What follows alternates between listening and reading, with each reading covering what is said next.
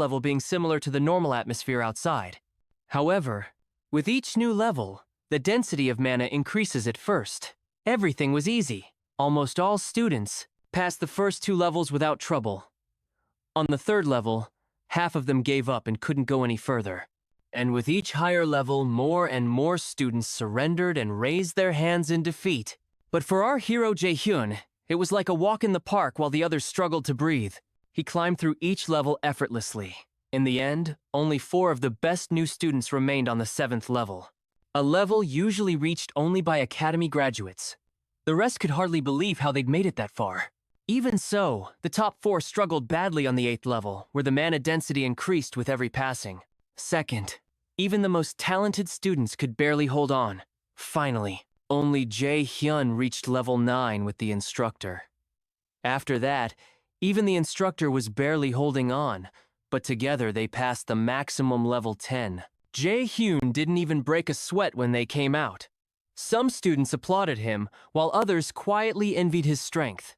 But none of them could have imagined how powerful Jae-hyun really was, a regressor who possessed a divine artifact. Though in his past life he wasn't so lucky and overpowered at all.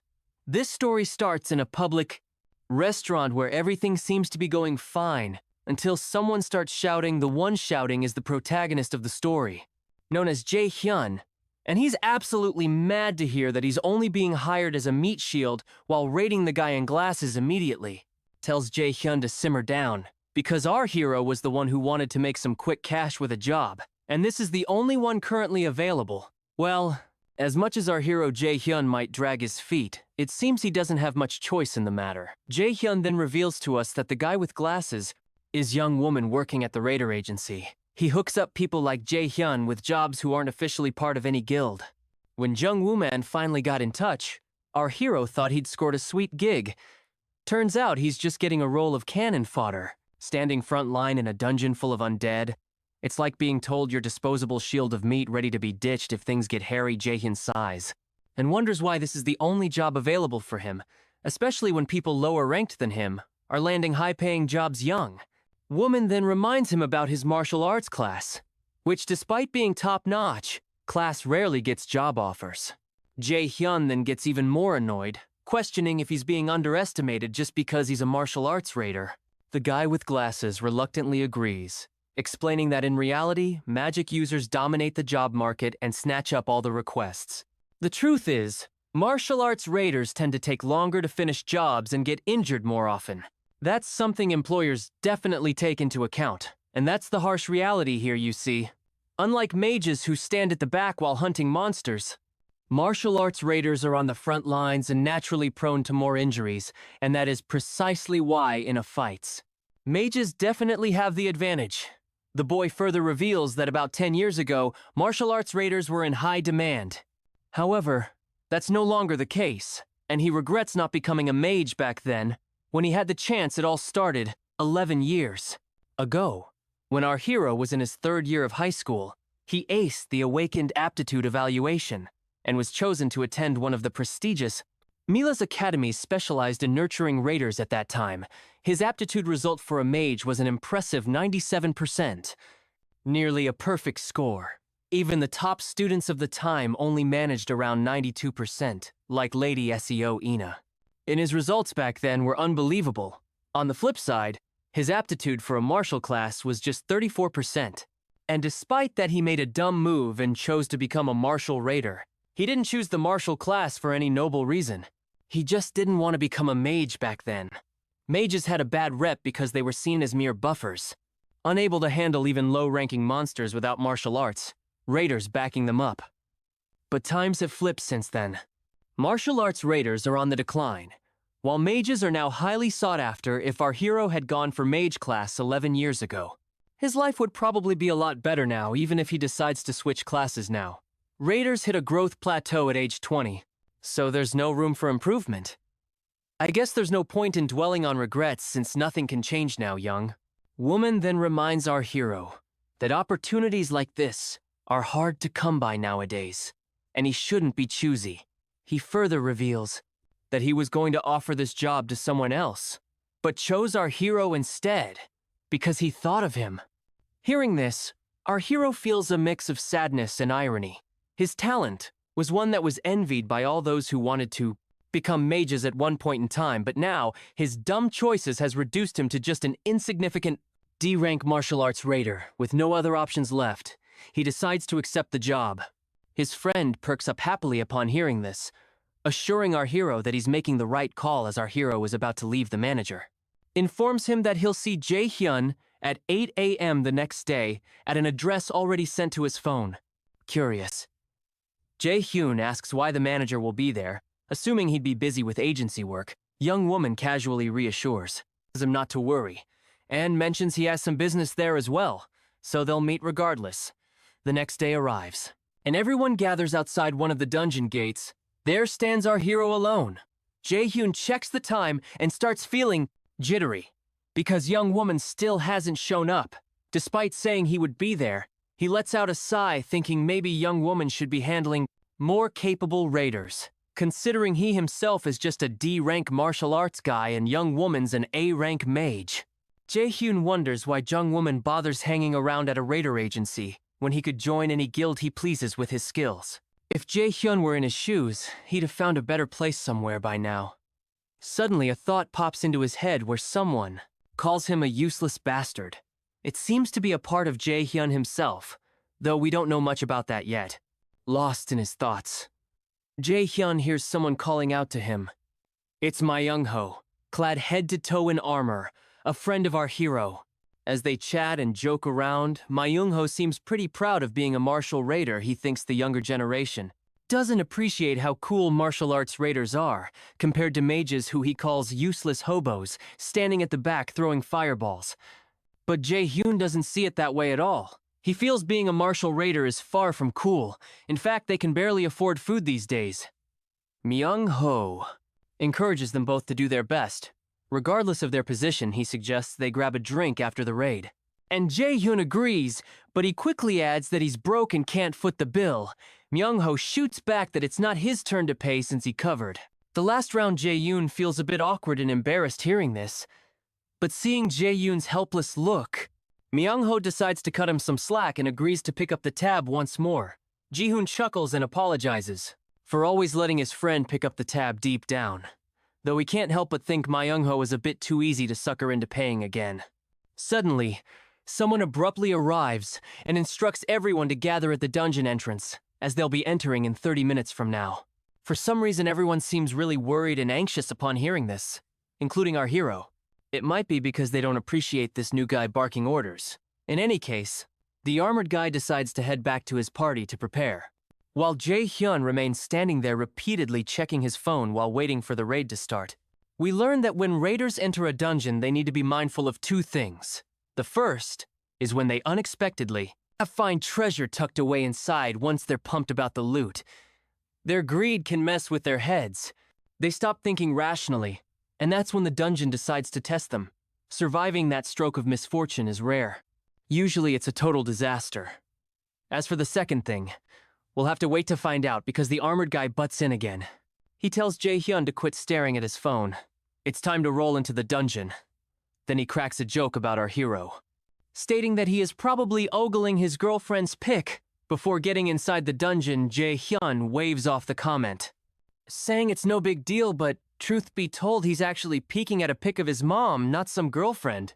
After a quick word to his mom, he heads inside the dungeon. Once inside the dungeon, the mages hang back with their wands, while the martial raiders walk up in the front line. Mindless ghouls immediately appear with their grotesque faces, and an arrogant wizard starts yelling orders at the martial raiders, demanding they form up even if it means risking their lives. This is exactly why our hero despises this job.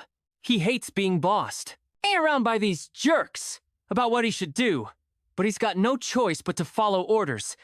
The mages begin chanting, conjuring their elemental powers and start throwing sizzling fireballs straight at the zombies, turning the creatures into crispy critters. Jae-hyun checks out the wizards and wonders if they're actually with the Media Guild, because that guild was just a rookie not long ago. But it appears that is not the case right now. Despite the tension, he figures today isn't his day to kick the bucket.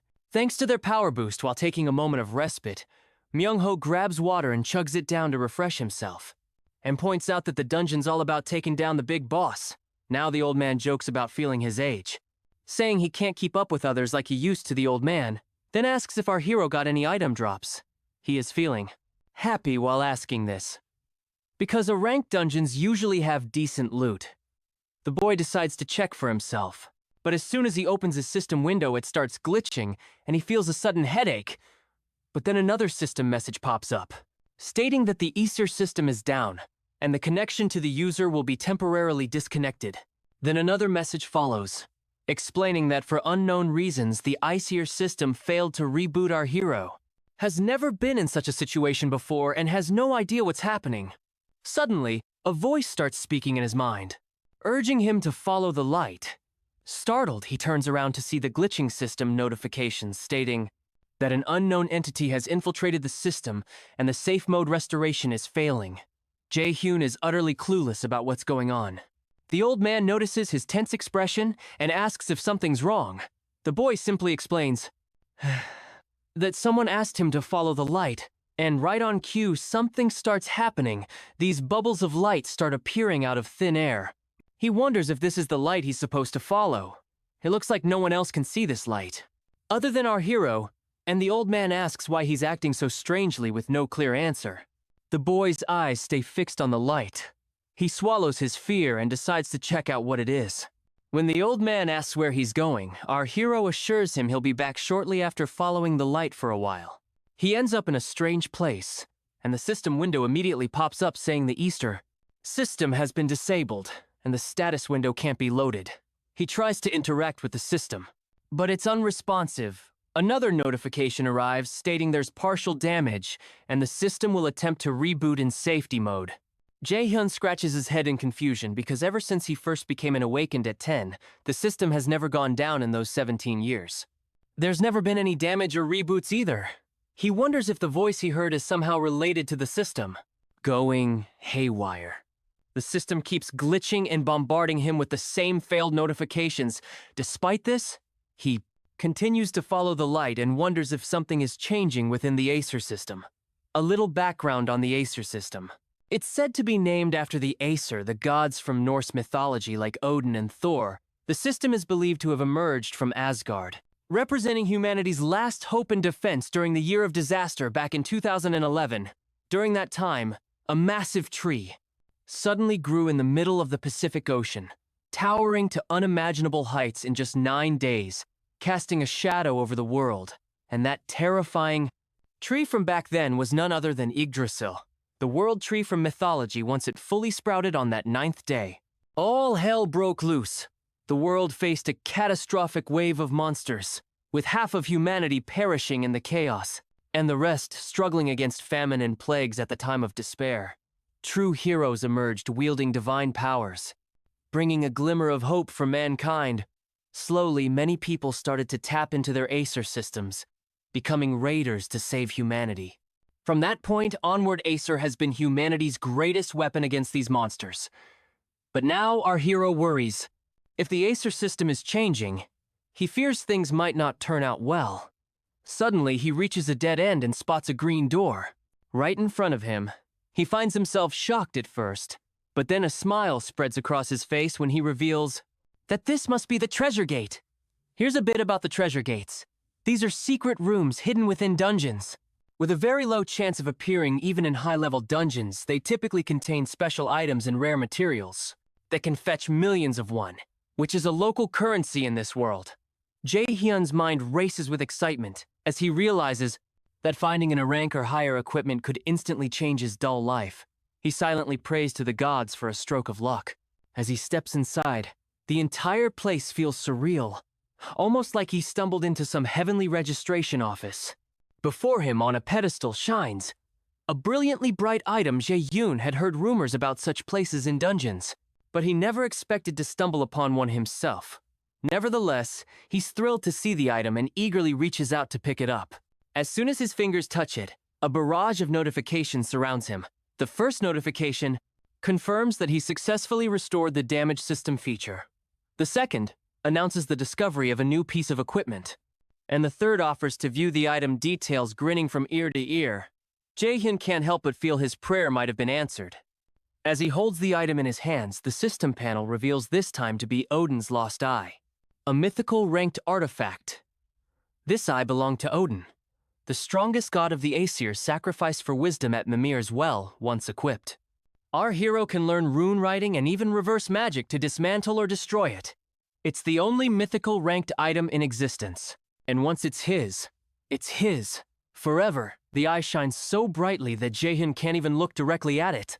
Glancing at the system panel, he reads about its active skill, which is known as Absolute Calculation, an X-ranked skill that analyzes and destroys the structure of magic. This Absolute Calculation skill consumes mana depending on the rank of the magic, destroyed with complete mastery of rune magic. He can use magic at full power without casting spells.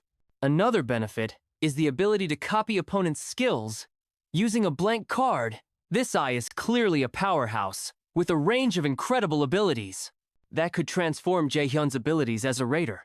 However, Jaehyun decides to sell the item because it could fetch him hundreds of millions. He kind of won as soon as it hits the market. He's relieved that he won't have to work hard or become anyone's meat shield anymore, but he considers trying it on since he's never used a mystical item before. But the system immediately warns him that once equipped, he can never part with it. The item will be stuck forever with him. He knows he can't use it effectively, even if he equips it for himself, because he's already past the prime age of 20 for this kind of gear. So he decides against wearing it. After this fortunate encounter, he decides to head back to the party shortly after. We see the old man reassures the guild members that his friend will return, and right on cue, Jaehyun arrives. The boy immediately apologizes to the party leader for being late and promises it won't happen again once they're ready to proceed. The old man gives Jaehyun a gentle pat on the chest, telling him to perk up. But Jaehyun assures him, saying, "I'm already good to go," and cheerfully mentions that he'll be treating them to drinks tonight. This surprises the old man, who is left scratching his head, completely unsure of what happened to Jaehyun all of a sudden. Meanwhile, Jaehyun is relieved that they don't suspect him for anything. You see inside the dungeon, where no laws apply, mentioning he found an item could be a death sentence, and even his own friends will not hesitate to snatch the item. So he's doing his best to avoid any unwanted attention. Suddenly, the ceiling starts to crack before the party leader can give any orders. It collapses with a crash. Jaehyun instinctively jumps in the opposite direction, but ends up crashing to the ground, possibly scratching his butt in the process. The purple mist immediately engulfs the area, and the party members start coughing violently, blood leaking from their mouths. Jaehyun reacts, immediately covering his mouth and deciding to flee. Before he inhales any of the poisonous fog, he calls out to his friend, urging them to get out, because the fog is deadly. As he begins to move, a shocking sight freezes Jaehyun in place. His friend is suddenly pierced by a sword, wielded by someone unseen in his dying moments. The friend tells Jaehyun to run. The horrifying scene petrifies our hero briefly, but he snaps out of it and dashes away as fast as possible while running. He replays the explosion and the sudden appearance of the gas in his mind. It becomes clear to him that this was an elaborate murder attempt. Once he has escaped the danger, he takes a breather while his face is sweating, and he has no fucking clue why this murder attempt is being happened. Suddenly, our hero notices someone behind him as the figure comes into view. A fiery arrow shoots forward, not targeting Jaehyun, but crashing into the area in front of him, causing a massive explosion. The guy in the hoodie looks familiar, and Jaehyun immediately recognizes him as Young Woo-man, as Young gathers energy at the tip of his finger. He reminds Jaehyun that he had promised to meet him today, and here he is. Jaehyun immediately asks if this was all he was doing. If he was the one who released the poison fog and attacked the media guild. Young smirks in response and shamelessly admits he was behind it all. The boy finds himself shocked, but he quickly calms himself down, trying to understand the situation before acting on impulses. So he asks Young Woman why he did it, to which Young just shrugs and says his clients told him to do so. Then Young Woman spills that a lot of folks have it out for the Meteor Guild because they've always been high and mighty, looking down on everyone else. Jaehyun clenches his teeth as he reveals to us about the dungeon assassination contracts in these kinds of hit jobs. Killers exploit the dungeon's close quarters to murder their targets. Apparently the Media Guild's been mixed up in these shady deals as well. which is why they ended up dead. Jae-hyun feels the sting of his injury from the grazed shoulder by the arrow. He's not sure he can go toe-to-toe with young Woo-mon, because he isn't a rank magician who's in the top 2% of geniuses in the whole country. On the other hand, our hero is just a mid to low rank player, even though he knows he's not their main target. Jae-hyun's worried. They might try to take him out to tie up loose ends. Of course, like any righteous protagonist, Jae-hyun feels the urge to avenge his comrades. Especially Myung-ho, but right now he's not about to make any reckless moves. He assures young woman that he won't spill a word about what happened to the media guild. Instead of listening, the guy in glasses launches another volley of fire chains. Jae-hyun immediately takes side steps to dodge the attack, but his face still gets grazed by the fiery blast. He's certain that even a split-second delay would have meant his end. The crazed magician continues, hurling fiery chains, aimed directly at Jae-hyun, who keeps running relentlessly desperate to escape. He's baffled by why he's being targeted. Considering he's just a lowly D-rank player, with each passing moment, his face bruises from the onslaught. While the relentless attacker shows no sign of stopping suddenly, that voice inside Jaehyun's head berates him once again, calling him a useless fool and questioning why he even exists. It seems like this man who always appears in his head to insult him is definitely his father.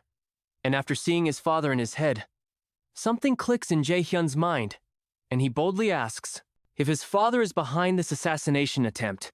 The man with glasses pauses upon hearing Jae-hyun's question, but soon burst into faint chuckles that escalate into maniacal laughter. He confirms Jae-hyun's suspicion.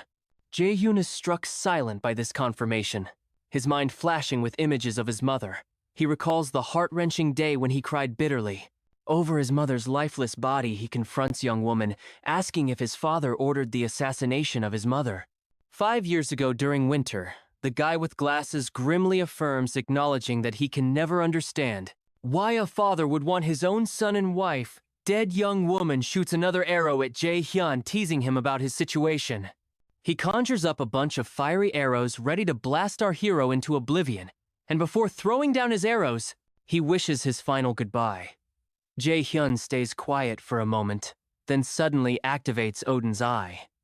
Young's confident smile takes no time and turns into pure shock as he watches Jae-hyun developing magical powers inside him.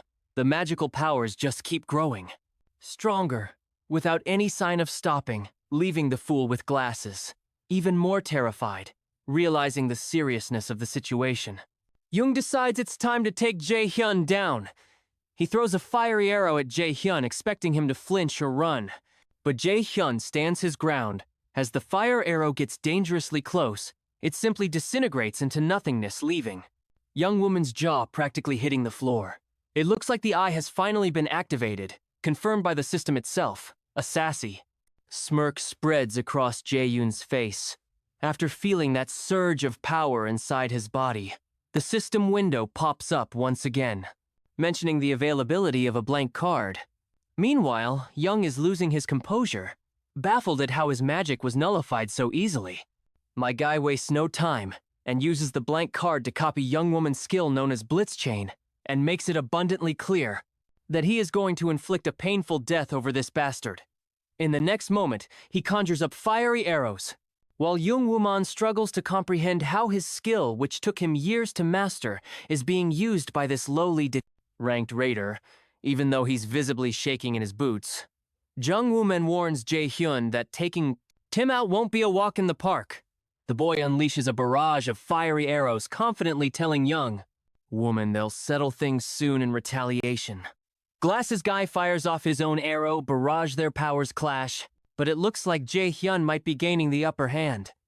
Jae-hyun keeps up the relentless assault, driving the cocky guy to flee in the opposite direction. To save his own skin, young woman tries to strike back with a massive blitz chain attack, but Jae-hyun swiftly activates his absolute calculation ability, disintegrating the incoming attack while sending his own arrow straight at his opponent. Desperate, Jung Woo-man throws up a barrier to shield himself. But Jae-hyun isn't done yet.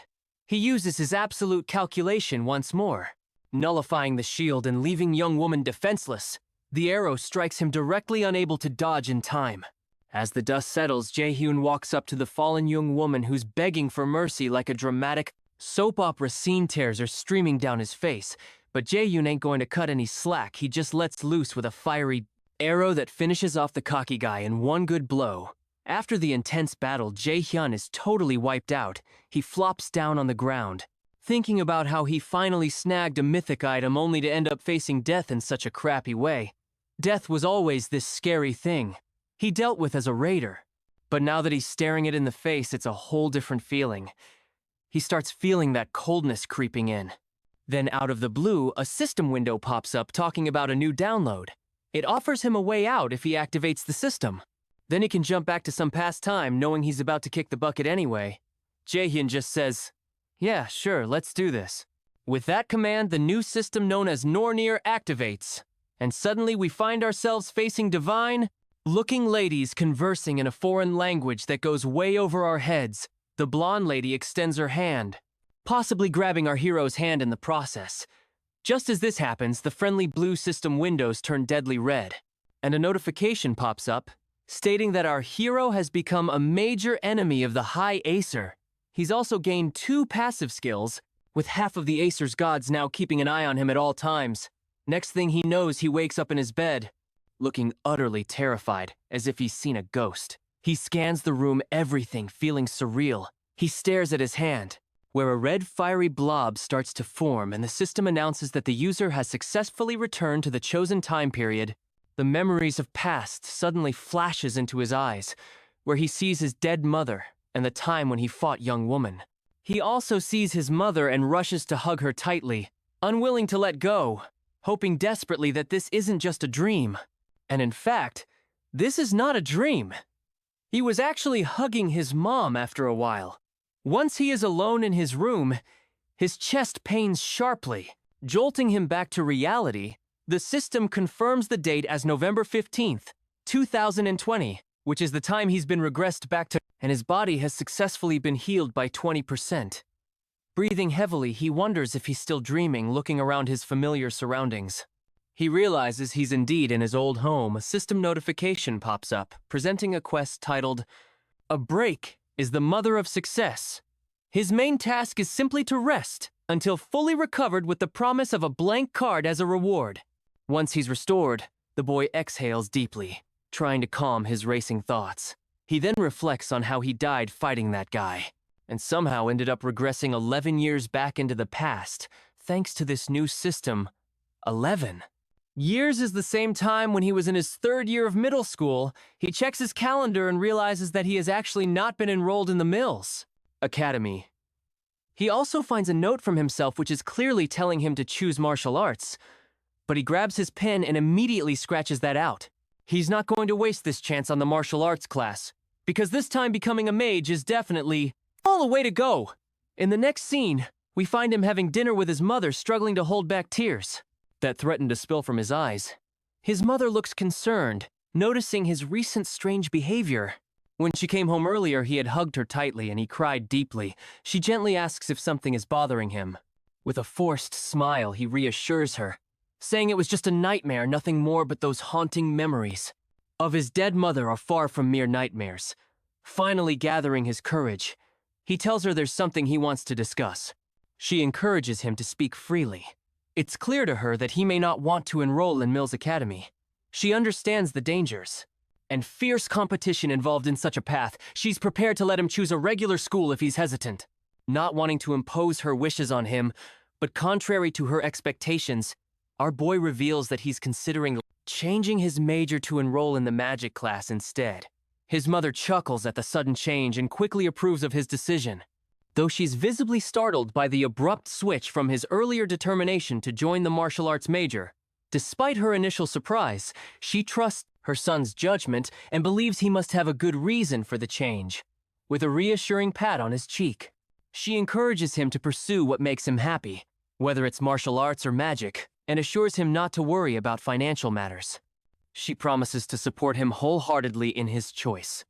Moved by her understanding and support, the boy starts to cry again, and amidst his emotions, memories of his father Min Seong-ho, who was a rank raider, flashed through his mind, reigniting his desire to become stronger to take revenge against his father.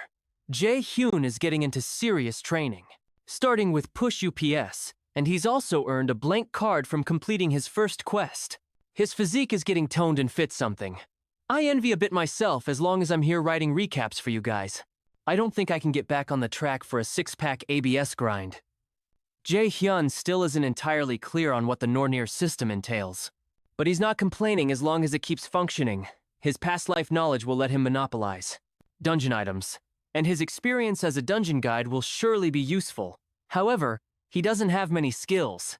Besides his martial arts abilities, absolute calculation and blitz chain he copied from Young Wooming. He leans back on his chair, summons his system, and checks his current stats. He's pretty sure his level has reverted to the current time, and his stats have been reset. He also somehow retains all the passive skills from his previous life with 2 new skills. The first one known as one who is observed by the gods and supreme god's eye. Both maxed out as we know. He also has absolute calculation and blitz chain skills, but he's curious about his passive skills. He then checks the one who is observed by the god's passive skill, which should assist him in rapid growth through divine blessings. This skill also helped him maintain his other passive skills during the regression, which explains why he retained all his skills without reset. Additionally, it boosts all his stats by an extra point every time he levels up. Thanks to this ability, most of the Acer's demigods are keeping an eye on him. He then decides to explore his other skills. The Supreme God's Eye passive skill is also an exceptional skill that allows him to see through false illusions and uncover the truth. There's also an active skill called Blitz Chain, where he attacks enemies with electrified chains, sometimes causing paralysis. The mana consumption increases with the number of chains emitted initially. I thought they were fiery chains, and I'm pretty sure you'd agree with that too. He takes a look at his other stats, despite all of them being at abysmal levels. He's really focused on beefing up his magic stat, which is super crucial, and he knows endurance is key too. In those marathon battles, you've got to keep going without burning out. After thinking it through, he decides to use his fresh blank card to copy a healing skill since he's already got an offensive skill. You see, even in this year of 2020, where mages get no love, those with healing skills are still hot. Stuff they're treated like royalty everywhere they go, earning respect beyond just scope of ratings, so he figures as a mage with healing powers, he'll still get his due respect. But here's the catch. Finding an awakener with healing skills to copy will be like hunting for a needle in a haystack before he was desperate and used his blank card to fight with Young Woman. But this time around, he's not blowing it like that again, because he has no clue how many cards the system will grant him. His phone suddenly rings, and as he checks it, his eyes widen at seeing Kim Yoo-jung's name on the caller ID. Kim Yoo-jung is his childhood friend, someone he's been close to for years, and who had always shared his dream of attending Mills Academy to become a raider in his previous life. He tragically lost her in his arms, a fate he's determined to change this time around. He smirks as he reads her text message. Apparently, she's calling him to meet Saintess Yuseonjin at her seminar. This news fills him with happiness, as Saintess Yuseonjin is known for her magical prowess, particularly in the magic of sacrifice. Without hesitation, he stands up, grabs his hoodie, and quickly informs his mom that he'll be back soon. Once outside, he checks his phone again, and lets Kim Yoo-jung know that he's on his way. Meanwhile, a luxurious Rolls-Royce speeds through heavy traffic inside. Saintess Yu Xiaogang sits quietly, surrounded by a busy schedule, as her manager updates her on the day's events. Concerned, the manager asks if she's all right. Noting she's been pushing herself lately, she reassures him. She's fine, but a bit tired, reminding him that sacrifice often means giving up one's own vitality. Meanwhile, the manager appears visibly anxious, wishing there was someone with healing skills comparable to Lady Shuang-jun's. He fears it's only a matter of time before exhaustion takes its toll on her. Meanwhile, our duo finally arrives at the event location. The girl seems eager, practically pulling our hero through the crowd when they stop. The boy teases her, asking if she brought him along. Just because she was afraid of getting lost, the girl gets annoyed and embarrassed, telling him not to accuse her like that. She falls silent, which clearly indicates she did indeed bring him for that reason. He teases her again, joking about how such a smart girl can have such a terrible sense of direction while she's giving him a hard time. Our hero is secretly grateful to his friend. If he manages to copy Yuseong's sacrifice ability now, it could be a total game changer for him, potentially making him one of the best connections. In Korea, as the crowd settles into their seats, our eager lady and our hero are amazed at her huge following. Which isn't surprising, she's the guild master of Lotus. She is a top-grade healer known across the nation and worldwide. In this era, raiders aren't yet used as meat shields, but she still always puts others' safety first. Finally, she steps onto the stage and the crowd goes wild. Our hero waits eagerly for the perfect moment to copy her abilities. While he waits, he lets slip that in just 2 months. The Saintess is going to get seriously sick during a dungeon raid in Itaewon, and it's all thanks to her own healing magic sacrifice. He figures he's the only one who could heal her if he could copy her abilities. Meanwhile, Kim Yoo-jong's getting all hyped up, which Jae-hyun finds kind of annoying on stage. The Saintess starts her spiel about how the world's in a mess because of Yggdrasil's tree and monsters munching on people's lives. Despite all that, she throws in some hope and tells everyone to remember the awakened who can help to save humanity, and urges one of them to become a raider, as well as her speech concludes. The fans are ecstatic, and Jae-hyun acknowledges her words too, stating that since it's no easy task, fighting monsters on the front lines, everyone feels reluctant to become a raider. He's a living example of this for us, because he also wanted to sell Odin's Eye to avoid raiding for cash as they moved forward. She couldn't stop talking about the saints while our hero kept teasing her, which really got on her nerves. He then mentions that he has already called her mom earlier to pick her up, due to her poor sense of direction. She suggests he just catch a ride with her mom, but he brushes it off, saying he has other things to handle before leaving. He casually mentions changing his career path to focus completely on magic, and hints he'll need her to teach him later. With that, he takes off without explaining why he changed his career plans, leaving her feeling disappointed and alone. The boy starts looking around and finally spots the lady's car. A smile spreads across his face as he heads towards the car, but the manager notices him approaching and tells him they're not accepting any fan visits right now. But the boy boldly states he's here to meet director Yu Seong. Hoon, the manager, sighs, clearly annoyed by another raider fanatic to deal with. With an irritated expression, the man cockily tells the boy to walk off and reminds him to respect her privacy, mentioning even the director. I would be bothered by his presence. The boy insists he's not here for a fan meet and greet. To convince the director, he reveals that he knows Lady. Shu Yan is suffering from an untreatable disease, and boldly claims he's the only one who can cure her naturally. The director is shocked to hear this, and gets absolutely furious, grabbing our hero by the collar, and demanding to know where he heard such a thing. But the boy calmly reminds him not to cause a scene, and gestures towards the bystanders at that moment. The lady herself rolls down her window and directly addresses our hero, asking if he can stand by his words. He confidently says yes, assuring her he can indeed cure her disease, although she is hesitant to let our hero get close. The lady decides to give him a chance, knowing if he's lying he'll be exposed soon enough. His unwavering confidence, however, makes him appear even more suspicious to her. She instructs her manager to make time for the boy and arrange a quieter place where they can discuss this privately. Once they settle somewhere quieter, the lady gets straight to the point and asks how he knows about her disease. The boy apologizes, but bluntly states he can't reveal that much to her, making it clear that if he has to disclose that he won't treat her diseases. The lady chuckles at his boldness and moves on to her next question, asking how he plans to treat her. Jae-hyun is honest and tells her he intends to copy her sacrifice skill. Naturally, the lady is shocked to hear this, and the manager grows impatient, yelling at our hero, questioning if he understands the meaning of a skill being unique, and demands to know how he even intends to copy something which truly belongs only to the lady. Before we proceed, here's something about unique skills. They're essentially S-rank skills, the highest level obtainable only through blood inheritance, or individual skill, manifestation, unlike other skills. Learned through calculative formulas, unique skills have impenetrable formulas, making them impossible to copy. This monopoly keeps them exclusive to individuals or families. The boy calms everyone down, emphasizing that if he didn't know all this, he wouldn't have come here in the first place.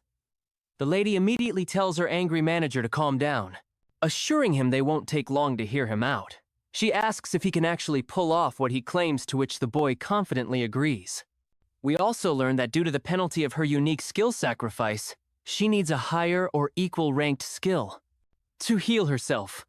Ironically, she can't use her own skill on herself because her skill requires a sacrifice to the gods, preventing her from healing her own body. Finally, the lady gives him the green light to proceed. As she glows with her magic, Jae-hyun feels ecstatic and immediately copies her ability. The system window pops up, asking if he wants to register the new skill sacrifice into the blank card confidently.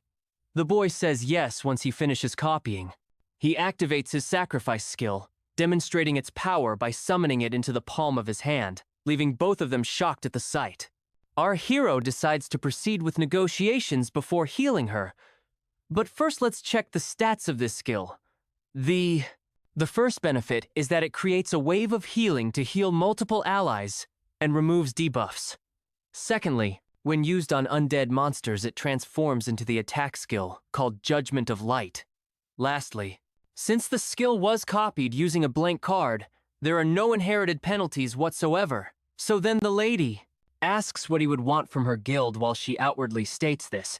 But inwardly, she feels confident that dealing with this middle schooler will be a breeze, especially since she's the representative of the Lotus Guild. The boy gets straight to the point, asking her to sponsor him. The lady chuckles, asking if he wants her sponsorship just to help him grow as a raider. Without hesitation, he confirms this, explaining that it's his big dream and that he needs the resources, connections, and support that come with sponsorship to become stronger, impressed by his determination and skills.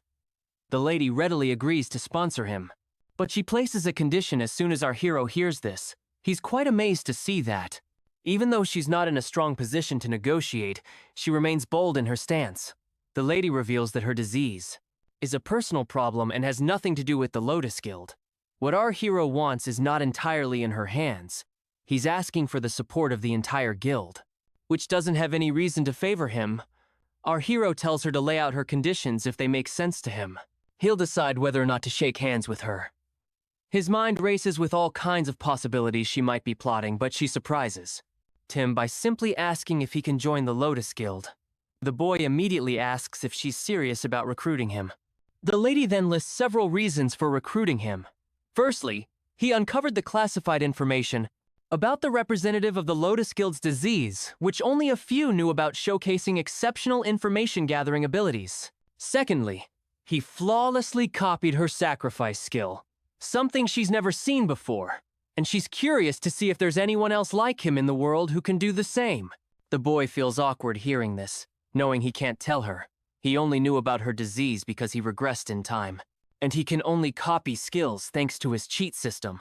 The lady then leans in uncomfortably close to him and states the third reason for recruiting him into the guild, which is that despite being a middle schooler, our boy didn't even flinch when facing off against the representative of the Lotus Guild, and she likes his guts he just showcased in his past. The Lotus Guild collapsed soon after her death. Now that she's here, he's pretty sure joining the guild would level him up quickly, but he wonders how they can contract since he's a minor. And contracting with underage people is illegal. With a smile, the lady reminds him about the right of priority negotiation. It turns out our hero does know about it. The right of priority negotiation is a guild's privilege to support the growth of a raider trainee who hasn't yet reached adulthood. Once they come of age, that guild has the right to make a contract with the trainee before any other guild can. Jae-hyun never thought he'd be using a perk like this, especially after getting rejected by even the crummiest guilds back in the day.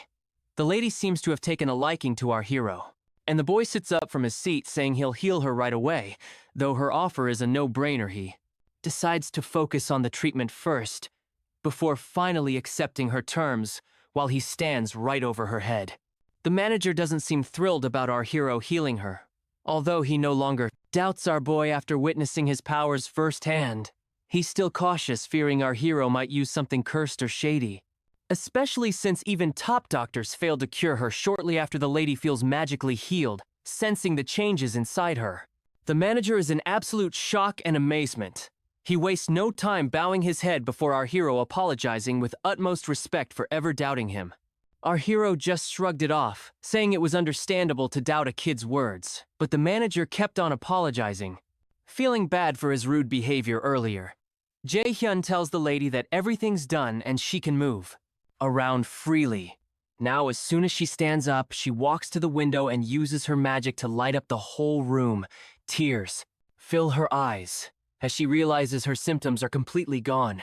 She expresses her gratitude for this miracle and asks if he'll face any penalties for healing her. But we know penalties don't apply to his copied skill. My guy assures her with a smile that she can repay him when the time comes, and the lady gladly agrees.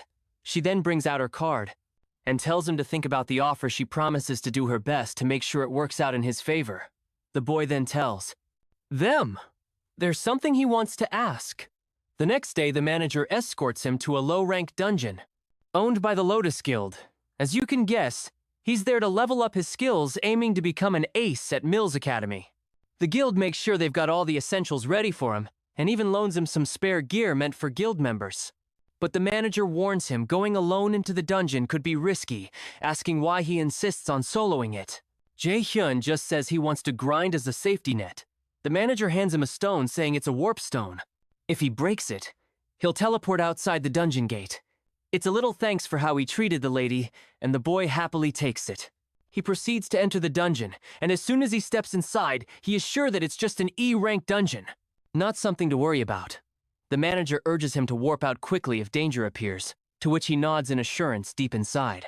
Though, he suddenly finds his mouth covered by unexpected hands, and the system indicates he's now in Helheim's Field of the Dead.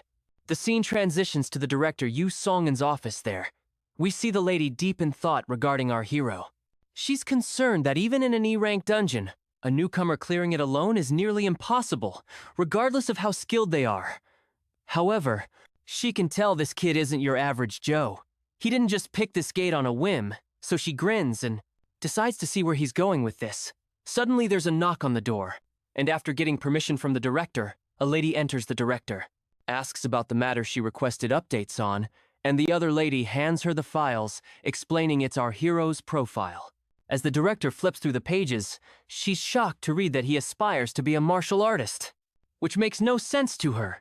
Considering his magical capabilities, a heavy silence falls over the room, as the lady who brought the reports also has no clue how someone can be so talented, but she assures the directory that the reports are accurate, unless there are not any mechanical errors. Taking a peek ourselves, we see that our guy's aptitude for magic is at 97%. Shortly after, the director calls his manager Appa and instructs him to call her immediately. Once our hero is out of the dungeon, she's eager to witness our hero's talents with her own eyes. Meanwhile, our boy finds himself falling into the unknown realm known as the Field of the Dead, hitting his ass on the ground hard upon landing. As he looks around, he realizes he's in a graveyard and struggles to stand up, coughing harshly.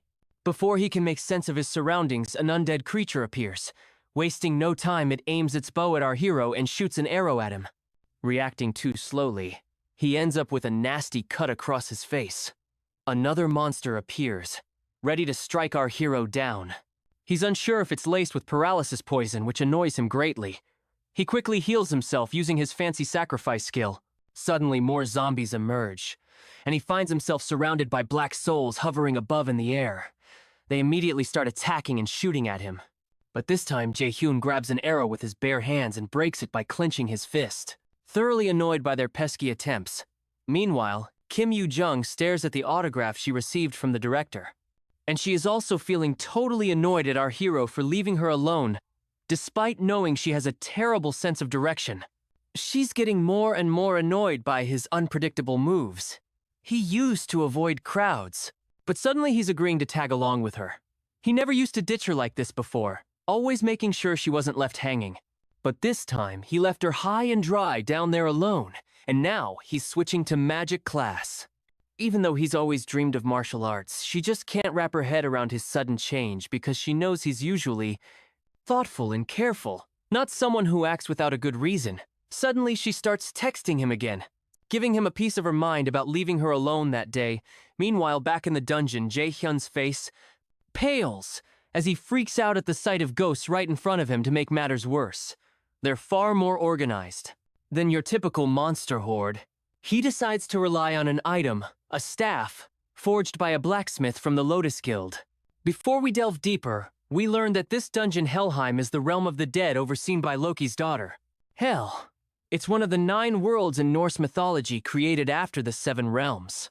Excluding Midgard and Asgard, these worlds include Niflheim, the world of fog and ice, Muspelheim, the world of flames, Jotunheimer, the world of giants, Alfheimer, the world of elves, Svartalfheimer, the world of dark elves, Vanaheimer, the world of the Vanir gods, and the coldest and darkest of all Niflheimer where Helheimer exists alongside it. This place is a total nightmare for newbies. But our hero's pumped to test his skills. He decides to whip out Goddess Nora's sacrifice skill. When he uses it on dead monsters, bam! It transforms into this epic area of effect, attack called Judgment of Light.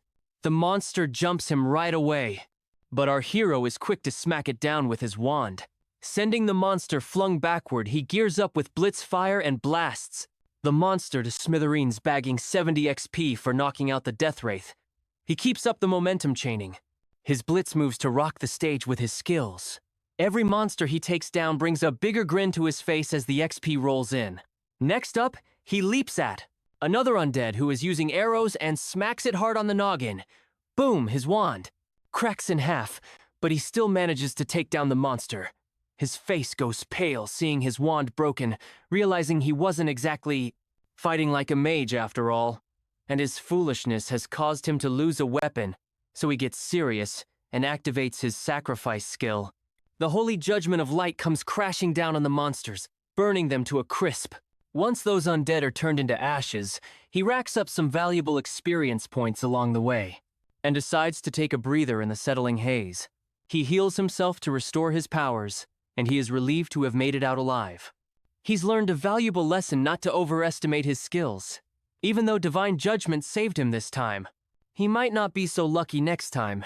In any case, he decides to leave the place, but he soon realizes he has no clue how to get outside.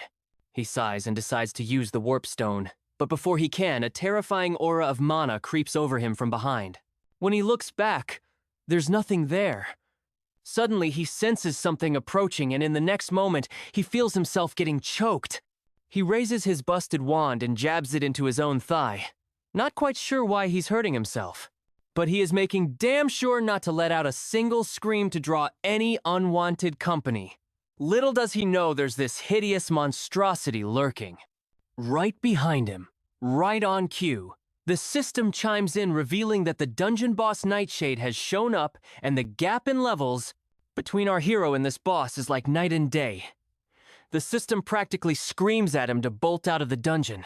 As soon as possible, he fumbles for his teleportation stone, but before he can grab it, the monster pounces from behind, sending the stone tumbling from his hands as he hits the nearby wall and starts coughing up blood. His HP also takes a nosedive. The system immediately tells him to use a healing item immediately, but looks like he does not have any time for that, because the monster is already standing before him and immediately launches another attack, just as he braces for the worst. The monster in front of him freezes solid, leaving him staring in disbelief, wondering what the heck just happened. That's when a woman's voice echoes through the cavern. The woman appears divine, almost like a goddess. She commands the monster not to harm him, revealing that she herself brought him here as an important guest. This half-demon, half-angelic elf informs our hero that he is destined to be the adversary. Confused, the boy has no idea who this woman could be. The lady continues expressing her belief that he was meant to effortlessly defeat this monster as the adversary. However, it seems she was mistaken, seeing him as just an average kid with moderate mana and abilities. She questions why Loki chose someone like him to be the adversary against the mighty Aesir. Gods, the boy struggles to remain conscious, his life slipping away from the loss of blood. He knows he can't afford to die here, not when he's been given a second chance to make things right. Seeing the determination in our hero's eyes, the lady acknowledges his resolve, but states that he's still too weak to fulfill his role. As the chosen adversary, she begins to choke him, warning that his end is near if he doesn't grow stronger quickly. She threatens to end his life with her own hands. Recognizing his importance to them, she decides to grant him another chance.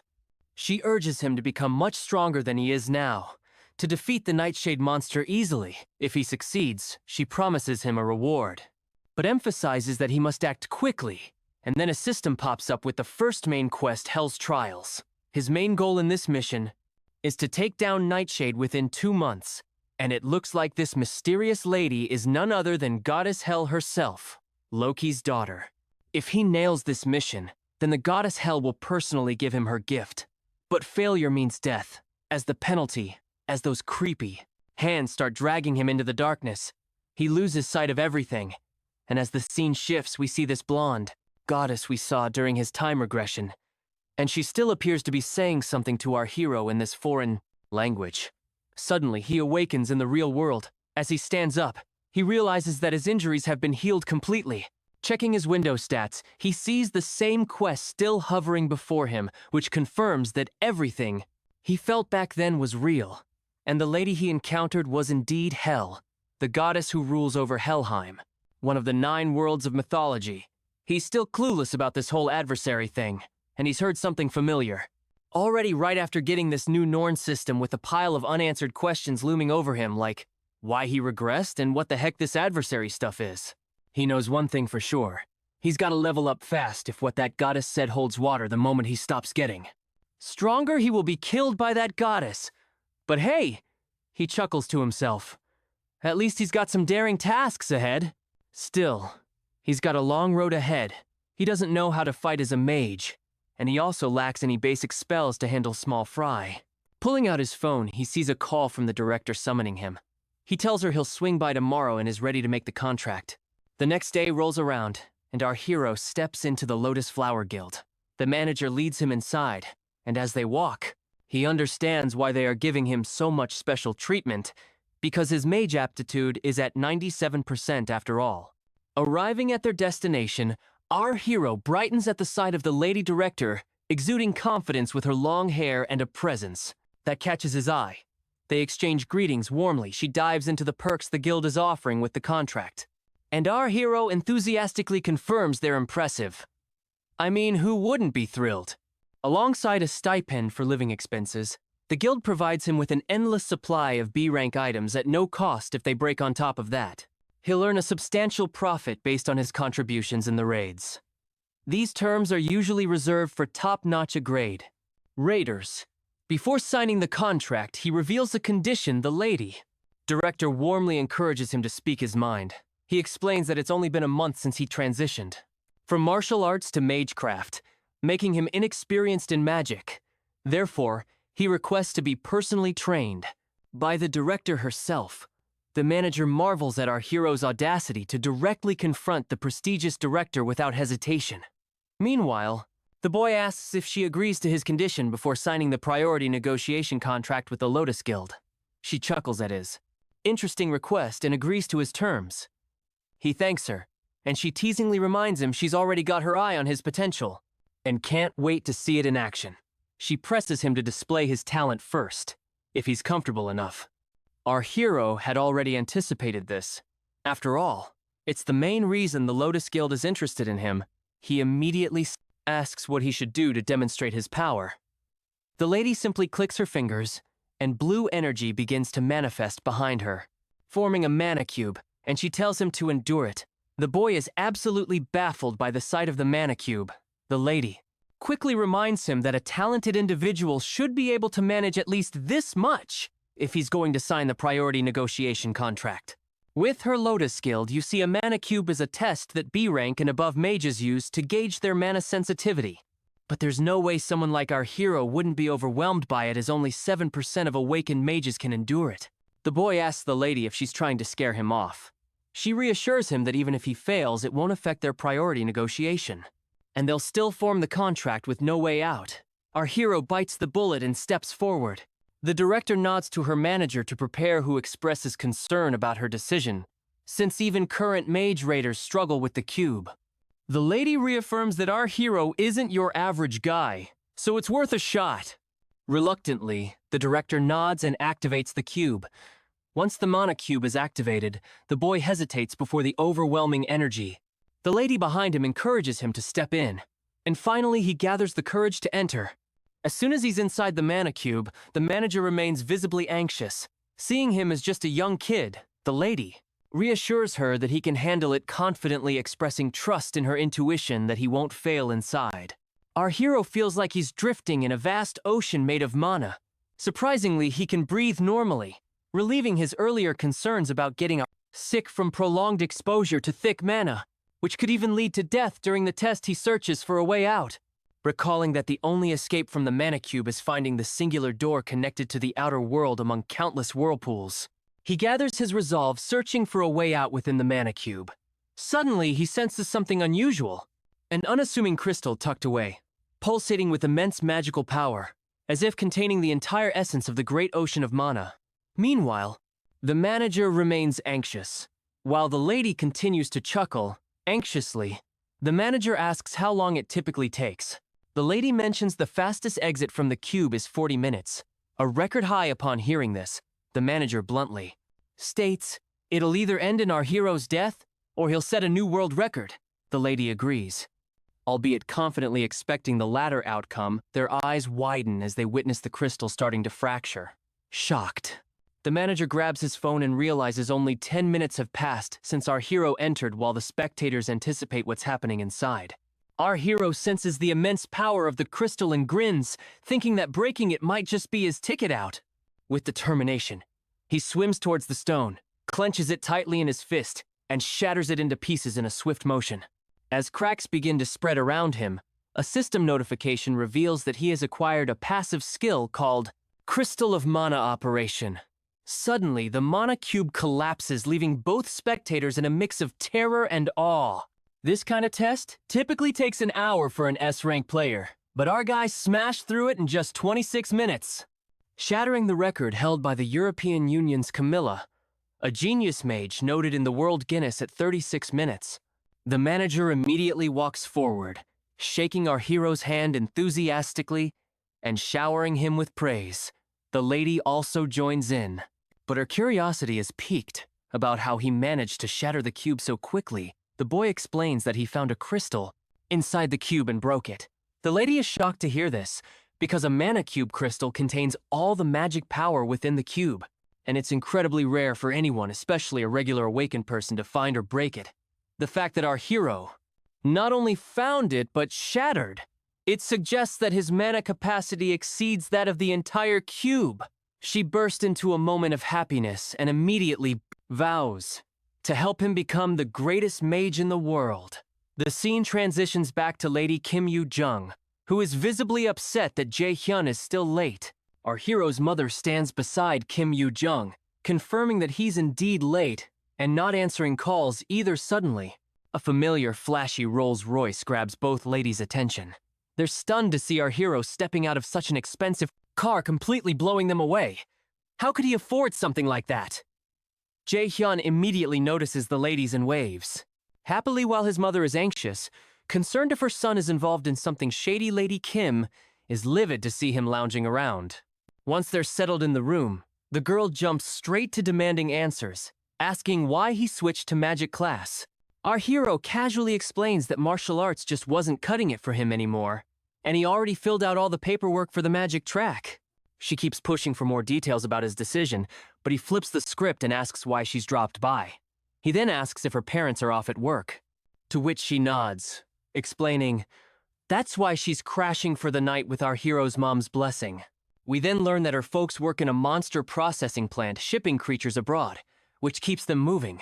And whenever she's left alone, she tends to hang out with him, since our hero's mother is a good friend of her parents moving forward. The boy asks her to teach him the theories of magic. Now that he's in the magic class, the girl demands to know what she'll get in return. Reluctantly, the boy asks what she wants. The girl admits she doesn't have anything specific in mind at the moment. After thinking for a bit, she decides that he must grant her one wish. The boy agrees, but adds a condition. Her wish must be made within a year, or it expires. The girl agrees, somewhat annoyed, while the boy privately bets that she'll likely forget about it within a year. Teasingly, the boy asks what kind of wish she might have in mind, but the girl, now visibly annoyed, tells him to shut his yapping. The lady gets so mad that while she was holding to that pillow, I thought that she is squeezing her boobs hard. Did you get the same kind of illusion? Or it is just me? Let me know in the comments as they continue their banter. Their mother calls them to dinner, but they ignore her, caught up in their playful pillow fight observing their chemistry. It wouldn't surprise me if the girl jokingly tells him to marry her as her wish. Meanwhile, in the forest, violent ravens float above in the air, and a man clad in black easily dispatches the monsters with his sword. Finally, we meet our hero's father, Min Song, who receives praise from the armored man for effortlessly clearing the dungeon. The man invites Min Xiang to join their guild, but our hero's father declines, preferring to stay solo. The armored guy practically begs our father to join, promising all sorts of respect from the Scarlet Guild. But the man in black just scoffs and calls him stubborn. Then, out of nowhere, the father starts summoning these weird chain things, and he also yaps about humans being greedy, like he's giving a lecture. He vanishes into thin air, leaving the armored guy scratching his head.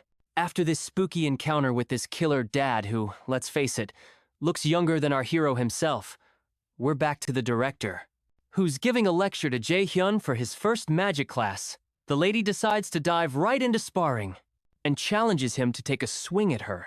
The boy hesitates but realizes he has no choice. He lets out a sigh and carefully takes his stance, ensuring there are no openings drawing on his martial arts knowledge.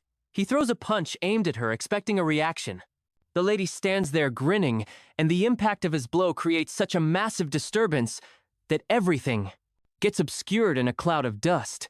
As the dust settles, our hero sees his punch effortlessly caught by the lady, who handles it like it's nothing. Leaving him utterly terrified, she grins confidently, and the boy quickly retreats to a safer distance.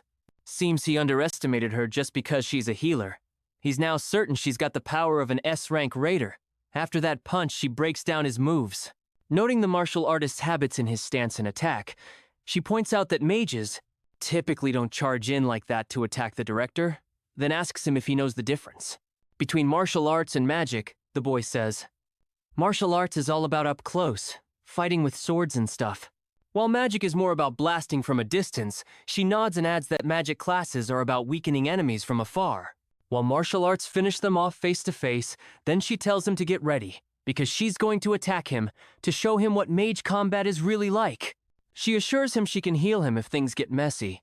He's a bit nervous, but ready. The lady gathers energy at her fingertip and shoots out this intense laser beam of energy. The boy quickly rolls to safety as the lady tells him it's his turn to attack. He activates his blitz chain power and unleashes lightning arrows straight at her.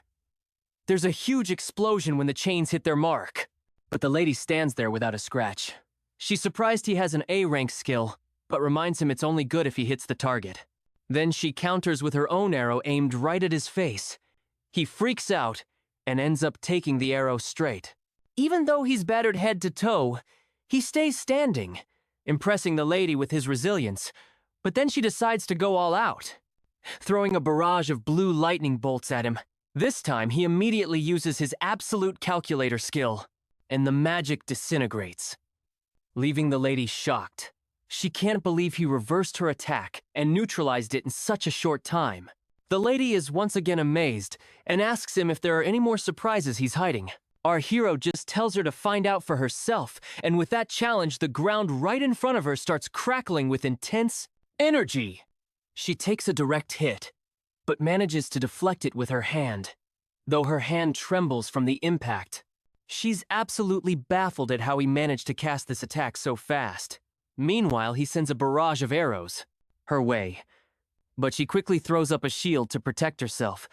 She's curious why he's casting magic without chanting, as casting for a mage typically requires a deliberate process. Experienced mages can reduce the chant for lower-powered spells, but each of his attacks is just as potent, making her doubt he's casting without uttering a single word. On the flip side, our hero's almost wiped out and can't muster enough mana to keep attacking, so he just blurts out that she's a monster for being so resilient. The lady strolls up to him with this smirk, saying he's an interesting kid with loads of potential.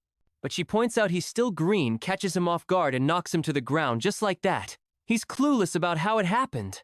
While she just chalks it up to her years of experience thinking about his skills, she gives him props for his melee combat game and how he can cast magic without a hitch. She's impressed by his knack for unraveling spells with that reverse calculation trick. Thinking he could totally create a one-of-a-kind fighting style, she tells him she's taking. Asked him under her wing from now on, officially making herself his teacher. Apparently he's the first lucky duck to get this kind of VIP. Treatment of becoming her student. The next scene shows our hero sitting melancholically lost in thought his friend snaps him out of his daydreaming with a disdainful aura, and he clicks his tongue telling her he's listening. It seems she's been munching on ice cream. Ever since she arrived, which our hero bought for her as a tuition fee, he asks if she's not full yet, to which she replies, she could eat it all day, urging him to focus on his studies as she continues teaching him about magic. The system window reveals that his knowledge of magic has increased, and his efficiency in using magic has risen by 5%. The boy is tired of these persistent notifications. Every time he learns something new, they start to annoy him. The system. It feels like it's pushing him to grow constantly. It seems even Lady Kim finds it pretty strange how quickly he's picking things up. He's learned more in 2 days than most people would in 2 months.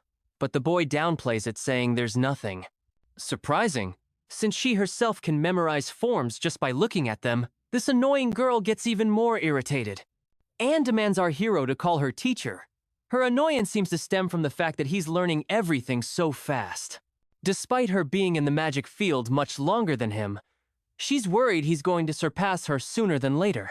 At this rate, the boy sighs and reluctantly calls her teacher, reminding her that he surely has natural talent in the field of magic. So of course he is learning faster. But let's face it, he's putting in every effort to learn magic as quickly as possible, because he doesn't want to get screwed over by Goddess Hell.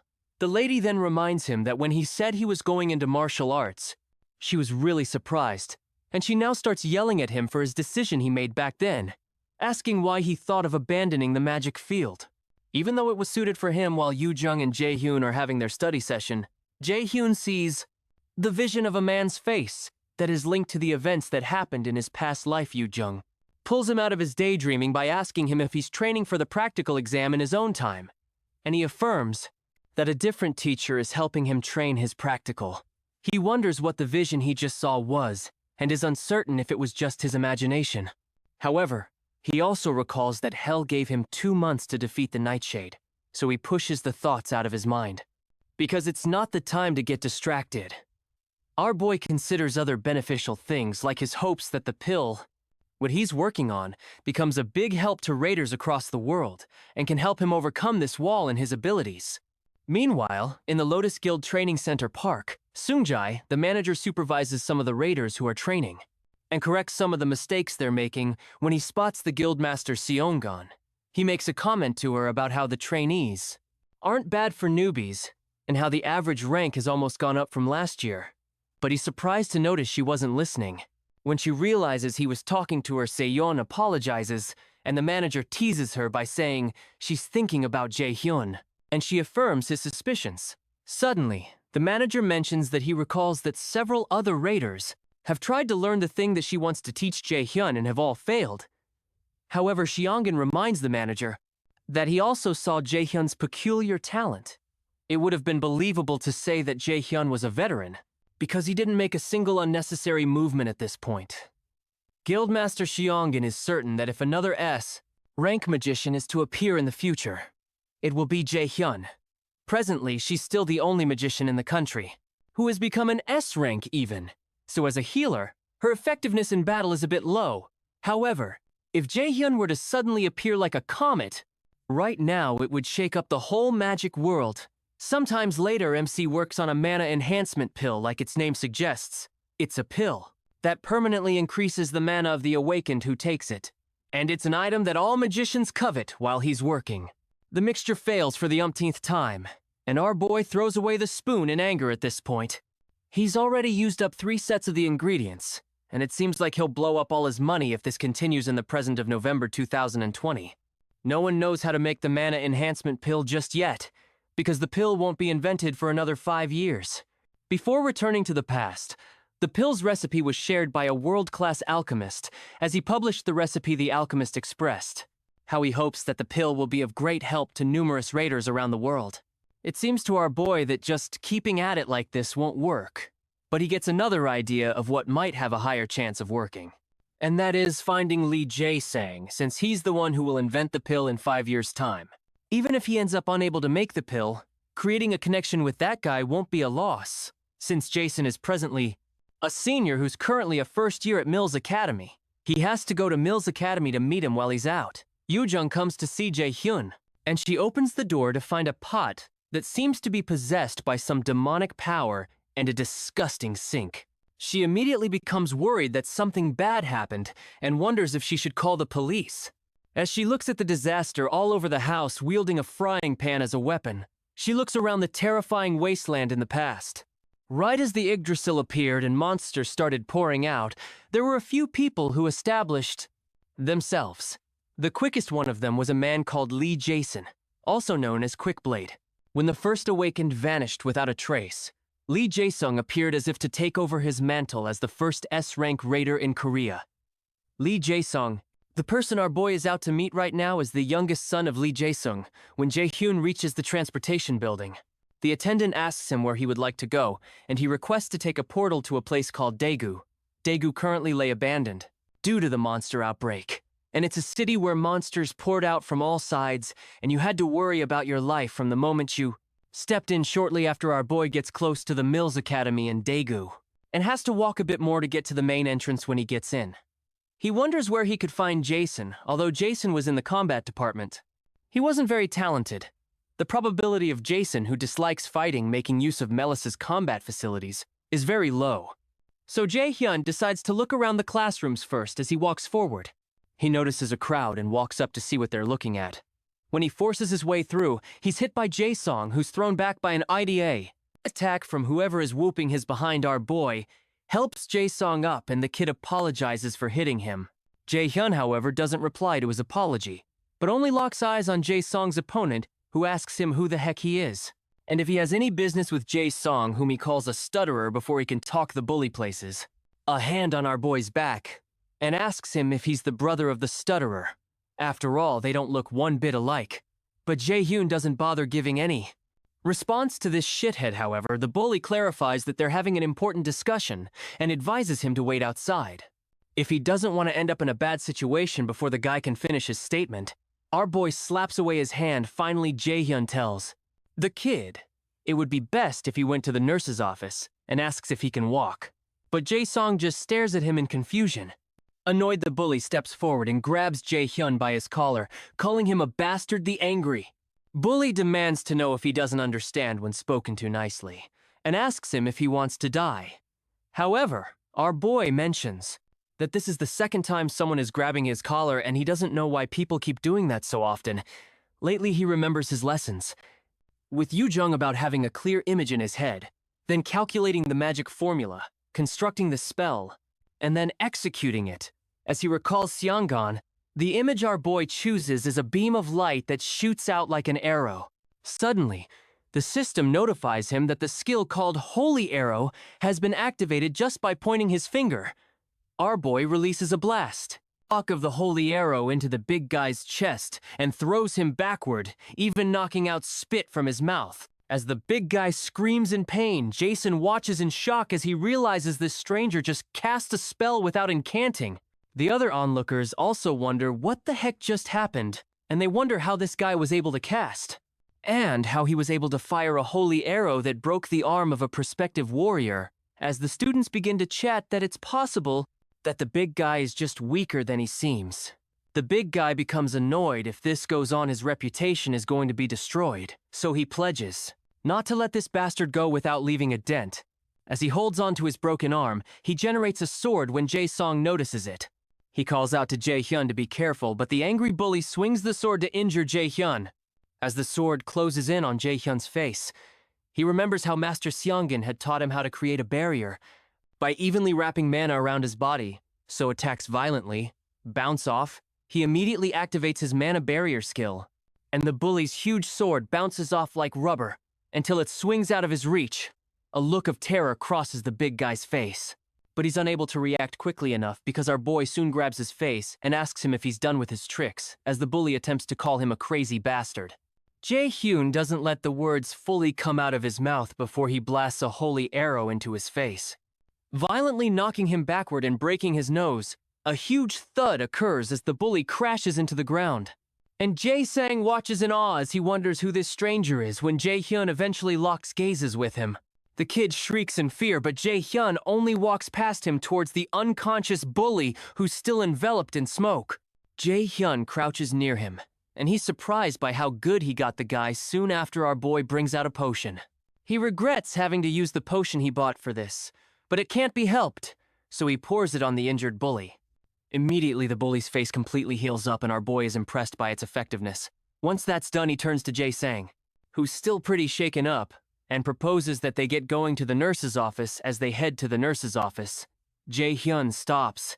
When they reach somewhere where no one can hear them talk, confused, Jason stares at him, and he suspects that Jae-hyun came looking for him because he knows who he is. Eventually, he musters up the courage to ask Jae-hyun if his father sent him by any chance intrigued Jae-hyun replies that his father didn't, and asks how he would know who his father is.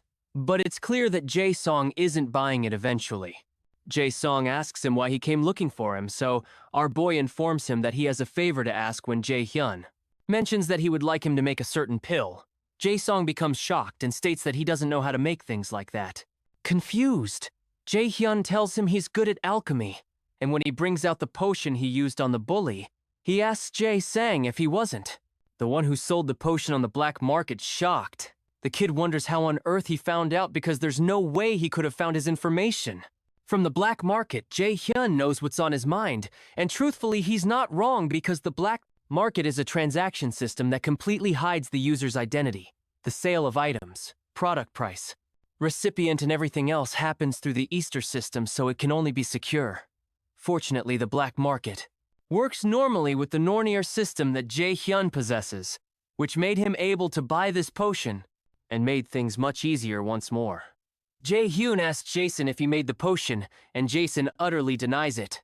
But our boy immediately tells him he's not very good at lying eventually.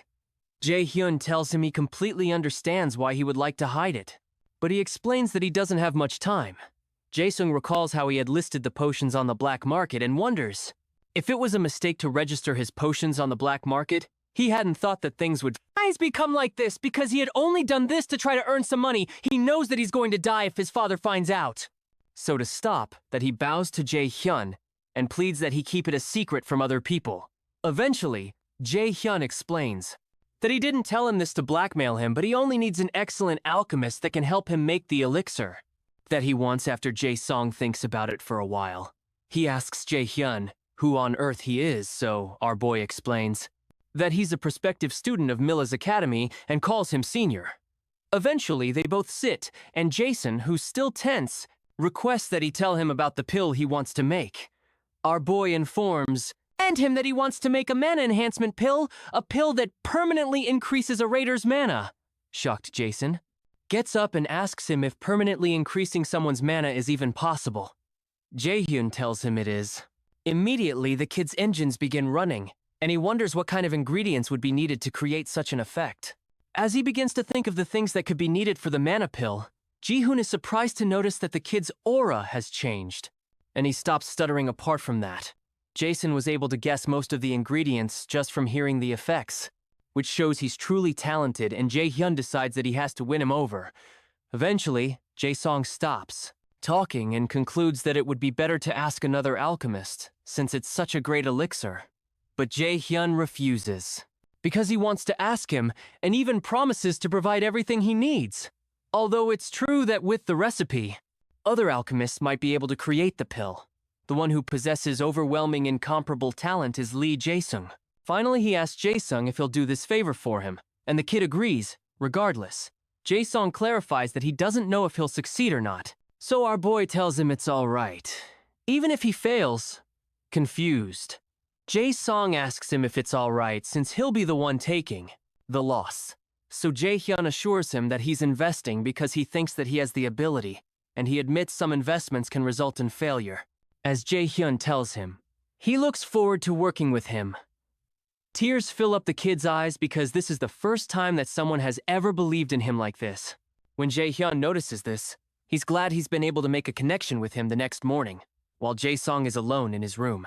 He thinks about the events that had transpired just hours ago, and he wonders if he's even had anyone believe in him this much in his life, because he's a coward, not as talented as his other siblings, and lost his mother early. He was eventually left alone and was unable to gain the approval of his father. So to him, it's odd that someone would trust him, enough to tell him that it's all right to fail. The fact that he who had nothing to show for himself received such trust for the first time reaches deep into his heart and makes him begin to cry.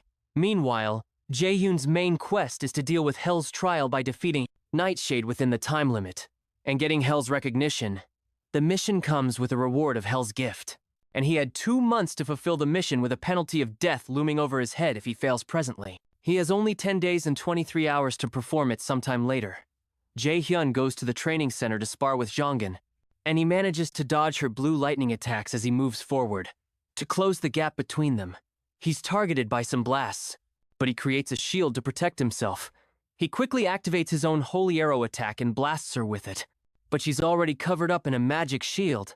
However, she notices a crack in the shield, and she's surprised our boy has grown this strong already.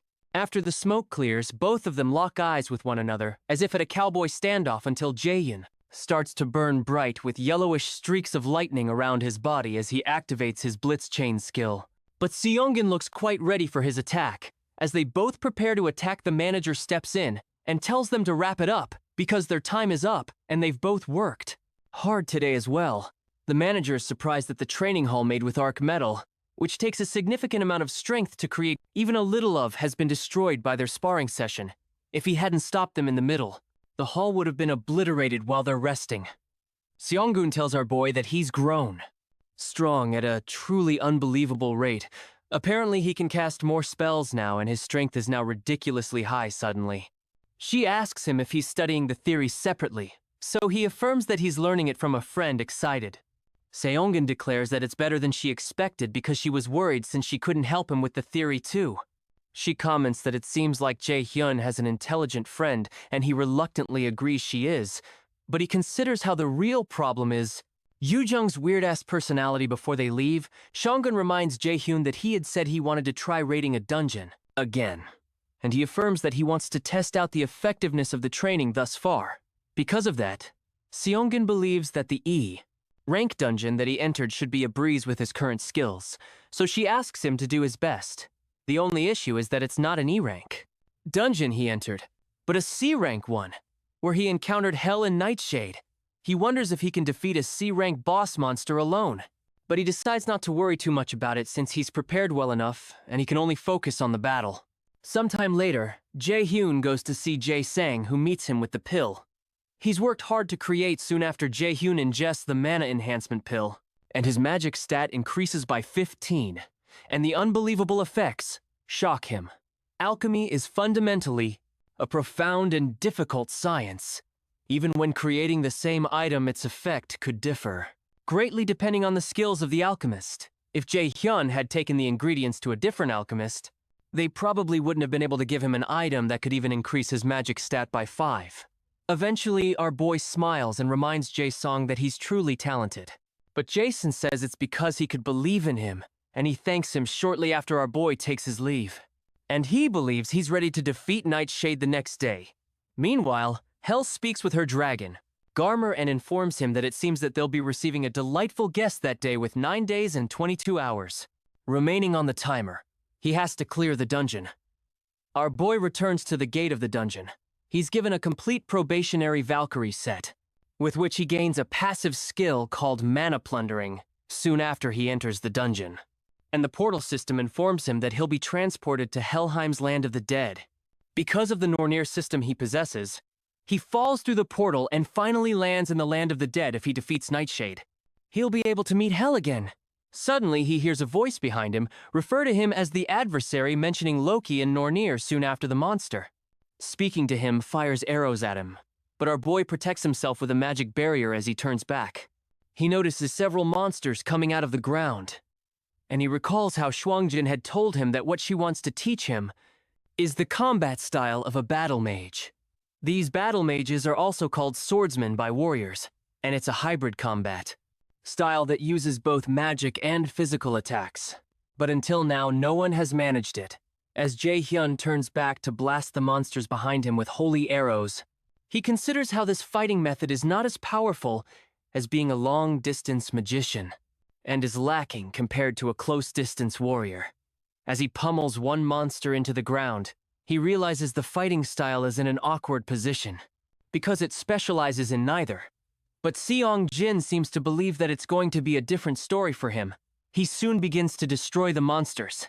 Meanwhile, while manager Seong-jae is guarding the entrance of the dungeon, he senses that someone else is there, and he recalls that he didn't get a report that someone else would be coming here. He immediately wields his sword as a red car rushes towards him. When the driver parks, a woman who recognizes him as senior mentions that it was rather hard to find him. When Seung-jae realizes it's an old acquaintance named Yeonju, he stows away his sword, and he asks her what she's doing here. And about her guild, she explains that she's on the job right now too, and that she figured she'd see him again while taking care of some work for the guild, but she had checked at the Manhwa guild and couldn't find him, however. Manager Seung-jae wonders what nonsense she's spouting, especially since Yeonju hasn't contacted him even once since they graduated. From college eventually, he replies that it's nice to see her after so long, but he considers that she isn't someone who would come to a remote place like this just to see him as she steps forward. Yeonju asks her senior if he's managing this dungeon, but he informs her that it isn't something an outsider should concern themselves with regardless. She keeps speaking and mentions that managing dungeons is usually not a part of his responsibilities, and asks if he got demoted when he doesn't answer. She mentions that she was curious to know if the rumor that Guildmaster Shongun is sick is true. Manager Sungjae's face becomes grim, and he informs her that it's obviously just a rumor. When he asks her where she heard something like that, she comments that there are plenty of listening ears, and that their curator guild has a lot of them intrigued. Manager Seung-jae wonders if she's saying that they have spies in their guild, so he thanks her for letting him know, and informs her he'll deal with that when he grows impatient. He asks her if that's all because he probably has to head back and start the cleanup now, so she also asks him if he knows a kid named Min Jae-hun. The question alarms manager Seung-jae, and Yeonju mentions that this kid has been visiting Manhwa Guild and meeting Guildmaster Yusongin quite often, so she wants to ask if he knows the reason for it. Confused manager Seung-jae informs her that he doesn't think that is something an outsider I should care about either. Eventually, Yeonju sighs and walks away as she leaves. She informs him that she didn't expect him to tell her anything because she knows how inflexible he is, but the reason she came all this way is because she should at least pretend to do something deserving of her salary at the guild. Eventually, she gets into her car and drives off. Meanwhile, in the dungeon, our boy piles up a lot of monster corpses and sits on them soon after the dungeon boss Nightshade appears. And our boy tells the monster that it's been a while. Nightshade's body burns in an eerie bright red, and the monster soon lunges forward, causing our boy to jump into the air as he aims his holy arrows at the monster. While midair, he fires the arrows down into the monster's eyes and mouth, destabilizing it for a while before he lands back on the ground. The monster doesn't seem to be injured and removes its hand from its face, unveiling its bright red, eerie eyes. It releases several blasts of energy towards our boy, who spots them and quickly calculates the place to step to avoid the incoming attack. He successfully dodges the attack, and when he gets right in front of the monster, it releases another onslaught of destructive energy, which our boy Still Dog does shortly after our boy asks it if it's now flustered because things aren't going its way. Jae-hyun activates his lightning chain, and he directs the chains at Nightshade, who manages to knock away the anchor of the chains. However, our boy redirects the chain's anchor and wraps the monster's midsection with the chain. Due to the monster's violent reaction, our boy decides that this attack is still not enough to subdue it, so he rains down several holy arrows and goes right for its eyes. The resulting attack is quite painful and causes blood to ooze out of the monster's face. Regardless, Nightshade refuses to go down easy and continues to thrash around until it breaks itself free of the lightning chains. Soon after, the system warns Jae-hyun that the boss monster has entered a berserk state and its strength has increased by 1.5 times, and so has its dexterity. This isn't good news to Jae-hyun, and as if that's not enough, he's told that something called the stigma of death has been placed on him, and he will receive the penalty of sudden death if the stigma is not removed within 10 minutes. The condition for removal is defeating Nightshade. and our boy wonders what this sudden death penalty is since he's never heard of it before. Oddly, the system also informs him that his absolute calculation skill, also known as universal derivation, has been activated. Still confused, Jaehyun suspects that hell has something to do with this, so he calls out to her and asks how she can just interfere. Like this. Instead of an answer, the system displays the 10-minute countdown, and he's already down by 30 seconds. With the stigma still on him, our boy runs towards the berserk monster, but he's shocked when Nightshade begins to run. Away from him, Jaehyun quickly fires a holy arrow blast at the monster's face and creates a hole in it before it can get too far away. The timer continues to count down to 8 minutes and 32 seconds, and a smile develops on Nightshade's face. It seems to know that it will win as long as it prolongs the fight, so Jaehyun decides to use a wide area skill that it can't dodge as he's about to activate the attack. Nightshade captivates him with its gaze, and it breaks our boy's concentration, and casting the system informs him that he has failed to resist, and has temporarily acquired a fear debuff that weakens his abilities while he's still shocked at what's going on. Nightshade strikes him after he struck the system displays that the fear debuff has disappeared. But Jaehyun is coughing out blood at this point. However, he manages to find his footing and isn't knocked off his feet by the attack. At this point, the time remaining until the penalty is 7 minutes and 11 seconds. Jaehyun expects the monsters to use the same attack on him, and when it doesn't, he wonders if it's unable to use such spells that limit his movements continuously. Jaehyun isn't certain, and he's worried that the monster might interfere again if it sees him trying to cast Light's Judgment, which will cause him to use up his mana and end up incapacitated. He has to think of another way, and he recalls that the monster got hit in the eye a while ago, and its line of sight is probably narrower than before. He decides to activate his Wind Boost skill to first get rid of the rest of the monster's sight. After using a blast of wind to block the monster's sight, the smoke soon clears, and our boy is seen wielding a light-type magic in his hand. Just like he had planned, he teases the monster for thinking he would have run blindly towards it and calls it gullible. As he activates his flash bomb skill, the flash bomb is soon triggered, releasing an explosion of bright light that covers the entire field and releases several lightning chains towards Nightshade. Amidst the explosion, our boy is relieved that he finally got the freaking bastard. As the monster is burned up by the explosion, it screeches in pain. Out of nowhere, our boy notices some of the undead monsters he faced earlier behind him. He activates his sacrifice skill, and the system declares that sacrifice has changed into an attack skill, allowing him to use his Light's Judgment skill with only 3 minutes and 46 seconds on the timer. Our boy begins to rain blasts of light from the sky onto the field in the frenzy. The timer goes down to a few seconds, until only just 10 seconds are left. As we count down to 6 seconds, our boy fixes his gaze on Nightshade's crumbling body, and he pats himself on the back for having done it. As the timer reaches 3 seconds, the system declares that he's defeated the dungeon boss, and has obtained the title of one who has overcome the first trial. Meanwhile, Hell, who had been watching the whole thing, exclaims that it seems there was a reason behind Jaehyun being chosen. She stretches forth her hand and asks the boy to come to her temple. After defeating the dungeon boss, the stigma of death disappears, and our boy receives some experience points, a crafting item called Nightshade's Core, as well as an equipment item called Shadow Armor. He's also told that he's gained 3 levels, and has obtained the title of the one who has overcome the first trial after checking his qualifications. The system informs him that Hell is calling on him to come to her temple moments later. He's transported in front of a huge entrance that leads into Hell's temple. At the entrance, he sees a huge monster burst out of the darkness towards him. Our boy leaps backward due to fear, but Hell calls out to the monster named Garmer and asks it to show their guest in. Jaehyun follows Garmer into the temple, and he calls out to Hell. Hell tells him that she didn't expect him to have succeeded, and she congratulates him for overcoming the trial she gave him, referring to him as the child, born with the fate of the adversary. Confused, our boy asks the reason she gave him the Nornir system and made him go through a trial like this, but Hell only smiles as she watches him, then states that he has to grow as the adversary.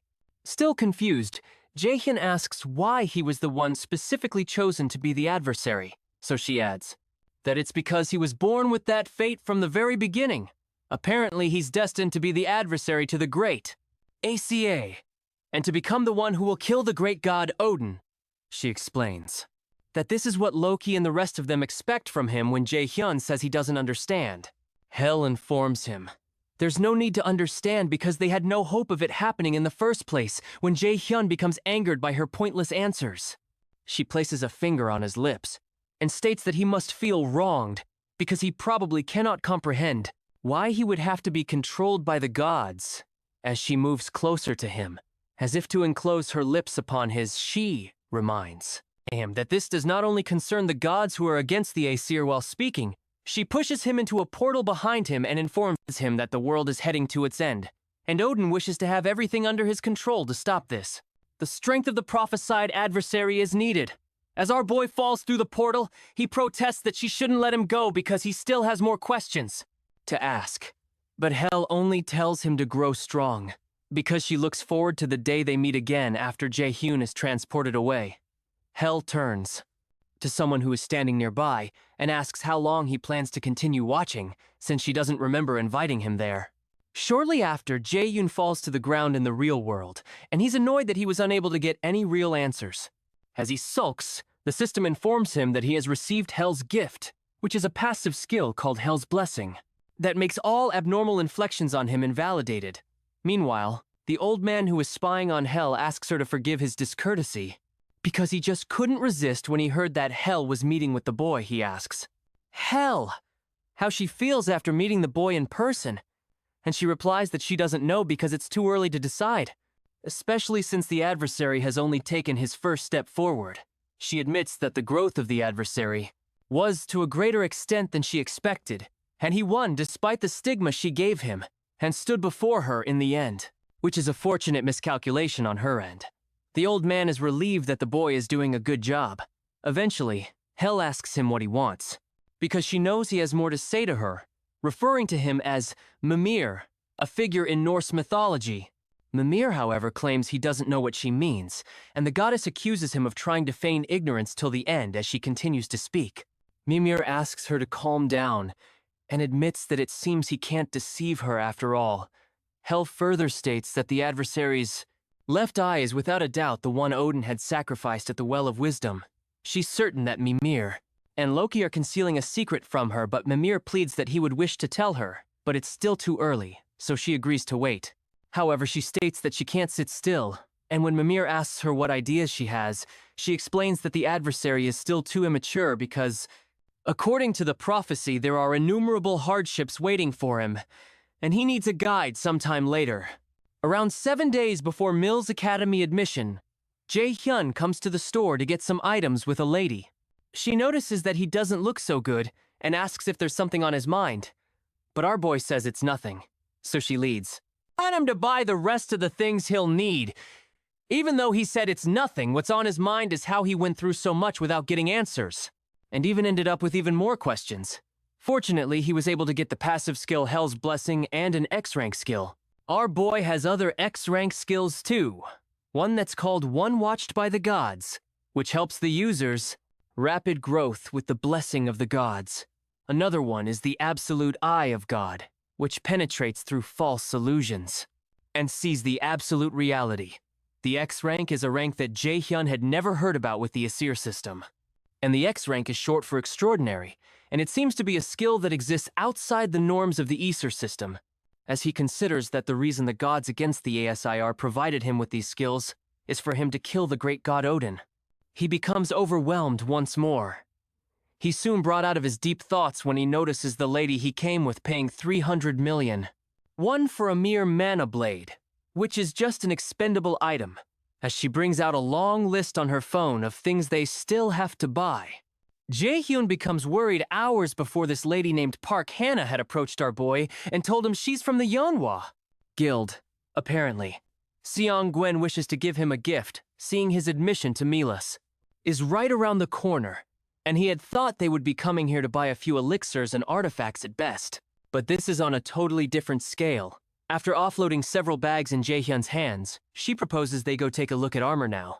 But Jae-hyun stops her and says they don't have to buy armor since he has something that he can use. He shows her a shadow armor equipment that he received from Nightshade that gives him the stealth skill once equipped. Since it's B-rank protective gear, he's certain that there's nothing they can buy that's better than this, especially since it also provides stealth. When Hannah notices his armor has stealth skills, she asks him if he also needs an artifact that grants the stealth skill, since that's an item all raiders would desire, even though it would be difficult to obtain in a place like this. But Jae-hyun says he doesn't.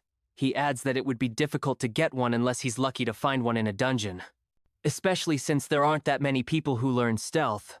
Hannah agrees because the only raider who possesses the skill in the country is her brother. She walks away right after saying that, and Jae-hyun asks her what she means. So she informs him that manager Park Sung-gae is her brother. That information shocks Jae-hyun, and as she walks away, he can't believe it. Because Hannah and Sung-jae act nothing alike, out of nowhere his eyes begin to shine bright, and the Nornir system informs him that an unknown entity is resonating with him. He begins to feel queasy, and he suddenly sees a light trail that he had seen from the treasure gate.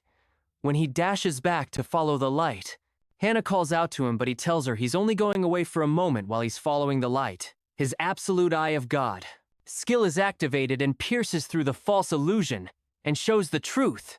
The system informs him that the absolute eye of God's first low-rank skill has been opened, and he's obtained the skill called Detection. Detection is also an extraordinary rank skill that allows him to check unappraised items, as well as invalidate an opponent's stealth or phantom skills while he watches in surprise. The Nornir system activates the Detection skill in another place. A close combat match occurs, and is soon concluded after a guy named Hoyan beats his opponent. Some men in the audience talk about how phenomenal Hoyan is, but clarify that the difference in his talent and that of his opponent is too obvious, which is the reason why they say he's a future S-rank raider when Hoyan leaves the fighting ground. His father commends him for having done a good job. However, his father warns him not to get excited because this was an obvious win.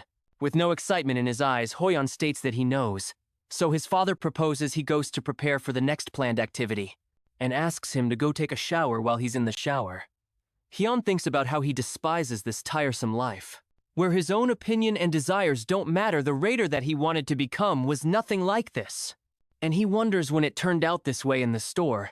The Nornir system presents our boy with an equipment item called Mistletoe, with a growth-type rating, which is a mistletoe branch that ended the life of Odin's son Balder. It grows alongside its user and contains an immeasurable amount of magic, and it allows the user to acquire the passive skill called Mana Perception once equipped. The Mana Perception skill is rated A, and it raises the user's ability to detect mana to the highest possible extent. Jae-hyun is excited, but he wonders if this is one of the Nornir system's tricks. And as he keeps following the light, he walks past Hyun. While Hyun stands by, his father picks several pieces of equipment for him. When Hyun asks if they need to buy this much, his father insists that they will all be of use to him since he's someone who will become an S-rank raider, and he doesn't need to be too stingy about such things. Hoyan further protests that spending this much will affect his mom's hospital fee for this month, but his father silences him. His dad insists that it is for him to worry about, and his job is to just focus on training, so Hoyan agrees with his dad as usual, while his dad continues buying. The boy wonders what the heck he's doing there while he follows his dad through the store. Several people who recognize him wonder what a combat genius like him is doing in the store. Meanwhile, Hoyan pays them no attention, as some of them try to take pictures of him, and he wonders if this is truly the raider life he envisioned. He wonders what the difference is between this and being a monkey stuck in a zoo when he was young and first awakened his abilities. His mother smiled softly at him and patted him on the head.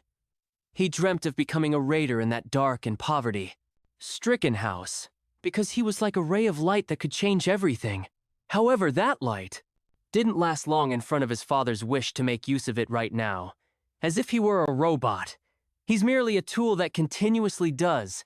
As his father says, he wonders if he can last for 3 years at Mills Academy when he's this pathetic. While they're walking around, a message comes through the speakers to inform all visitors that a dungeon break has occurred in the vicinity of the department store and monsters have appeared.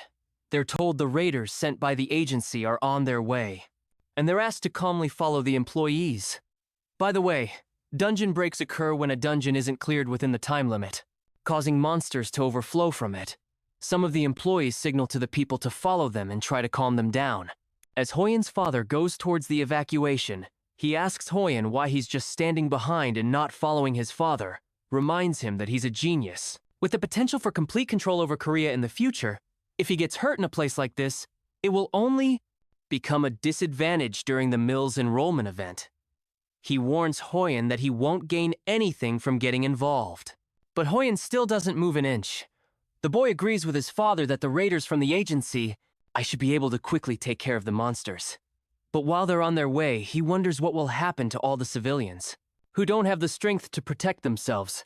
This is his chance, and he dashes in the opposite direction as his father orders him to come back. As to Hoyen, this is his chance to prove that he can succeed as a raider. He tells himself that he has to make sure to know if his current self is anything like what he longed to show his mother. When he was younger while running, he has to pause.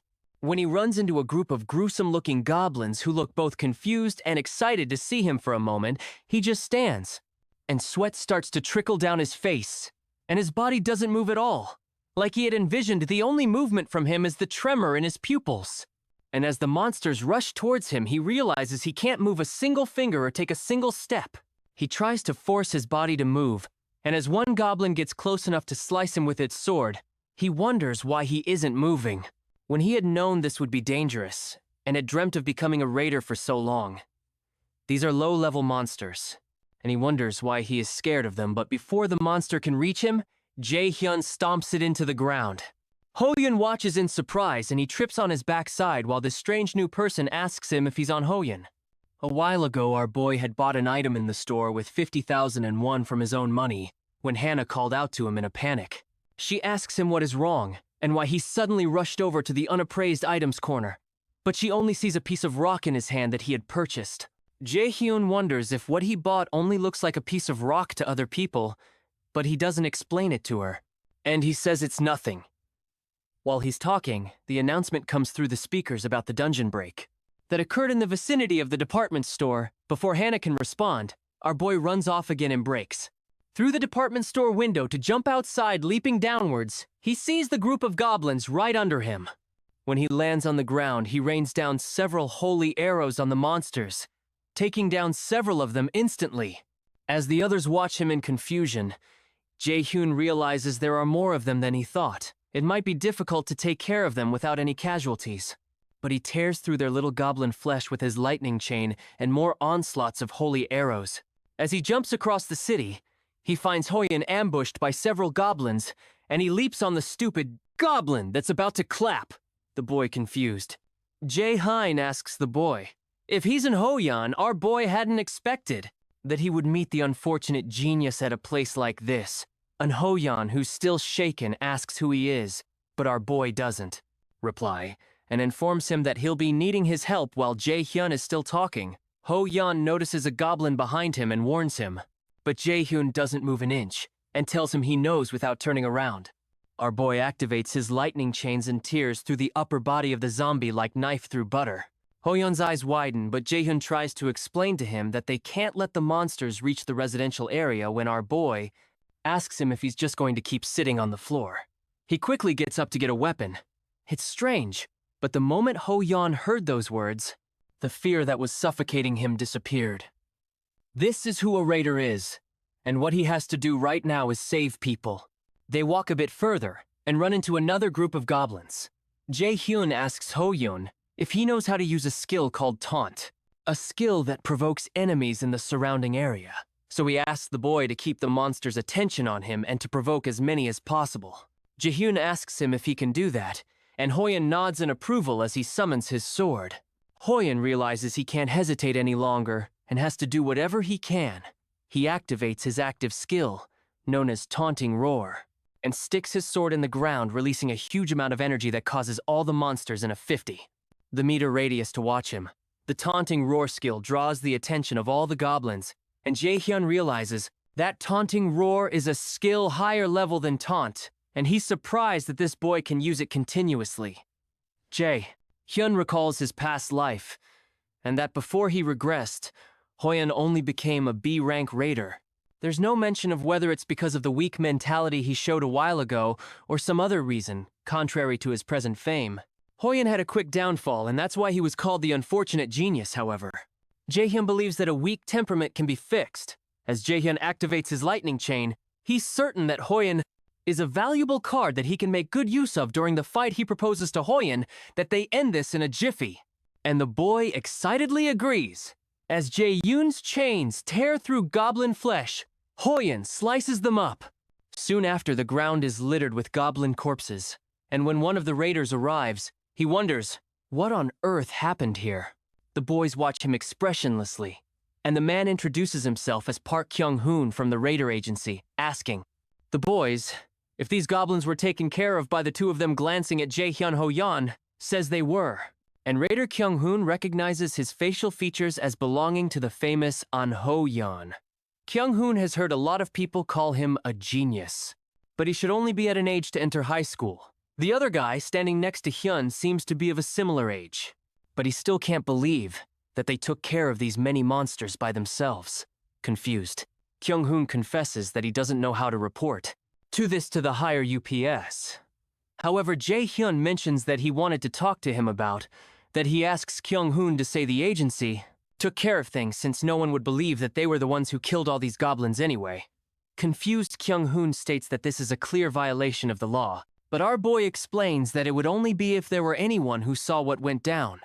Kyung-hoon explains that since they're a governmental organization, it's not something he can take care of any way he wants, but he assures him that he'll keep everything on a down low if he doesn't want to attract any attention. He adds that the boys will receive the reward for hunting the monsters.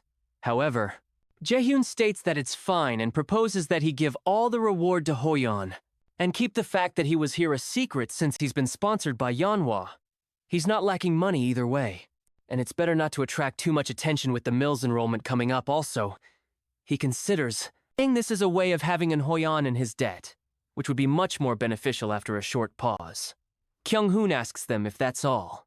But as Jaehyun is about to leave, Hoyan asks him what he means by what he said, since he's the one who did everything. Our boy stops and explains to him that he has his own circumstances. The truth is, he doesn't plan to attract the interest of his father this close to the Mills enrollment. He didn't pay attention to it before he regressed, since his combat aptitude was so low, but he plans to pay attention to it now. His father still doesn't know that he shifted his focus to magic, and he doesn't know what problems might occur if he learns of his actions. Right now, he decides he needs to lie low, because revenge should be as quiet and covert as possible. He needs to grow strong where that man can't see him, and wait for the very last moment before ripping his throat out. Meanwhile, Hoyan wonders what he should do. He couldn't have done this by himself, so it's not right for him to take this person's credit. Like this. But with this money, he might be able to relieve his mother's disease, even if just a little bit he wanted to be a raider. That wouldn't have to stand in shame before others, but if because of that, he missed a chance and his mother were to pass away, he doesn't know if he would be able to hold on. Ji-hyun watches him, and he figures that Hoyan's trouble with accepting this doesn't seem to be his pride, and he wonders if there's another reason to help him choose. Ji-hyun asks him to think carefully because his actions were clearly worth that much. He reminds him that if he hadn't moved, someone would have lost their life, so Hoyan agrees that he's right, especially because his dream would become meaningless if he hesitates like this and his mother dies. Eventually, he assures Jae-hyun that he'll pay back this debt someday. As Jae-hyun proceeds to take his leave, Ho-yeon asks him for his name and contact number. Jae-hyun notices he's speaking to him using polite speech, so he reminds him he doesn't have to since they're the same age. But he informs him that they're both prospective cadets at the Mills Academy, so they should be seeing each other more often. On the day of the Mills Academy enrollment, Jae-hyun and Yu-young are seen in the crowd. Meanwhile, some other students spot Hoyan, whom they refer to as the Genius Warrior, and they speculate that he's a totally different species from them. They notice a lady behind him, and it turns out her name is Seo Ina. Our boy notices that Ina is already gathering attention as is expected of someone whose name was always on the list of most popular raiders in his past life. If he could bring Seo Ina over to his side as well, he would have more cards to use, but the only problem is that she's different from the others, so there's no need to force things right now, especially since he already knows other resourceful people Suddenly, Yoo-jung interrupts Jae-hyun's thinking by saying it's disgusting to keep staring at Seo Ina, like that no matter how pretty she is. But Jae-hyun asks her what nonsense she's spouting soon after a man steps on the podium and tells the new cadets of Mills Academy that it's nice to meet them. He introduces himself as Chairman Guja and our boy recognizes the face of the chairman from his past life and calls him a bastard in his mind. Because he had done something wrong to Kim Yoo-jung, he turns to her and tells her to be resolute, because no one knows what might happen at Mills. But she wonders why he's suddenly saying that, and assures him that she's going to do really well after enrolling. Kim Yoo-jung was a genius who made it to the top 3 of the magician's ranking, and Jae-hyun assures himself that he won't let her die this time. Chairman Gu Jain announces that they'll now begin the Mills Academy's entrance ceremony, and cynically adds that there is a special event prepared, a game where the seniors and the freshmen steal each other's name tags in a demiplane. When he announces that the freshman hunt will now begin, a magic circle appears under their feet, which startles the students. As Yoo-jung jumps away because she's startled, our boy grabs her hands because it's dangerous to get separated. Meanwhile, Manager Park Seung-jae recalls that today is Jae-hyun's entrance ceremony, and Seangin wonders if it's time already because she wanted to send him a message and wish him good luck. She realizes he won't be able to see the message anymore, and asks Manager Seung-jae if the freshman hunt will also take 3 days this time. He affirms that it will happen in the demi-plane for 3 days. Seongin considers that it's a shame that she won't be able to contact Jae-hyun for another 3 days, but Seung-jae informs her he figured this would happen, so he sent a message in her stead.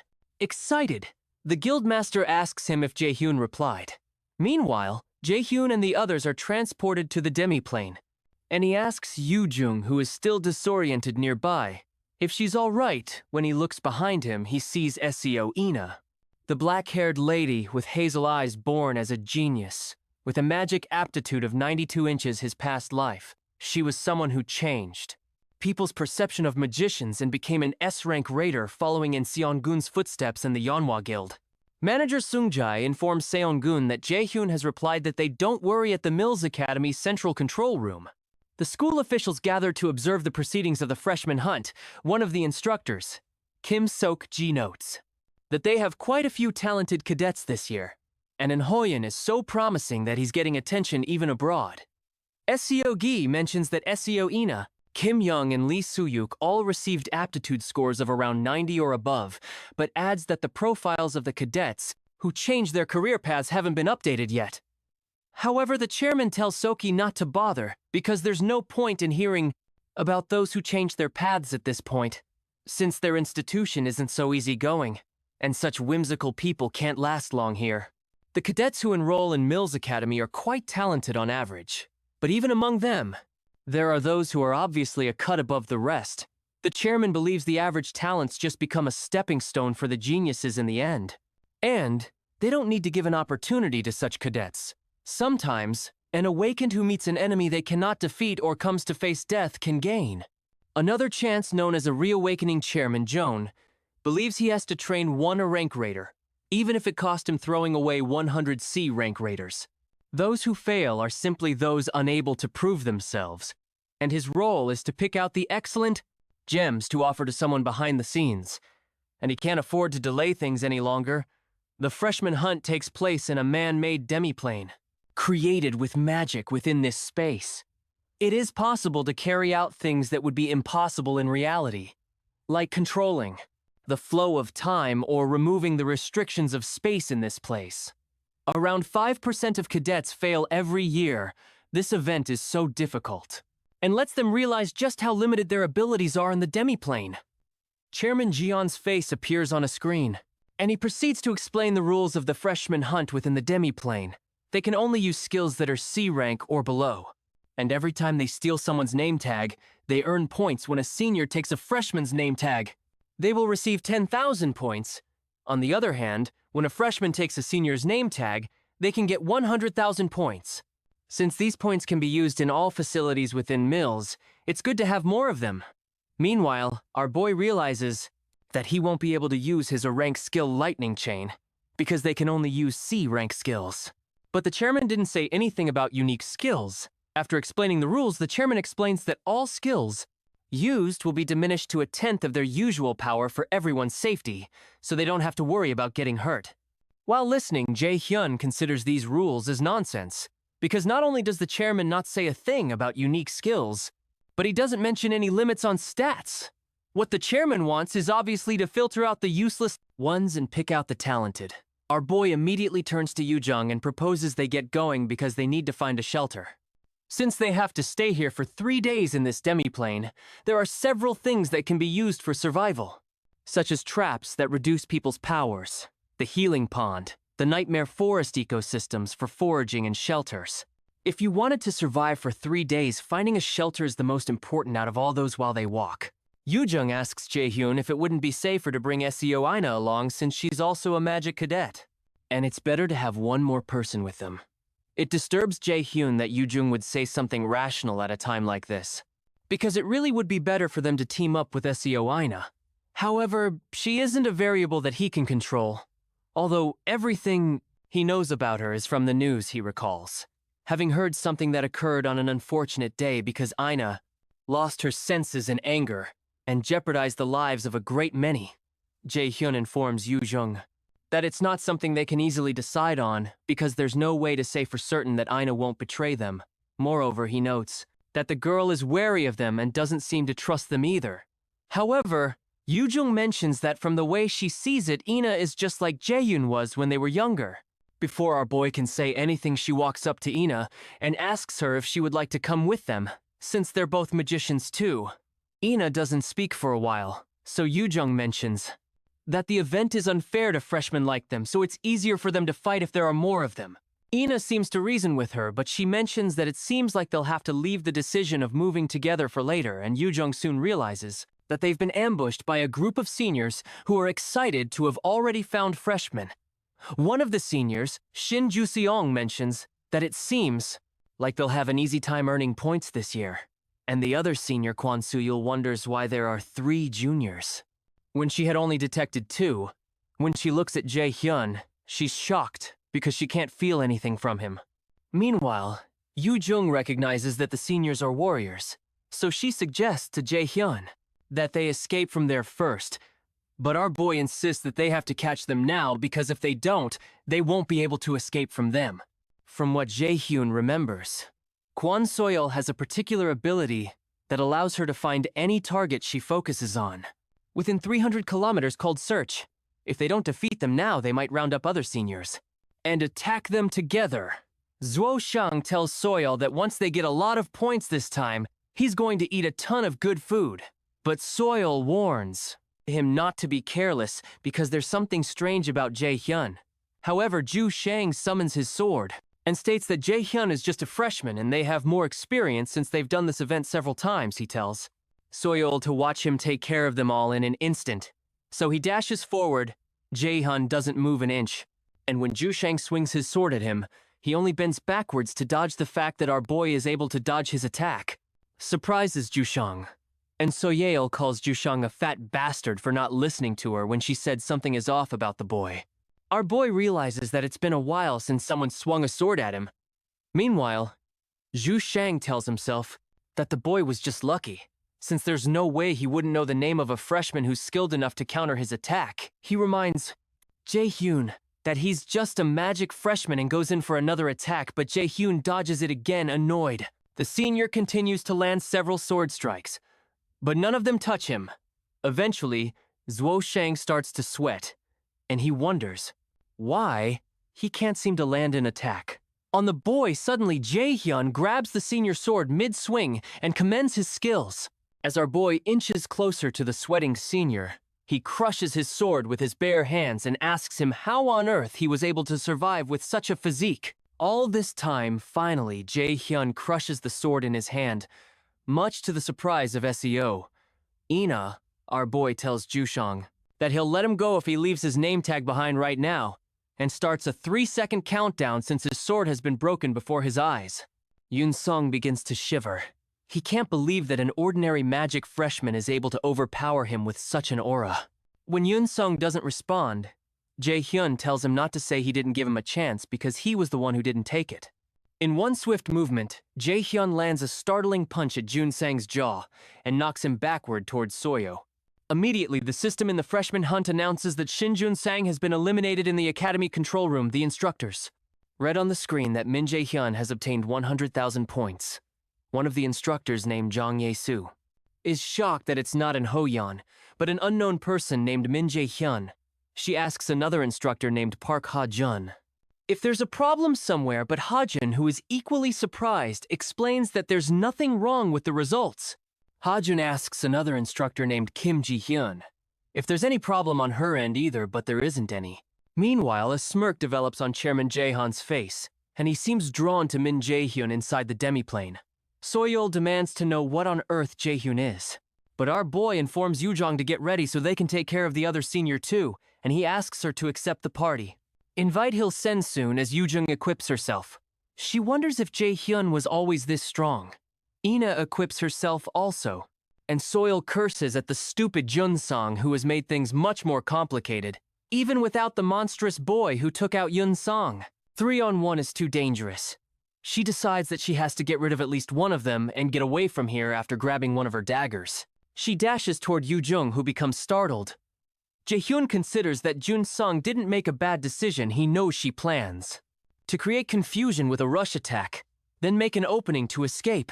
It's a good plan, but that would only work if Yoo-jung were just an ordinary person to Soyeol's surprise.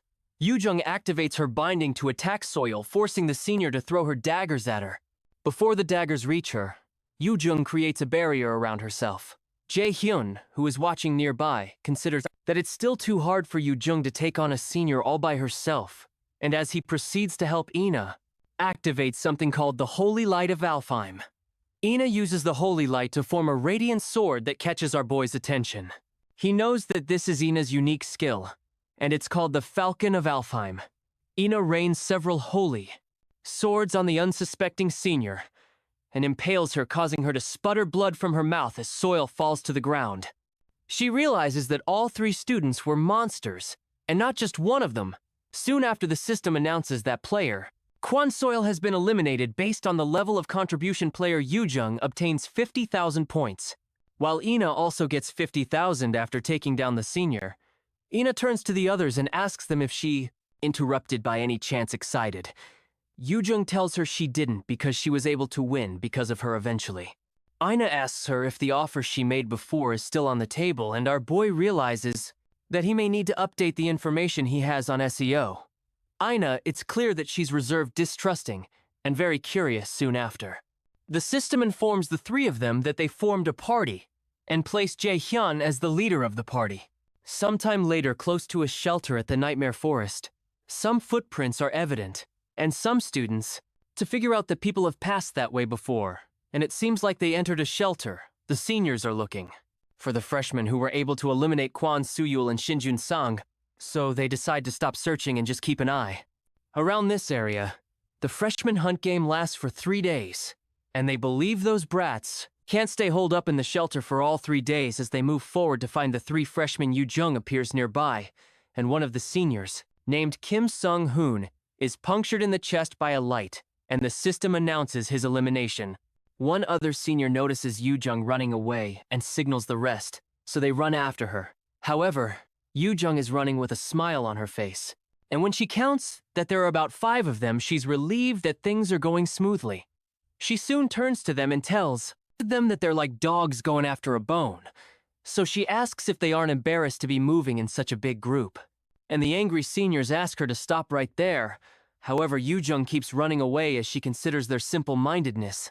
Just a while ago, Jae-hyun had told them that although shelters may be a safe place, they can't stay there the whole time because they need to find food and they need to obtain points. The girls are surprised, but our boy plainly tells them that they need to hunt some seniors. In the present, Yoo-jung keeps running until she finds some mushrooms, which are in fact a Class 1 organism that can reduce one's abilities. She's glad that she's found it, and has succeeded in luring over the seniors as planned. But she becomes worried that her endurance is slowly reaching its limits. Using the wind boost skill, she blasts herself far away from them and leaves things in Jae-hyun's hands. When the seniors enter the area, they're informed that they've entered the paralyzing spore mushroom habitat a while back. Jae-hyun had visited Jae-sang to find a way to deal with the paralyzing spore mushroom during the freshman hunt, and Jae-sang informed him that ash tree sap would probably be the best way since it's common in the nightmare forest. But it's only useful as a cure, and can't prevent the effect if you're already under the effects of the paralyzing spore mushroom, then it would be of good use in the present. The seniors stop when they realize where they are. As they watch Yoo-jung run away, the system informs them that they have entered the paralyzing spore mushroom habitat. One of them signals to their leader Ji-hyuk that this is pretty dangerous, so he suggests that they retreat. But Ji-hyuk angrily sets his sights on Yoo-jung, who is still running away. He asks the others if they're really saying they should give up when they've gotten this far. But the others consider that everything will be ruined if they make a mistake now. So they suggest they stop chasing. However, Ji-hyuk insists that Kim Sung-hoon was taken out by that freshman brat, referring to Yoo-jung, so they shouldn't be saying such bullcrap right now. The cautious one among them reminds Ji-hyuk again that it doesn't matter if their opponent is a freshman because it would be of no use if they also end up paralyzed because the paralyzing spore mushroom can affect beings within an approximately 50-meter radius. Ji-hyuk assures the others that the brat will be paralyzed too. He orders one of them, named Park Sung-hyuk, to stay here and steer clear of the debuff area to watch out for them, while the rest of them follow him to get the girl he believes that all of their petty tricks will be useless. Even though he knows that they're probably using one of their members as bait, trying to lure them into a trap so they can attack them. He believes that they're looking down on him too much. He can't believe that mere freshmen would dare to try to trick him. After running ahead for a while, they catch up to brat Yoo-jung, and Ji-hyuk tells her that a shitty brat like her really made them work for it. He asks her where she's going to run, but instead of cowering in fear, she welcomes them and informs them they're all done for. Yoo-jung asks which of them cursed at her and asks the person to raise his hand. And as the men dash towards her with their weapons, Ji-hyuk is amused that she's acting arrogant to the end. When the men almost reach her, she smiles and touches one of the mushrooms with her weapon, causing it to burst. The system notifies them that a paralyzing spore mushroom has burst, and all organisms within a 50-meter radius have been paralyzed for 2 hours. In a flashback, Yoo-jung protests to Jae-hyun that he had said they were going to look for something important, but there's nothing where they're looking but trees. He asks her to wait a while because they're in the right place. While he drains some ash tree sap, Lee-jun points out that they must have noticed that this event is more advantageous to warriors. And Ina agrees that being able to use C-rank skills and below is a big restriction to magicians who rely heavily on skills. For warriors who have great physiques already, the restriction in the demi-plane is useless. Yoo-jung laments that it's still alright for Ina, who has a unique skill, but all her own useful attack skills are sealed, and the best she can do is buff spells and basic skills. When she asks what she should do, Jae-hyun explains that they need to make a plan by using those basic skills as efficiently as possible. So he asks her if she knows how to use the skill called Change. Yoo-jung proudly tells him she can, and reminds him that she was the one who taught him magic theory. Ina mentions that Change is a spell that swaps one's location with that of a designated party member, so she asks him what plan he's going to make with it when he's done retrieving the ash tree sap. He tells the ladies that they can do something pretty fun with Change using the sap in the present. Jae-hyun tells Ina they need to get ready, and she agrees on the field where Yoo-jung is. Ji-hyuk calls Yoo-jung a crazy B-word because she really burst one of the spores, but Yoo-jung activates her Change skill and passes the baton to someone else as she disappears. She informs them that it's no longer her turn anymore, and Jae-hyun appears where she disappeared and pushes his leg into Ji-hyuk's face, stating that it's his turn. Now our boy breaks the senior's nose and kicks him to the ground, then later lands on the ground. Ji-hyuk lands on the ground, still paralyzed, and begins to curse, still paralyzed. He angrily asks Jae-hyun if he thinks that everything will go according to plan, and he calls him an idiot for entering the paralyzing spore mushroom's habitat. He informs Jae-hyun that he figured he would do something like this, so he left one of his companions waiting outside, and he promises him that they're done for once the spores dissipate before he can finish his statement. Jae-hyun informs him that the guy he left behind won't be coming confused. Ji-hyuk says he's saying bull, but a scream soon erupts from the spot they left Sung-hyuk in, and the system announces to them that player Park Sung-hyuk has been eliminated. Sung-hyuk lays on the ground with Ina's holy sword, driven through his body, and the system awards 100,000 points to Jae-hyun. Yoo-jung and Ina Ji-hyuk lays on the ground, confused. And Jae-hyun reminds him that he told him that his friend won't be coming extremely angry. Ji-hyuk blurted, saying out that they're still in the same situation for the next 2 hours, and he'll personally take care of him once he's paralyzed. While he's still talking, our boy takes a step forward and asks him what he means by them being in the same situation. That sight shocks the heck out of Se-hyuk, and he wonders how this boy is moving right now. He protests that this is impossible, and Jae-hyun agrees with him that it is. However, Jae-hyun asks him to take it up with the gods. The truth is, our boy is unaffected by the paralysis debuff, because Hell's blessing completely negates any abnormal inflictions on him. Now sweat begins to drip from Se-hyuk's face, and he warns Jae-hyun to stay away from him, but the others soon watch the horrific scene of their teammate being murdered.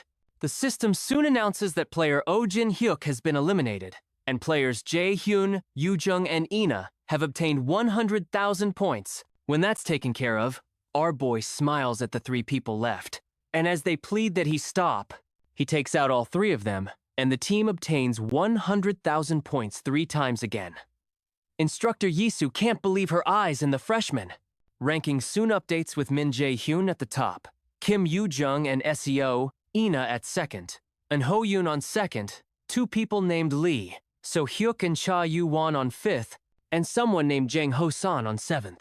Meanwhile, Yoo-jung drinks the ash tree sap and almost vomits, but when Ina comes to check on her, she admits that she's feeling better now as they both head out. Ina comments that Jae-hyun seems to know a lot about magic, and he's never read that one could use the change skill like this in the books. However, Yoo-jung informs her that it hasn't even been 3 months since Jae-hyun became a magician, and that's why she's the one who taught him theory. Surprised, Ina asks her if she means that Jae-hyun was actually planning to be a warrior, and Yoo-jung affirms that and tells her that Jae-hyun was pretty devoted to combat just a few months ago. The only thing that intrigues Yoo-jung is that Jae-hyun knew about the tree sap, and she wonders where he learned something like that, and how he will get rid of his own paralysis soon after they run into him. And our boy asks them how the paralysis is, because it seems neither of them has had any trouble. Yoo-jung cheerfully states that it's expected even though she only just ran like hell and cast one spell. She turns to Ina and asks if she's also fine, and Ina replies that she's fine too. Eventually, Yoo-jung tells Jae-hyun that his plan this time wasn't too bad. She adds that he usually looks stupid, but he looks a bit different today. Suddenly, Jae-hyun grabs her cheeks and asks her who she's calling stupid, and asks if she has the right to be saying something like that. Ina simply watches them messing around, and she wonders why Yoo-jung called Jae-hyun stupid, and notices she thinks he looks pretty handsome while they're both still messing around. Ina is caught off guard by her thinking and realizes this isn't the time to be thinking about something like that, and as a tear rolls down her cheek, she recalls that she has to be careful later. They return to their shelter, and Jae-hyun proceeds to make some sort of concoction. Ina approaches him and asks what he's making, so he tells her it's an HP recovery potion. He says he learned to make it from an older brother of his just in case he needs it. And he recalls Jae-sung crying over him murdering his poor ingredients when it took him over 100 tries to do it. Yoo-jung asks Jae-hyun how he can know someone that can teach him such things when he doesn't even have friends, and he taunts her by asking if she has many friends aside from him. The comment stings, and Yoo-jung laments that that was a bit unfair. Suddenly, Ina tells Jae-hyun that he's really amazing, and it's like he's not someone their age. She says he's so skilled that it's like he's lived a decade more confused. Jae-hyun doesn't say anything, and he wonders how she got such great intuition. Since she was able to get the timing right, eventually Yoo-jung butts in and says it's time to stop chatting, because they need to eat if they plan to get anything done tomorrow. She tells our boy to wait and see, because she'll go and make something. But he tells her not to bother, since they can eat some of the fruits they foraged. Annoyed, Yoo-jung asks why he said that, and asks if he doesn't trust her. So our boy asks her to tell him the color of the cookie she made during home economics in middle school, if she wants him to trust her. After thinking for a while, Yoo-jung recalls that they seem to be purple, so Ina asks her if she put in some blueberry jam. However, Jae-hyun clarifies that that's not the case. But Yoo-jung can't cook, and he recalls how they had to call the teacher because he passed out after eating the cookie to clarify things. He states that he can't cook either, so Ina mentions that she knows a little about cooking and asks if she can cook for them. Surprised Jaehyun asks her if she can cook. So she says she used to cook every day when she was living with her grandmother, as she ties up her hair to start cooking our boy. Recalls that there was never much information on Sayo Ina's family life, since she just mentioned that she used to live with her grandmother. Our boy wonders if that means there's some circumstance around her parents after a short while. Ina finishes her cooking and serves it to the others. When Yoo-jung tastes it, she hugs Ina and declares that the food tastes delicious. Jaehyun also keeps munching and agrees that the food is delicious, and he's surprised they can eat something this good at a place like this. The compliments from them warm Ina's heart, and a smile forms on her face, because it's been a while since she felt like this. Meanwhile, in the Mills Academy control room, Instructor Sok-ji mentions that the much-anticipated cadet, Eun Ho-yeon, is in 4th place. It's more surprising that the 1st and 2nd places are magicians, which is truly incredible, and Instructor Yesu still wonders if there's a possibility that it's a system error, because there seems to be no other way to explain this. Chairman Ja-in, on the other hand, seems to be beaming with excitement until now. Such scores were only shown by warriors, and he can't seem to wrap his head around this new situation. A party with only 3 magicians is leading the event by taking out a group of seniors. From the get-go, excited, the chairman asks instructor Kim Ji-hyun to rewind the paralyzing spore part, and he watches Jae-hyun kick into Se-hyuk's face when he appears he's enthralled by the fact that the boy could have such judgment in a situation like that. In addition, he has the ability to overwhelm warriors. Just calling him a magician or even a freshman is truly unbelievable. Suddenly, Instructor Hajin calls out to the chairman and explains that he's brought the profile of Jae-hyun that he requested, but he's not sure if it's the correct file. Confused, the chairman asks him what he means by that. And when Hajin begins to stutter, the chairman tells him to calm down and speak. Eventually, the instructor shows the profile that displays that our boy's aptitude score is 97%, and he's a warrior class. The information shocks the chairman, but his shock soon turns into a maniacal grin, and he finally says that this is very good. He states that he wants to personally see how talented this Jaehyun is, and Instructor Seoki asks him if he's saying that he wants to interfere. Personally, the chairman zooms in on Hoyeon and proposes that they make an interesting scenario. So Instructor SEOG mentions that he'll prepare everything inside the demiplane. Jaehyun's group keeps taking out other people and keeps earning points at one point. Yoo-jung is surprised that they've earned up to 1 million points, and Jaehyun replies that this is good, because it's certain that they're in 1st place. However, Yoo-jung asks him if they really have to leave their shelter. So Jaehyun replies that it can't be helped, because the seniors are too afraid to come there anymore. Ina agrees with Jaehyun that they need to move if they want to gain more points. Eventually, Yoo-jung agrees with both of them and asks what the record for the highest points obtained in a freshman hunt is. Ina informs her that it's 1.14 million points. As they keep going, our boy senses something, so he signals the ladies to get ready, because someone's coming. While they're standing, someone blasts past them, and Jaehyun notices that this power seems to be way more than the level they're restricted to. The system announces that the connection to the demiplane is unstable, and that the restriction on the player is broken. Jaehyun tells the new fellow that he didn't think they'd meet again like this, and it turns out the fellow who has been loosed from his restriction is Hoyeon. When he asks Hoyeon what he's doing, he doesn't reply and keeps looking at the ground. So Jaehyun wonders if he's unable to hear his voice. Ina warns Jaehyun to be careful because she doesn't think this guy's in his right mind, and it's like he's being controlled by something. So our boy suddenly recalls that this is the chairman's handiwork. Before he regrets, something similar happened back then at the Mills Festival that day, which was supposed to leave the young cadets with happy memories, instead left horrible red stains that couldn't be forgotten. The cause of the event was Gu Jian's unique skill called indoctrination. After all his evil actions became known, just before he was arrested, Jian created a horrible event to turn the world's attention away from himself so he could hide. On that tragic day, numerous cadets lost their lives, and Gu Jian escaped for Jaehyun. It was also the day that Kim Yoo-jung lost her life in the present. Hoyeon activates his sword, and Jaehyun realizes that he needs to get Hoyeon to return to his senses first. Suddenly, a screen appears from the Nornir system. and a subquest to save the cadet under mind control is given. His job is to break the spell off the cadet, under the mind control spell, and save him.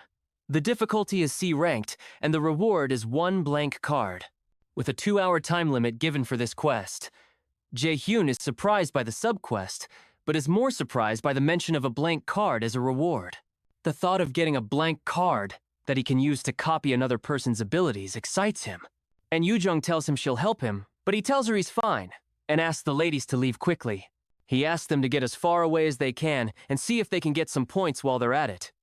Yoo-jung stands there confused, and she reminds him that his opponent is the famous genius warrior, so he can't defeat him all by himself, but our boy only.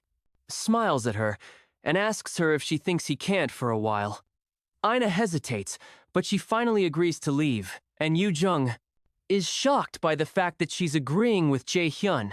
Frustrated, Yoo-jung decides to play along and suggests, and they go gain points like he said, but she asks him not to get hurt before she leaves. She rushes into the woods and drags Ina, who is still looking at Jae-hyun, and she asks him to beat Ho-yeon up, or steal his name tag and then come find them. After the ladies leave, our boy mutters to himself that it won't take too long a few hours ago, after Ho-yeon just took out one of the seniors. He wonders if his last kill made a total of 600,000 points. He's glad that he managed to survive for 2 days, and knows he just has to hold on for 1 more day since he's in 4th place. He wonders how 1st place is still out of his reach, even after he had worked pretty hard, and realizes this is what is expected of Mills Academy. The fact that Jae-hyun ranked 1st as a magician, in a situation where his skills are restricted, and even carried his teammates to the top ranking as well, impresses him. However, he decides that he can't lose either, and he still has to work hard because there's still time. While he's thinking, Chairman Ja-in appears to him on the screen and informs him that he would like him to personally help him with something. The chairman uses his indoctrination skill on him and tells him he has a small favor to ask him. After Ho-yeon's eyes light up from the indoctrination, the system issues him a warning that someone has infiltrated his mind as the power overtakes him. He wonders what he's doing, where he is soon after the system informs him that his mind has been corrupted. After that happens, he immediately realizes that he has to take out Jae-hyun in the present. Ho-yeon employs a rank skill called Martial Ascendance. He dashes towards Jae-hyun once more and tries to cut him down, but our boy is able to dodge his attack. Jae-hyun doesn't think Ho-yeon was this skilled even just a few days ago, but he continues to dodge each of his attacks. It seems to him that Ho-yeon has become unrecognizably skilled, as Ho-yeon tries to smash his shield into him again. Jae-hyun jumps backward and avoids the impact he knows that he'll lose if this fight is determined by both of their physical abilities. To create some distance between them, our boy blasts himself backward with a gush of wind after activating his wind boost skill. The impact of the wind is so strong that Ho-yeon blocks his face with the shield, but this gives Jae-hyun enough time to circle to his back before he brings you down the shield. Our boy tries to use some lightning magic on him, but before he can hit him, Ho-yeon turns back and moves backward in one swift movement. This reaction surprises Jae-hyun because Ho-yeon was able to move his body first. Even before his eyes could track his opponent's movements, Jae-hyun realizes that his opponent has an innate battle sense, and this isn't as easy as he thought it would be. Breaking indoctrination would be easy with his absolute calculation skill. But the problem is that Jae-in is watching them. Even if he can't see the chairman, he reasons that he's probably got an evil grin on while watching what he does against the talented warrior and Ho-yeon. This time, Jae-hyun smiles, and he considers that it would be such a waste to end things carelessly. He decides to give them a show if they want to watch, but promises to make the show an expensive one when Jae-hyun begins his display instructor. Yisu wonders if she's seeing things correctly. It's unbelievable that our boy, who is a magician, is fighting on the front lines like a warrior. But now he's overwhelming his opponent, even when the opponent is the said genius warrior An Hu-yeon on the field. Jae-hyun seems to be using his lightning chain skill, and Yisu considers all of this unbelievable. She wonders how on earth this boy is doing that since a magician can't win against a warrior, and that is something that has always been carved into her mind as she walked down this path as a magician. Meanwhile, Chairman Ja-in watches with keen interest when Jae-hyun injures Ho-yeon, and he begins to plead in the demiplane. Ho-yeon crouches by his sword, and Jae-hyun tells him that he wasn't planning to go this far, but he promises him that he's tough and he'll recover quickly. Eventually, Jae-hyun takes a look upwards at the instructors since he knows they're watching. Then he activates his flash bomb skill, and the impact blinds all the cameras and stops the instructors from seeing the field inside the mill's control room. Instructor Seikgi turns to Gi-hun and demands to know what happened to their screen, but the chairman realizes that something is wrong. So he grabs the remote out of her hand, desperately trying to bring the video feed back up. Instructor Ji-hyun mentions that it seems that Jae-hyun used a spell to block their sight, but Jae-hyun recognizes that he used flash bomb, and he wonders, out loud, if this is how Jae-hyun wants to do things. He immediately summons Instructor Seog, and he asks him to bring Jae-hyun to his office after the event ends. Worried Seog asks the chairman if it's all right for him to decide so hastily, but the already tense chairman places his hand on the instructor's shoulder and asks him why he thinks Cadet Jae-hyun, who was already in a situation of victory, would decide to block their sight while stuttering. Suki replies that it would be because Jae-hyun knows how to raise his worth in the demiplane. Hoyeon remains crouched on the ground as the blinding light from the flash bomb blocks everything eventually. He walks up to Hoyeon and places a hand on his head, activating his absolute calculation skill, which allows Jae-hyun to lift the indoctrination. Controlling him suddenly, Hoyeon's eyes become clearer, and he recognizes Jae-hyun still smiling. Our boy asks him if he's feeling better, and Hoyeon attempts to get up and says he's feeling better, but he soon collapses to the ground because of the violent pain that runs through his body. Our boy apologizes for the pain and reminds him that he attacked him out of nowhere, but Hoyeon doesn't seem to remember attacking him. He asked why on earth he would do that. So Jae-hyun informs him that he was under a mind control spell, confused. Hoyeon asks him what he means by mind control, but when he thinks about it, he recalls seeing a face that he can't remember clearly, and hearing a voice he can't remember either. However, it doesn't make sense to Hoyeon because spells like that to even control someone for even a short period of time are usually over a rank. But they had told them that they could only use skills, C rank. And below, Jae-hyun informs him that he doesn't know, because there might have been a slight malfunction with the demiplane. Or perhaps someone intervened. Hoyeon remains silent for a while and considers that there's no way a cadet could cast a mind control spell of this caliber, even if there were a malfunction in the demiplane. Eventually, he asks Jae-hyun if he knows who could have intervened, if that is the case, or why they would do something like this. But Jae-hyun tells him he doesn't. However, he adds that if whoever did this could do something like this, they're probably someone most wouldn't dare go against. Jae-hyun doesn't want to spell it out to him, but he knows that as they go through more experiences at Mila's Hoya, will also figure out for himself what kind of person Gu Jae-in is. Suddenly the Nornir system announces that Jae-hyun has cleared the subquest to save the cadet under mind control, and he's received a blank card as a reward. Eventually, Hyun attempts to get up. He realizes his body is a mess, but Jae-hyun doesn't have a single injury, so he wonders if this is his current limit when he finally gets up. Hoyeon says he has nothing to say for himself and apologizes for what happened, but Jae-hyun jokingly tells him not to be gross, and says he'll be leaving now since Hoyeon can move around before he leaves. Jae-hyun wishes them both success in the remaining time, and as he turns around, Hoyeon stops him and offers him his name tag. Confused, Jae-hyun asks him what he's doing and reminds him that he'll be eliminated if he doesn't have his name tag regardless.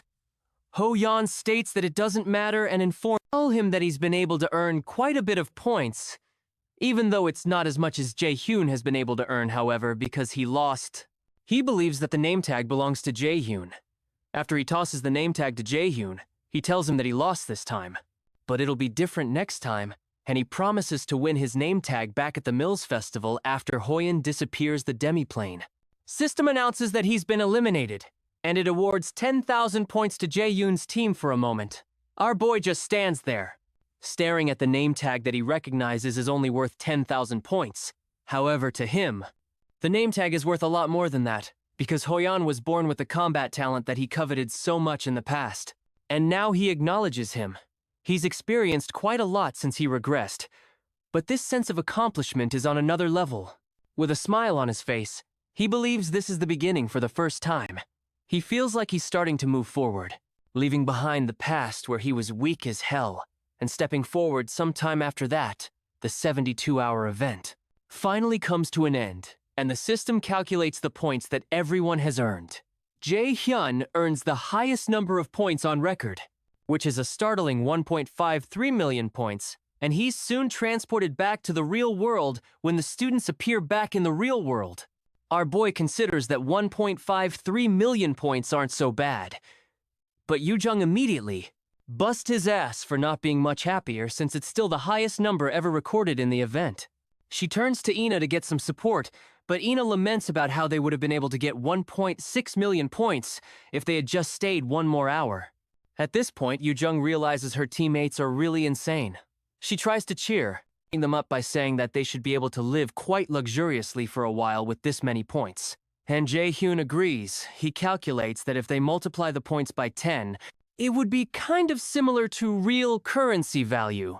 It's safe to say that they've just earned about 15.3 million won, which is approximately $12,000. And Yoo-jung almost drops her jaw. When Ina hears that she's shocked that it was such a huge amount of money, our boy informs them that he's first, but they have 1.48 million points at second. And they should also get bonus points. The mention of bonus points makes Yoo-jung grab Jae-hyun, and he tries to shake her off, and explains that the bonus point is about 1 million points or so. The thought of all that money makes Yoo-jung light up like a Christmas tree, and she starts to twirl Ina around in a dance because of the mention of 1 million bonus points while they dance. Ina is shocked that they got 2.48 million points and won 24.8 million won in just 3 days. Jae-hyun tries to stop them from dancing because it's embarrassing, and he notices the other students watching them with contempt. However, the girls continue to sing until instructor Seol-ki enters the room to greet everyone. He introduces himself to everyone and tells the 3 top winners he has something to speak to the 3 of them about to get some privacy. He asks that they go somewhere else. So Jae-hyun asks him if it's related to the amount of points they got during the hunt. And when he nods, Jae-hyun follows him hastily. The ladies don't follow him, so they ask to know where they're going first. However, Jae-hyun already knows, and he tells them they're going to the chairman's office, and SEOG affirms his prediction, informing all them that they've been summoned by the chairman once inside the office. Our boy takes his seat and crosses his legs. He asks where the chairman is and makes a comment that the one who called them here isn't even present, which makes SEOG angry. But he has no choice but to control himself, the ladies who are following behind. Wonder why Jae-hyun is suddenly acting like that. And they stand speechless until Seoki tells them to also take their seats. When they sit down, the chairman enters and apologizes to them for being late. The 2 ladies stand up and Yoo-jung loudly introduces herself. And Ina follows suit, while Jae-hyun just sits there. The chairman cheerfully tells them that he knows who they are. And Yoo-jung revels in that Jae-hyun tells the chairman that he's late, and he almost fell asleep waiting for him. The comment surprises the ladies, and even Seoki becomes tense, as he wonders if this kid has lost his mind. A moment of silence continues in the office for a short time, until the chairman says he has no excuse for being late. He finally adds that he needed some time to prepare to talk to them, but Jae-hyun immediately tells him that they're actually the ones who have no excuse, since he called them out right after coming out of the demi-plane for 3 days, without giving them a chance to wash up, so they had no time to prepare. The chairman's face tenses again, but this time he just laughs. Jae-hyun realizes he's putting on an act and figures that it's because he's interested in the people in front of him. Finally, the chairman informs them that he brought some very beneficial news for them. He congratulates them for being the elite of the elite who secured the top 3 spots in this year's freshman hunt. Especially Jae-hyun, who took first place when he says that Jae-hyun says it's all thanks to his party members, and he wouldn't have been able to do it all by himself. That comment makes the chairman hesitate as usual, and he wonders if the boy has no wish to show off his abilities. He finally agrees with Jae-hyun, but comments that he's also observed all his actions. And he noticed that they beat the freshman hunt's record of 1.14 million points by an overwhelming amount. When he claps and comments that the result was unbelievable, the ladies thank him for the compliment. But Jae-hyun asks him where he's driving at, which makes Yoo-jung worried again. After hesitating for a while, the chairman explains that the Mills Academy would like to offer them a few special privileges. First, a suite room from the dormitory buildings within the academy will be offered for free. Second priority in the use of the academy's facilities that usually need to be reserved in advance. Third, if they ever are unable to get a satisfactory score in the school tests, they will get a chance to retake the test. After listing out the offer, the chairman asks them what they think and explains that they will be signing a partnership contract with Mila's academy should they agree to their offer. But Jaehyun states that he rejects the offer before the chairman finishes his speech. Our boy explains that the benefits sound nice, but those are all things they can earn by themselves in a month or so, especially since Millis is very much a meritocracy after all. So he doesn't think they should get them while paying an unnecessary fee. Eventually, he grabs the offer out of the chairman's hands and starts reading through the terms. He reads that after signing a partnership contract with Milas, once they start working as raiders, they would have to donate over 30% of their earnings to the school for at least 5 years at this point. The chairman looks pretty grim, until Jaehyun finally tells the chairman that this isn't to reward them, but to strike them down. When he asks the chairman if he's mistaken, the man pauses for a while and says there's nothing he can do about it if that's what Jaehyun thinks, especially since they can't be forced into signing a contract. He tells them that he leaves the decision up to the three of them, and the ladies look at each other to read how the other person is reacting to the whole thing. After a short pause, Yoo-jung apologizes and states that she would like to decline the offer, and so does Ina. The chairman covers his face as if in deep thought, but the veins on his hand bulge out in anger. Eventually, he says that it's a shame, because this was the best offer he could give them. However, the chairman mentions that he will give them another chance to think about it. So he locks his gaze onto Jae-hyun using his indoctrination skill, and asks him if he still does not plan to change his mind. Immediately, the Nornir system informs him that something strange has infiltrated his mind. Jae-hyun had been expecting this, but he's soon told by the system that he's completely resisted the debuff, thanks to the passive skill. Hell's Blessing. While that is happening, our boy hands Hell his blank card and uses its power. Because he had only annoyed the chairman in the first place to get him to use his power for a moment, the chairman just sits. They're puzzled as to why he didn't get a reaction. Eventually, our boy tells him they'll be leaving now, and the Nornir system informs him that he's acquired the skill called Indoctrination with this skill, which is of a unique rank. He can manipulate someone weaker than him to do his bidding. Should both parties agree to a master-servant relationship, the skill changes into subordination. Jaehyun gets up and proposes to the ladies that they leave, especially since they're all tired from spending 4 days in the demiplane after Jaehyun leaves the office. Yoo-jung asks the men to have a nice day, and Ina, who is still confused, tells them they'll be leaving first. When the students finally leave, Jae-hyun asks instructor Seok-ji to leave when he's alone. He wonders how a mere freshman can resist his unique skill, and he finds this really interesting outside. Jae-hyun asks the ladies if they're really fine with refusing Jae-hyun's offer. Yoo-jung confesses that she was a bit tempted at first, but she later decided Jaehyun was right with whatever he said, because it was obvious that Jaehyun was going to sweet-talk them into agreeing and take advantage of them. Since they're so young, Ina agrees that she didn't also like the contract, and she thinks rejecting it was the best choice. Apart from that, she feels that it's better to earn things with their own hands than to start off with privileges. Jaehyun listens to Ina intently, and he considers her reasonable, which is completely different from the cold image he had of her before he regressed. Suddenly, Yoo-jung asks them if they also noticed that something was really strange about Chairman Jaehyun, because his expression was totally sickening when they rejected his offer. Ina mentions that she thought so too, and she also mentions that the chairman and instructor Sayaki never said a word about the problem with the demiplane. John listens to them talk, and he notes that Ina has really good instincts. Eventually, she asks Jaehyun if he knows anything about Chairman Jaehyun by any chance. So he asks her why she'd think that. Ina replies that he's always pretty calm.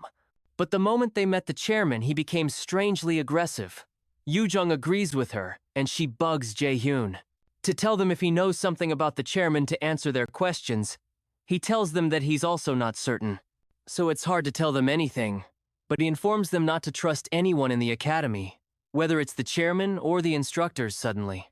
Aina walks up to him and asks if they can't trust him too, and while Jaehyun pauses, Yoo-jung steps behind Ina with an eerie look in her eyes and tells her not to trust Jaehyun either. She points out Jaehyun's fierce look and narrates how he once left her stranded in the middle of the streets instead of taking her home. And Jaehyun asks her why she's suddenly bringing up something that happened a long time ago. Annoyed, Yoo-jung grabs his hair and calls him a jerk, reminding him of how hard a time she had back when it happened. Eventually, our boy manages to get Yoo-jung off him, and he suggests they go into rest since the sun has set when it's time for them to separate. Ina doesn't look like she wants to leave, so she asks them if they'll be parting ways here for a moment. An awkward silence occurs, and Yoo-jung just looks at the two of them suddenly. She hugs them both and asks why it feels like a teen romance over here, so she asks them to make room for her too. Jae-hyun, however, drags her away and points her to the girls' dormitory, then asks her to go get some rest. She eventually agrees to go rest, and Ina follows behind, but she reminds Jae-hyun to rest well before she leaves our boy soon. Heads to the boys' dormitory. When he gets to the door, he realizes it's been a while since he's been here. He recalls the musty smell of mold from the corners, the floor that a lack of funds left unmaintained, creaking with every step, and eventually goes to his bed to him. Those who remained in this dormitory after a few years are those without talent, so he hopes to find a new place as soon as class is over the next day. Because experiencing hell once was plenty enough, the next day, Jae-hyun goes for a run and eventually stops after he feels he's done enough for a warm-up. He turns around towards the dormitory so he can start getting ready for his first class shortly after. All the freshmen that are magician cadets gather in a room, and their assigned instructor for the basic Mana acclamation, Kim Ji-hyun, comes to introduce herself while she talks. Jae-hyun frowns, because this instructor isn't someone he's familiar with. Even considering the fact he was a warrior in the past, he doesn't have many memories of his instructor. She could be one of the instructors who quit soon, even though becoming an instructor at Mills wasn't easy. The instructors who still remained at Mills were those like Kim Sok-gi that were greedy for the crumbs Jiyeon was willing to throw them. Jiyeon mentions that she's sure that most of them found it strange that their first class was not in a classroom but a large facility like this instead. As some doors open behind her, she explains that the reason is to test their mana sensitivity. The students are shocked by the sight of the doors that seem to be exposing a mana cube, and they hope they're not saying they have to go in there while they lament that this is too difficult for a first-class. Jae-hyun considers that this mana cube feels similar to the mana cube he saw before, but it has way less mana. Instructor Jiyeon explains to them that what they're looking at right now is called a mana room. It was built based on a mana cube that can normally be found at guilds for cadets like them. She explains that it is close to impossible to break out of a mana cube, and that is why they prepared this. The odd thing is that our boy had broken out of a mana cube. At his guild, the mana room is divided into many sub-rooms. The first rooms. Mana is similar to the amount in the atmosphere, but the mana becomes thicker as you go further in. On average, a first-year Mills Academy cadet, it can usually reach level 3. A graduating cadet can reach their limit at around level 7 inches. This class, they will find out what level their mana sensitivity is at. Jihyun asks the cadets to form a line and follow behind her. She informs them that they can raise their hand if they have trouble during the test, so they can follow the assistant instructors out of the room. Soon after, she enters one of the Mona rooms, and the cadets follow her in. After everyone enters instructor, Jiyeon notes that none of the cadets seem to be having trouble at level 1. She decides that they move to level 2, and when they enter, some of the cadets begin to pant, and the instructors have to help them out after they leave. Jiyeon asks the rest that are still standing to follow her to level 3, and when they enter, almost half of the class raises their hands. But Jae-hyun, Yoo-jung, and Ina do not seem to be affected at this point. Instructor Ji-hyun asks that the rest follow her to the 4th level, and many more people raise their hands. When those uncomfortable leave, she proposes they move to level 5, and then many more people ask to be excused. At that point, at level 6, several other people are taken out due to exhaustion. Yoo-jung asks Jae-hyun if he feels like it's starting to get hard to breathe, but he says he doesn't think so. Meanwhile, Ina watches Jae-hyun and notices that he seems like he's still doing fine, so she decides to try harder. Jiyeon looks around and she notices there are only 4 cadets remaining. Jae-hyun, Yoo-jung, Ina, and one other guy named Lee Soo-hyuk. They are all cadets that scored high during the freshman hunt. Chairman Jae-in had told her to keep a close eye on Jae-yoon and report back to him, but she doesn't plan to simply follow such orders. She soon tells the cadets they'll be moving on to level 7, and the other students wonder who the heck those guys are that are moving on to the next level. especially since the instructor had said only graduates reach level 7 when they enter the 7th level. Instructor. Jian proposes that they move on to the 8th level and asks any of the cadets if they're having trouble, and no one speaks even though Yu Jung seems to be struggling at this point. The other students are in awe as they watch them move to the 8th level, and when they get there, the cadets feel a sharp spike, except for Jae-hyun. Of course, starting from level 8, the mana level fluctuates. At every moment like it does within a dungeon, Jian knows that geniuses should have trouble starting at this point, and true to her expectations, Soo-yuk and Yu-jung raise their hands to leave the mana room. Meanwhile, Ina begins to sweat. But when neither she nor Jae-hyun raise their hands, Instructor Jian has no choice but to move to level 9. When they enter level 9, Ina almost vomits and begins to stagger, which startles Jae-hyun when Jae-hyun turns around. She's unable to help because she recalled that the chairman had told her that she should never offer any cadet help before they ask, no matter what kind of situation they face. He had said that danger is no different from a new opportunity to a cadet. And if that opportunity is taken before their eyes, that would be heartbreaking. Jae-hyun asks Ina if she's all right, and she tells him she is while trembling. At this point, she can't clearly see Jae-hyun's face, and she really doesn't want to lose everyone, Ina. Nu had always told her that only the strong can survive, and she won't be able to do anything but bow down before a warrior. Even if she has some talent with magic, she's been told that the weak have no future, and she really desires to be acknowledged at this point. But she finds herself collapsing as Jae-hyun tries to hold her up, and she tells him she's lost again. As the assistants take her out, Jae-hyun wonders what she meant by losing when they enter level 10. Instructor Jian asks Jae-hyun if he's all right, and she knows even she will begin to have some trouble from here on eventually. Our boy turns to her with a smile on his face, and he states that he's also having some trouble and would like to go out now when she hears that. Ji-hyun asks him to come out with her as she heads out. She wonders what he means by having trouble since she can't see a single sign of that. When they finally get out, Ji-hyun asks the other cadets to clap for Jae-hyun because he succeeded in reaching level 10, which means he's on a par with a raider that is a B rank or higher, as she tells everyone else to work hard and try to catch up with him. Soo-yuk glances at Jae-hyun with a frown, and Ina doesn't look so happy with herself shortly after our boy asks Ina if she's all right. She tells him she is and apologizes for making them worry. So Jae-hyun tells her it's good since nothing serious happened to her. Yu-jung asks Jae-hyun if he's also all right, since he looked pretty unaffected a while ago, and he tells her he is. Then he asks her to take the towel from around her neck, because she looks like a construction. Site worker, the statement riles Yu-jung up as expected, and she regrets having been worried about him. While she's ranting, Jae-hyun asks her if she's also not in any pain, and she says that the doctors also said she's fine, and she gloats about how fit she is for a moment. Jae-hyun watches Ina. He had thought she was just a bit competitive, but something seems to be different. It seems to him like a case of compulsion. Fortunately, she didn't get very hurt this time, but with that kind of personality, it will be hard to control her later. Of course, he doesn't mean to make Ina dance to his tune, but like it's happening with Seong Ho-yin and Jason, he has a feeling that Ina's future will change.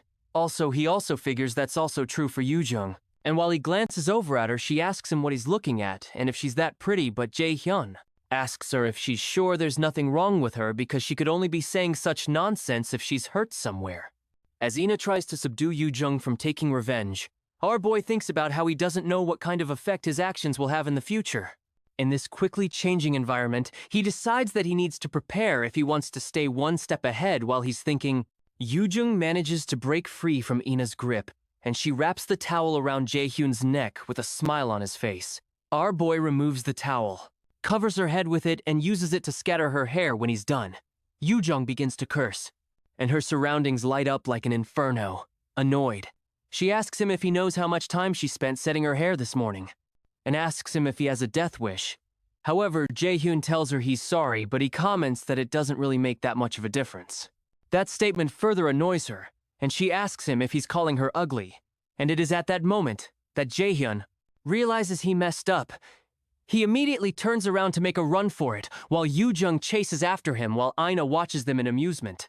Ina considers how the two of them are really close, and when the two friends run past Soo-yuk, the guy notices Jae-hyun and wonders how the bastard reached level 10 while he's looking a friend of his named Kim Min.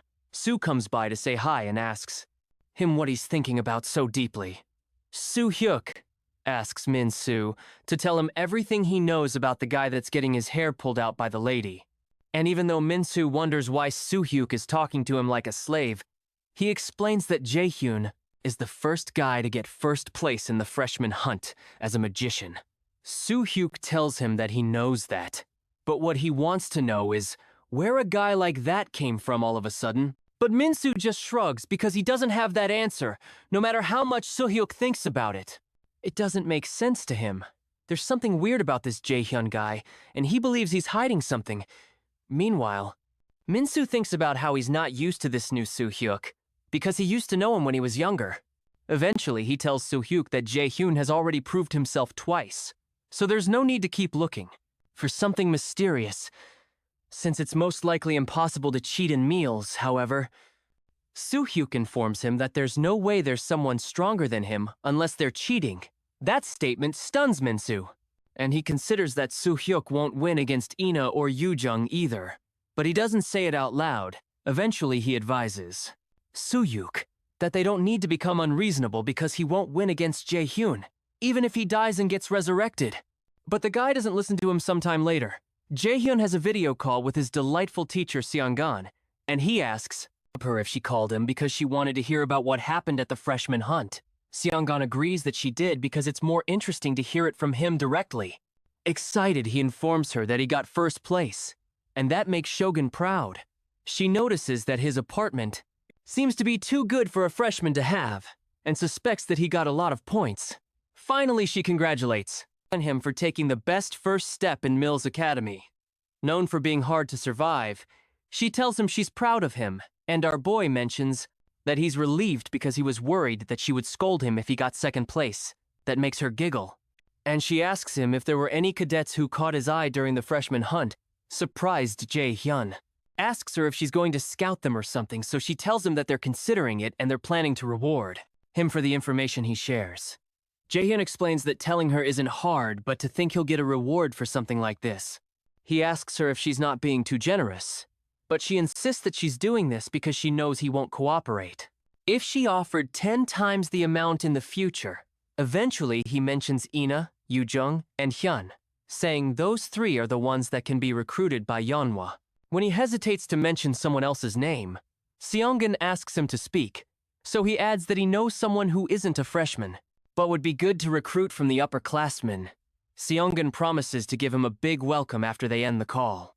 The guildmaster thinks of Lee Jae-sang, whom Jae-hyun had mentioned, and she recognizes him as the youngest son of the S rank raider Lee Jason. During the call, she had mentioned to Jae-hyun that Jason is not as talented as his other siblings, and she knows that Manhwa might have some problems with Lee Jason's Zephyr Guild by taking Jason in with such a risk. Shogun asks Jae-hyun if he still thinks they should recruit the boy, and he says he does because Jae-sang will become the world's best alchemist in the near future.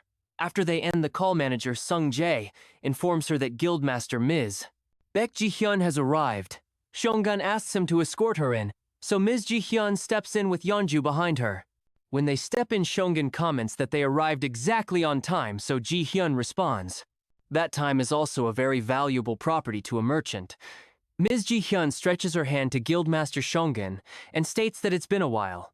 But Shogun politely tells her that she doesn't think they're close enough to greet each other so familiarly, and asks her to take a seat. When Ji-hyun has her seat, Shogun, still smiling, asks her what the master of the Curator Guild wants with her. Ji-hyun is amused by Shogun's straight to the point nature and comments that becoming close will really be difficult. But she admits that she also likes it eventually.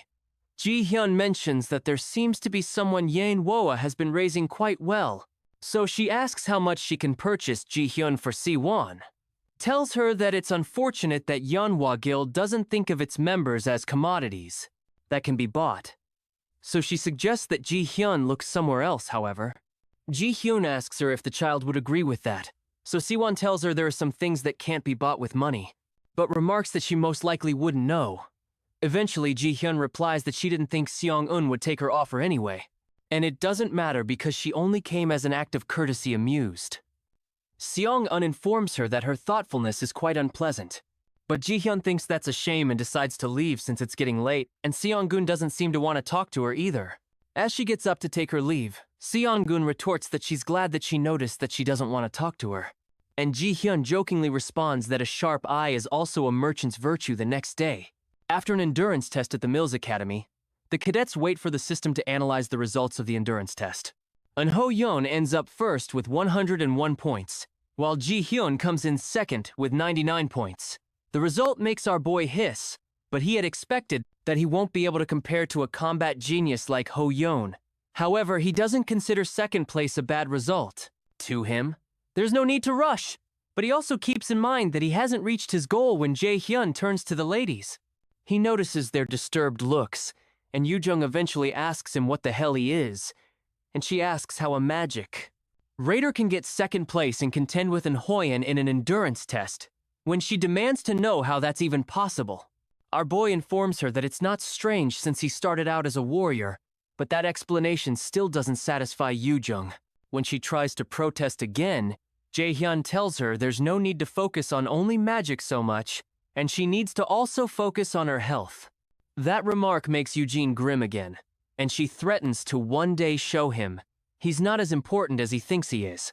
But Ina soon holds her back so she doesn't start another fight. Meanwhile, Instructor Soki watches them nearby and he realizes that Jae-hyun is a dangerous guy, just like the chairman said. The boy's muscular endurance is not something a magician should possess. And that makes Seoki wonder what on earth he is up to soon after the students hear the bell that signals that their next class is about to start. So Seoki-ji tells the students that their second endurance test is called the AR Evasion Test. Jae-hyun recalls this test from the time before he regressed, and he knows it was the test that examined numerous cadets on their talent and made them hit their limit. Seok-ji explains that they'll be gathered in a room with top-tier cutting-edge facilities called the AR Test Room. The AR combat measurement system in front of them will help test each cadet's ability through virtual battles with opponents created within augmented reality. Jae-hyun listens intently and he realizes that Seok-gi is not planning to do this the easy way. Normally, what they would do is eliminate the monsters materialized by drones while analyzing their pattern of attack. But they will only focus on assessing their evasion abilities this time because it's an endurance test. However, if they defeat monsters, they will receive higher scores. Seoki hands the cadets some objects that look like earphones. And when Yoo-jung asks, Jae-hyun explains to her that there are receivers that can analyze and record the combat simulation after noting Jae-hyun's correctness. Seog adds that this receiver is used to implement augmented reality. It stimulates the brain, and using the projector creates the realistic illusion of an actual monster. Through drone cameras, 3D images are augmented into the surroundings, making it seem like there are real monsters present. The use of such devices is for safety, and to avoid the possibility of getting hurt. What Xiaoqi doesn't tell them is that the receiver stimulates the brain such that they can still feel about a fifth of the opponent's attack damage. The aim is not to shock the cadets, but to create a certain level of caution to increase their possibility of survival in dungeons. Xiaoqi explains that the AR system has a total of 100 levels, but they will be evaluated only up to level 10. The test will be done in teams of 4, and they will now be grouped and called in order for the test. Before the test begins, the teams are formed, and Team 3 contains 2 warriors and 2 magicians, including Jae-hyun, and so Hyuk Jae-hyun considers that it's pretty balanced. While he's thinking, Suyuk calls out to him and asks him if he's Min Jae-yoon. Our boy replies that he is so Suyuk, tells him that he heard that he got first place in the freshman hunt, but there's something he can't just understand. He wonders how a magician can get first place, and reveals he believes there's a special reason for that. So he asks Jae-hyun to teach it to him. After pausing for a while, Jae-hyun asks him if he's considered the possibility that there's no such thing, so Hyuk informs him that he'll have to expose it in that case, even if he has to use force. Excited Jae-hyun smirks and asks him why. He didn't just say that his goal from the start was that he wanted to fight with him, so Hyuk, who is also smiling, informs him that it's nice to see that they understand in each other. The 2 other ladies on the team become worried, and one of them wonders why they're acting. How like that, since they're on the same team, the shorter lady wonders if they'll be all right, so she tries to separate them, but Instructor SEO Gi soon calls their team onto the field. When they step into the field, the system begins a 5-second countdown and informs. They'll be facing a skeleton warrior. The skeleton warrior soon manifests, and Soo-hyuk decides he needs to step back first to create some distance. Before he can move, Jae-hyun dashes forward at breakneck speed, much to the shock of the others on the team, and the ladies try to warn him that it's dangerous. Surprised. So Hyuk asks what the hell he's doing, and wonders what Jae-hyun thinks a magician can do at the front line. While Jae-hyun makes his way to the front, he wonders why there are still such taunts aimed at him. But he decides that it'll be best to show a bit of his ability here. After creating some mana in his hands, our boy smashes the skeleton's head with just one strike, and the others watch him in utmost surprise. Even Seyogi is stunned, and everyone else in the crowd watches in amazement soon after a few more skeleton warriors appear. But Jae-hyun proceeds to feed his knee to another skeleton warrior standing nearby when he lands. On the ground, he initiates an active skill of his called Mana Weapon. Mana Weapon is a special skill that an ordinary magician can't make use of because it's a skill that allows a magician to physically inflict damage. It's useless to magicians since they don't fight close combat, but our boy is a different breed. Soo-hyuk watches in confusion, and he tags Jae-hyun as a psycho. The other ladies still can't believe their eyes, and the system announces that they've completely cleared level 1 of the AR evasion test, and additional points have been awarded. With Jae-hyun getting 100% of the contribution, level 2 of the test begins, and they're faced with a monster called a Draugr. The sight of the monster intrigues Jae-hyun, and he informs the monster that it's been a while since they met. After a series of fighting in broken grounds, the system announces that they've completely cleared level 10 of the AR evasion test, while the system congratulates them for breaking the record for the shortest time to complete the test. Soo-hyuk considers this completely unbelievable. Meanwhile, Jae-hyun considers that his performance is not too bad, and that his body has been feeling lighter ever since he started using the combat technique that Ms. Seongan taught him suddenly. Soo-hyuk approaches him and asks him what kind of dirty trick he just used. But Jae-hyun explains that there's nothing more to what he just saw. However, Soo-hyuk protests that it was bad. Enough that he left the safety of the defense line, but he completely annihilated the enemy all by himself, which makes his performance unbelievable. He insists that doing something like that is impossible without cheating, but Jae-hyun repeats that he has nothing to say because he has nothing to hide. When Soo-hyuk stands his ground, our boy tells him not to make him repeat himself, and he moves closer, and offers to let Soo-hyuk confirm his strength right now if he's really curious. The move startles Soo-hyuk, and he calls Jae-hyun a bastard. But before anything can develop, instructor, SEOG asks the two of them if there's a problem. The instructor's interference stops the building tension, and Soo-hyuk wishes there weren't any instructors here. Our boy eventually turns to walk away, and Soo-hyuk tells him not to think he's won. So our boy tells him he doesn't think he lost either before Jae-hyun can leave. Soo-hyuk proposes that they fight at the Mills Academy Festival. But Jae-hyun refuses because he has already made plans with someone else sometime later. Ho-yeon remembers how Jae-hyun had refused to fight Soo-hyuk during the Mills Academy Festival because he had made plans to fight with him, he recalls. Having told him that he'll win his name tag back at the Mills Festival, so he decides to go train so he doesn't let Jae-hyun down. Sometime later, Seoki and some of the assistant instructors move around. One of the assistant instructors asks the other if he's seen the results of the endurance test this year, and the other guy says he personally monitored it, and that the cadets this year are pretty good when they start to talk about a magic cadet named Jae-hyun breaking the record, which shouldn't be possible. Seoki considers that the boy is not merely talented because those practiced movements he showed while fighting at the front line when he's a mere magician are unique when they enter the chairman's office. Jae commends them for their good work, and he proposes that they talk about the results of this year's endurance test. Seoki explains that there were a total of 3 cadets who got full points, and those cadets are Hoon Cha-yu-won and Min Jae-hyun. Even among those 3, Jae-hyun's scores were exceptional. The chairman thanks instructor Seok-ji for the information and commends him for working hard on his screen. Chairman Jae goes over footage of Jae-hyun, and a grin develops on his face.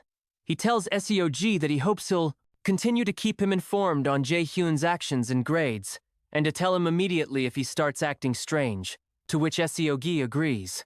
The chairman tells them all to keep up the good work, and he asks that they inform the instructors to prepare for the next event sometime later.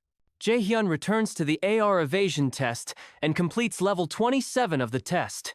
The 27th level seems to be his limit, and this is a difficulty level that a 6-member party of C-rank raiders would normally clear with effort. So it means he's equal to that much of a force. It turns out that the next event for the freshmen is the dungeon practicum, and Jae-hyun decides to start preparing. He remembers the dungeon practicum incident, which was one of the most disgraceful and tragic incidents at Mills Academy, where numerous cadets lost their lives. He and his teammates were mixed up in that incident, and in the end he was the only one who survived on his team, even as he had to listen to people tell him that he should have been the one to die. He couldn't bring himself to leave Mills Academy because he didn't want to disappoint the people who believed in him shortly after. Our boy goes to the store to make a purchase when he's done. He wonders if he'll be able to live differently in this life. He was unable to protect anyone, led a pathetic life in his past life, and was as expendable as a single-use item, however. He doesn't plan to live the same life all over again. Living a life of regret once was enough one day before the dungeon practicum begins. The students go to class as usual, and soon finish their activities for the day when class ends. Yoo-jung and Ina approach Jae-hyun, and Yoo-jung asks him what they should do tomorrow since it's their first dungeon practicum. Ina admits that she couldn't sleep well last night, so Jae-hyun informs them that everyone feels the same when they enter a dungeon for the first time. His comment surprises Yoo-jung, and she playfully asks if this is not his first time, and if he had gone into a dungeon for a walk or something. He retorts that he doesn't know about dungeons, but he's met monsters a few times, and there's one in front of him right now. That causes Yoo-jung to lose it one more time, and she starts to curse and pound her fists on him. Ina watches, and them nearby, and their goofiness makes her smile. Eventually, Jae-hyun offers the girls something if they're so worried, and Yoo-jung asks what it is. Our boy tells them that he bought the potion along with his own, and he tells them to use it when they need it. Eventually, Yoo-jung agrees to forgive him this time because of his good gesture, and Ina promises to make good use of it. Our boy considers that he survived the dungeon practicum the last time due to luck, but he'll ensure that he does it this time with skill on the day of the dungeon practicum.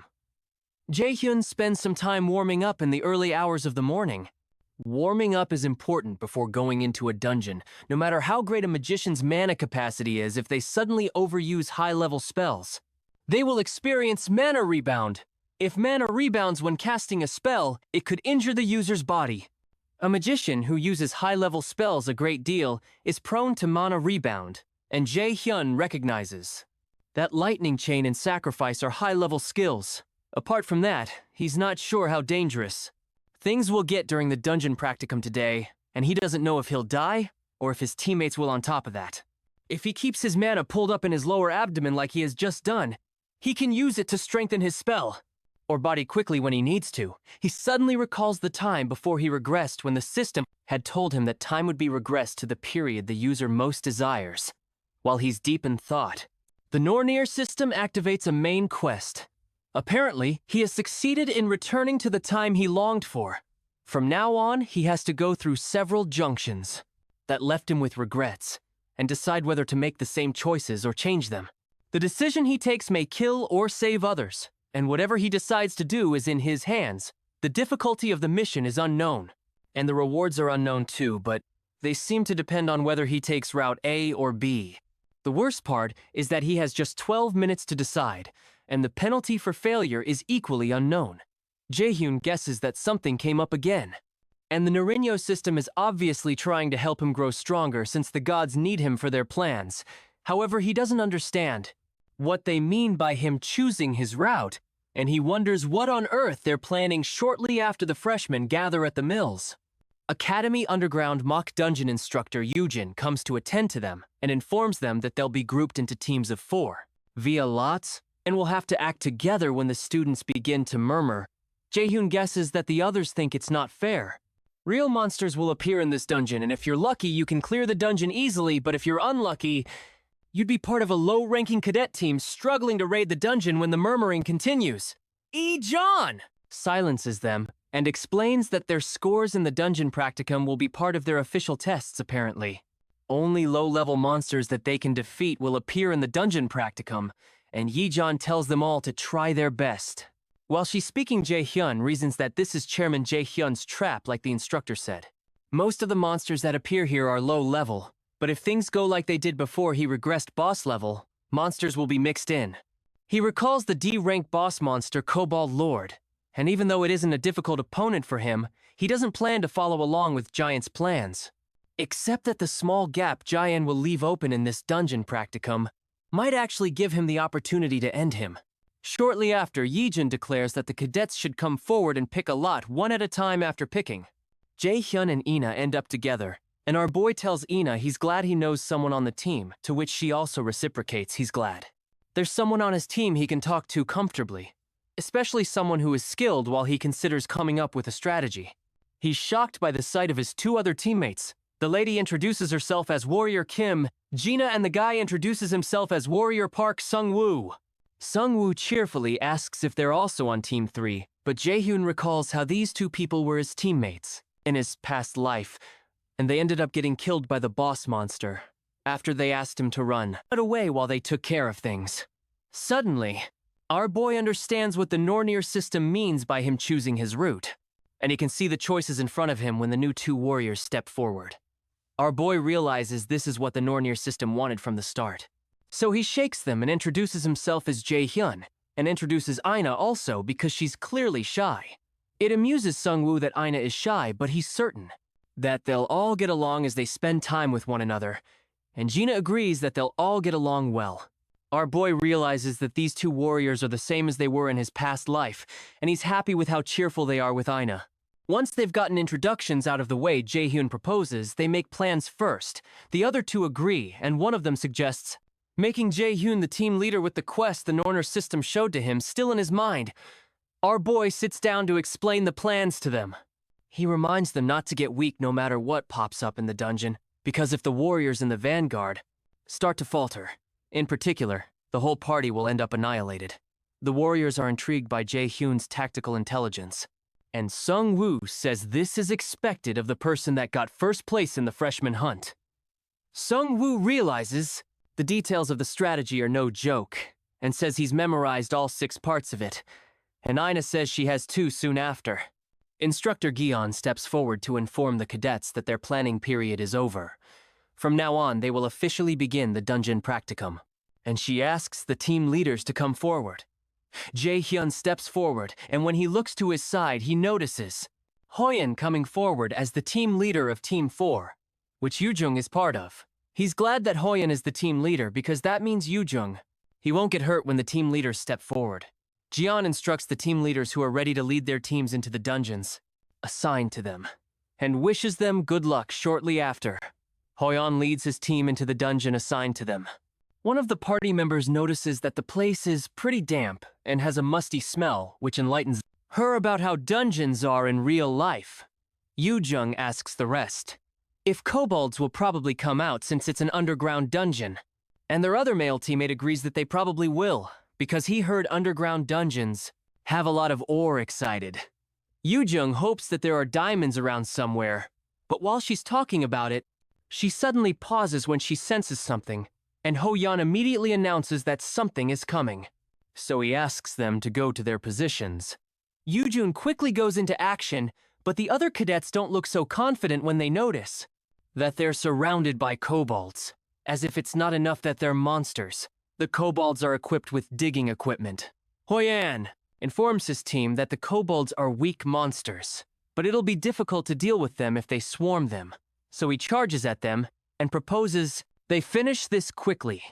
Yoo-jung uses an explosion from her holy force and activates her flash bomb skill, causing a release of a huge explosion that blinds the monsters, giving Hoyeon the chance to cut them down while the other two teammates fight with the monsters. Yoo-jung activates a move called the Wind of Helheim and activates a skill called Air Blast. She releases several blasts of air towards the chest of the kobolds and knocks them to the ground after they take down the monster.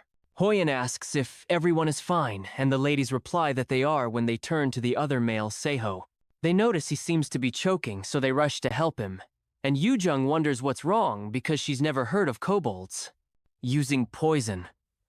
When Yu-jung looks up, she realizes that the boy isn't choking because of poison, but because of an overwhelming wave of mana hitting him in front of them is a huge kobold boss, and the students freeze. Shocked, Ho-yeon asks why there's a kobold lord here. Meanwhile, in the dungeon assigned to Team 3, Gina confesses to Jae-hyun that she knew he was strong. But he's really amazing. She asks him how many monsters he's dealt with so far in their walk through the dungeon, but Jae-hyun insists it's nothing. Because things just happened, however. Gina insists that it's nothing because they will be able to clear the dungeon, without anyone getting hurt. If things continue like this, when Jae-hyun looks to his side, he notices that Ina is distracted. So he grabs her hand and asks her. If other people still make her uneasy, she admits that they do. So Jae-hyun realizes she's really shy, but then there were rumors that no one had seen Ina speak more than 3 words at a time while moving forward. The team runs into a room filled with oars. Our boy realizes that this is different from what he remembers, and this clearly must be Jian's doing. It occurs to Jae-hyun that his existence has caused Ja-in to change his plans from what he did in the past. Suddenly, Jae-hyun senses a monster coming, and he supposes it's the Kobold Lord. So he informs his teammates to use their plan C by defending first and then counterattacking, when Jae-hyun tells them to be careful, because this monster is different from what they've encountered before Sung. Woo becomes worried that a stronger monster is coming, especially because they had been told that only weak monsters appeared here. Suddenly, something breaks in through a nearby wall, and the cadets are shocked to see a Kobold Lord. They wonder what a boss monster is doing here, and as Ina is about to run backward, she recalls what Jae-hyun said about the whole party being annihilated. If any of the warriors in the vanguard start to falter, she quickly activates the magic armor around the warriors, and Sung Woo struggles to focus because of the sheer size of the monsters. Eventually, Jae-hyun activates his taunt skill, and when the Kobold Lord attacks Sung Woo's shield, Sung Woo calls out to Jae-hyun, our boy rushes towards them and creates a mana attack in his hands, and he blasts the Kobold Lord. Ina is shocked by the amount of power that Jae-hyun's attack packed, and she hopes that such a great attack would deal a great deal of damage, but the monster easily gets up as if nothing happened. The sight makes Jae-hyun laugh, and as he witnesses the destroyed parts of the monster repairing itself, our boy confesses that he didn't expect anomalies. As its body heals, the Kobold Lord smiles at them. And Jae-hyun starts to wonder if a Kobold Lord with regenerative abilities isn't too much to handle. Suddenly the Norner system identifies the existence behind the Kobold Lord as something called Odin's Raven, so it gives him a special quest called the Raven Hunter. The special quest requires him to kill all of Odin's ravens that are weighing down on him, and the gods against the Aesir. There are 5 objectives, and the mission is an S-rank difficulty with a reward of a blank card and class increase, with a penalty of death.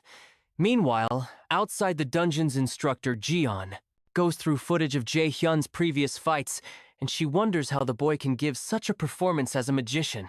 She's an O-rank magician herself, but such battle skills that Jae-hyun shows are unthinkable to her. She considers that the chances of Jae-hyun's Team 3 taking first place in this dungeon's practicum are high, and when one of the doors opens, she's surprised to see Cadet Seho being helped up by Ho-yeon while Yu-jung tells her that there's a big problem. Still shocked, Ji-an asks her what happened, and they inform her that a Kobold Lord appeared in the dungeon. She's surprised that they could run into a Kobold Lord, because there's no way it could have gotten in.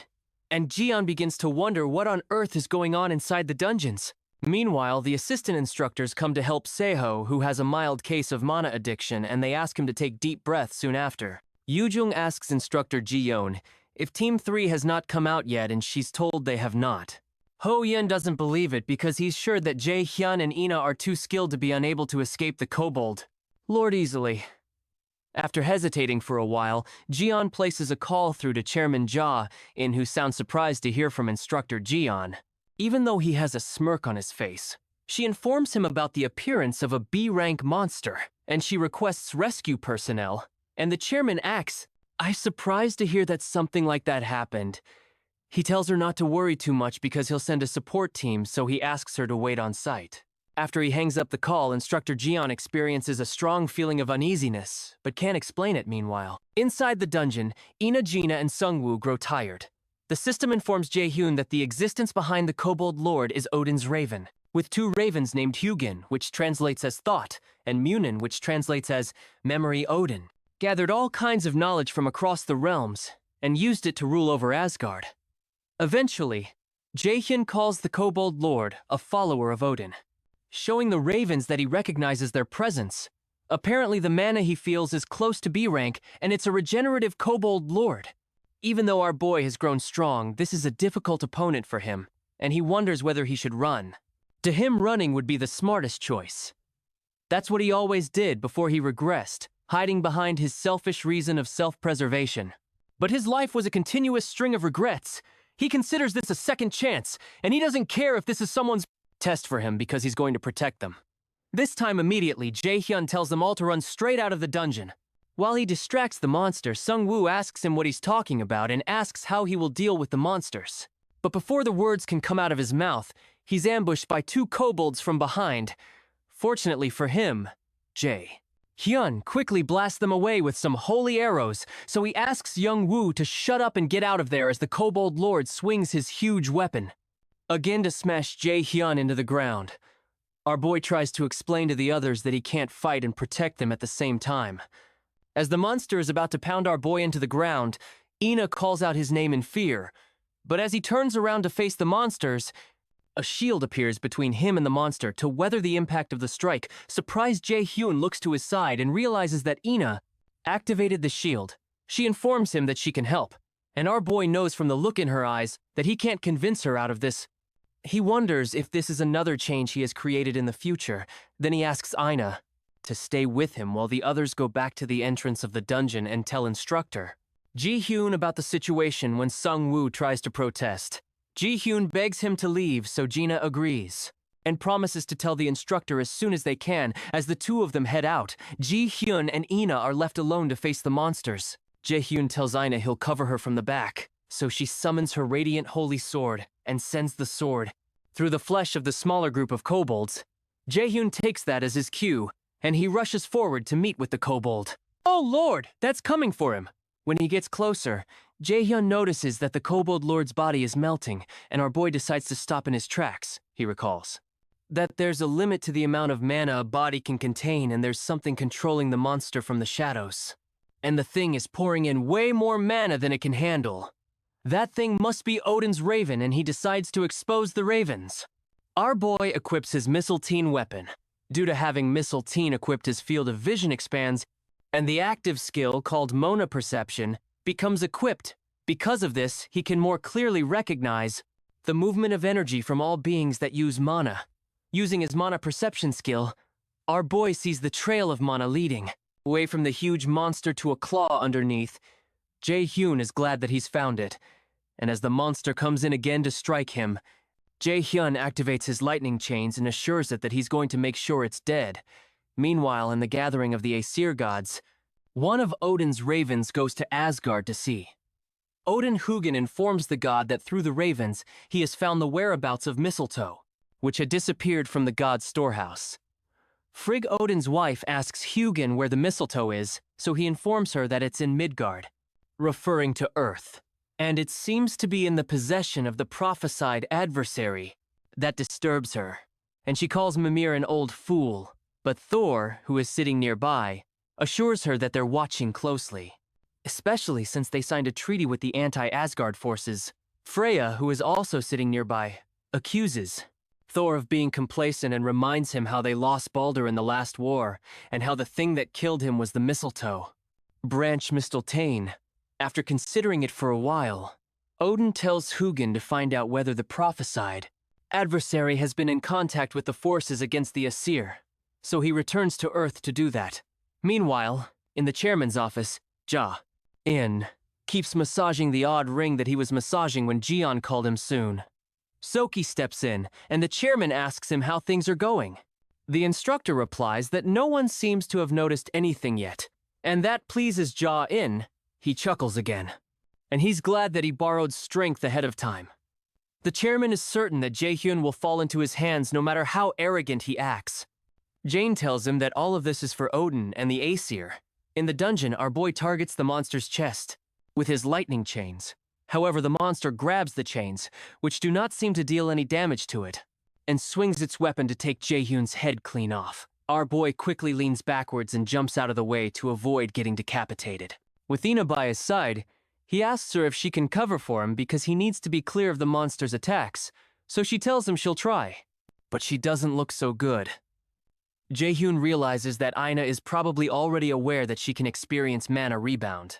Even if he ends up defeating the Kobold Lord, the chances of Ina dying are high, but he wonders why she still plans to help him regardless. In this second chance at life, Jae-hyun had resolved not to trust anyone, after all this world was completely unfair and cruel to the weak. But he seems to be having a change of mind. He turns back to his opponent and decides to end this. He only has one chance, and he sends a barrage of lightning chains at the monster once more, while Ina provides some support by creating a mana shield around Jae-hyun. Our boy dashes towards the monster, and Ina, who's feeling more uncomfortable, bites her lower lip as her hands begin to shake the riled-up monster targets. Jae-hyun, who is running towards it, Jae-hyun recalls that his friend from his past life once told him that there's nothing more miserable than dying because you couldn't trust your companions. So as Jae-hyun leaps towards the monster, he signals to Ina to act, and he promises himself to confirm what his friend said from here on out.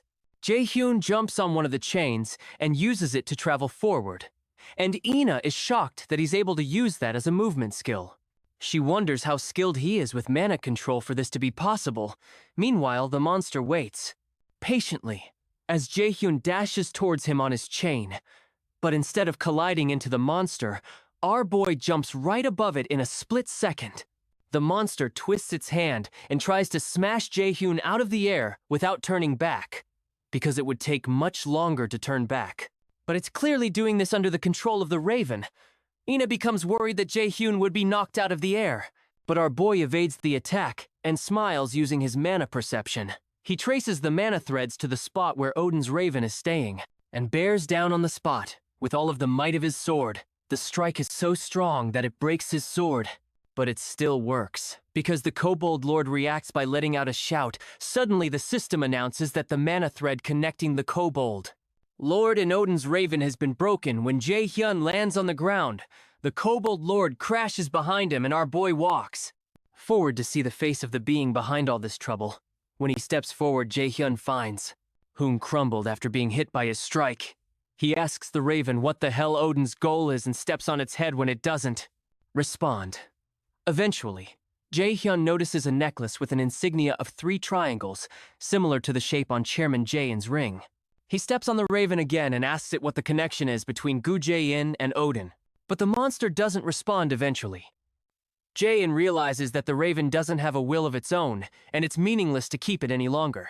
He finally raises his leg, allowing the bird to fly back to Asgard to report to its master. Suddenly, Ina bursts into the area looking for Jae-hyun. But Jae-hyun warns her that it's not over yet, because she needs to be careful about mana rebound before the words come out of his mouth. She suddenly freezes, and the Nornair system informs Jae-hyun that corrupted mana has accumulated in his body. Jae-hyun grabs his chest due to pain, and Ina does the same. But the Nornair system soon purges Jae-hyun's mana, due to the purity of his mana soon after he finally stabilizes, and the system notifies him that his mana capacity has permanently increased by 5%. Jae-hyun is glad it worked, and he's told that he has succeeded in hunting the first of his prey. From the special quest called Raven Hunter, he's rewarded with 5 stat points, a blank card, and a level upgrade once he fully recovers. Jae-hyun realizes that things could have ended up worse than they turned out, but when he turns to Ina, he doesn't see anything good, and the Nornir system informs him that his teammate's life is in grave danger. Our boy rushes towards Ina, and he's told that she will die if she does not recover immediately. Sometime later, Ina wakes up in a pool of sweat and a headache. She notices Jae-hyun by her side, so she asked him what happened. He seems to have been asleep, but he wakes up when he hears her calling his name. He's surprised she's awake and asks her how she feels, and when she checks her status, she's shocked to realize her health and mana have fully recovered. She's confused about what had happened because she remembers that she experienced mana rebound.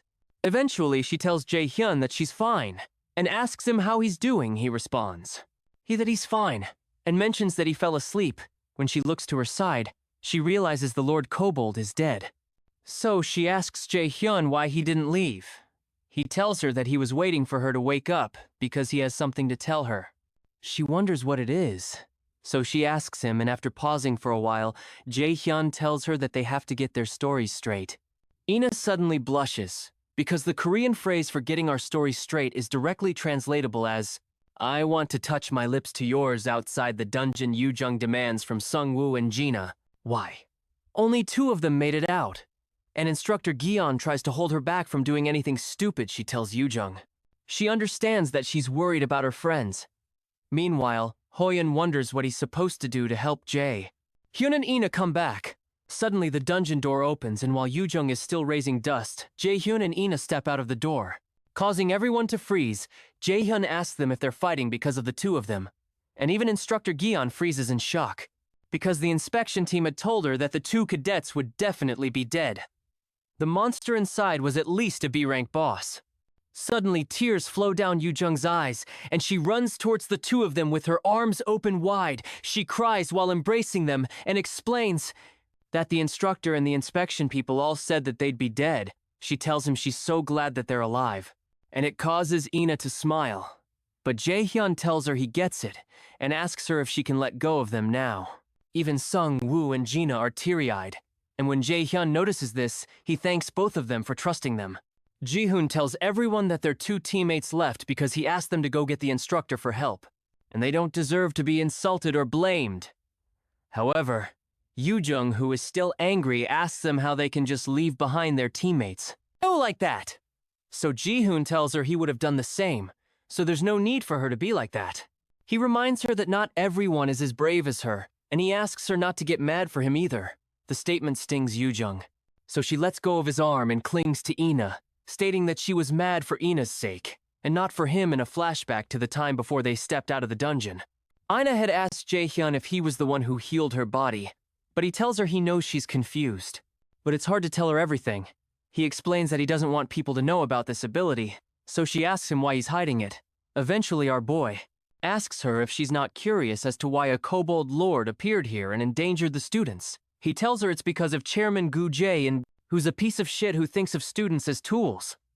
Jae-hyun tells her that Jae-in is very different from the side of himself. He shows to the public and the media, and he thinks it's fine for useless students to die. Ina realizes that's why Jae-hyun is against the chairman and why he's hiding his ability. And he confirms it after pausing for a while. She reminds him of some things he said to her the day they went to the office. Apparently, he had told them not to trust anyone, whether it's the chairman or an instructor. So she asks him how much he knows about Jae-in.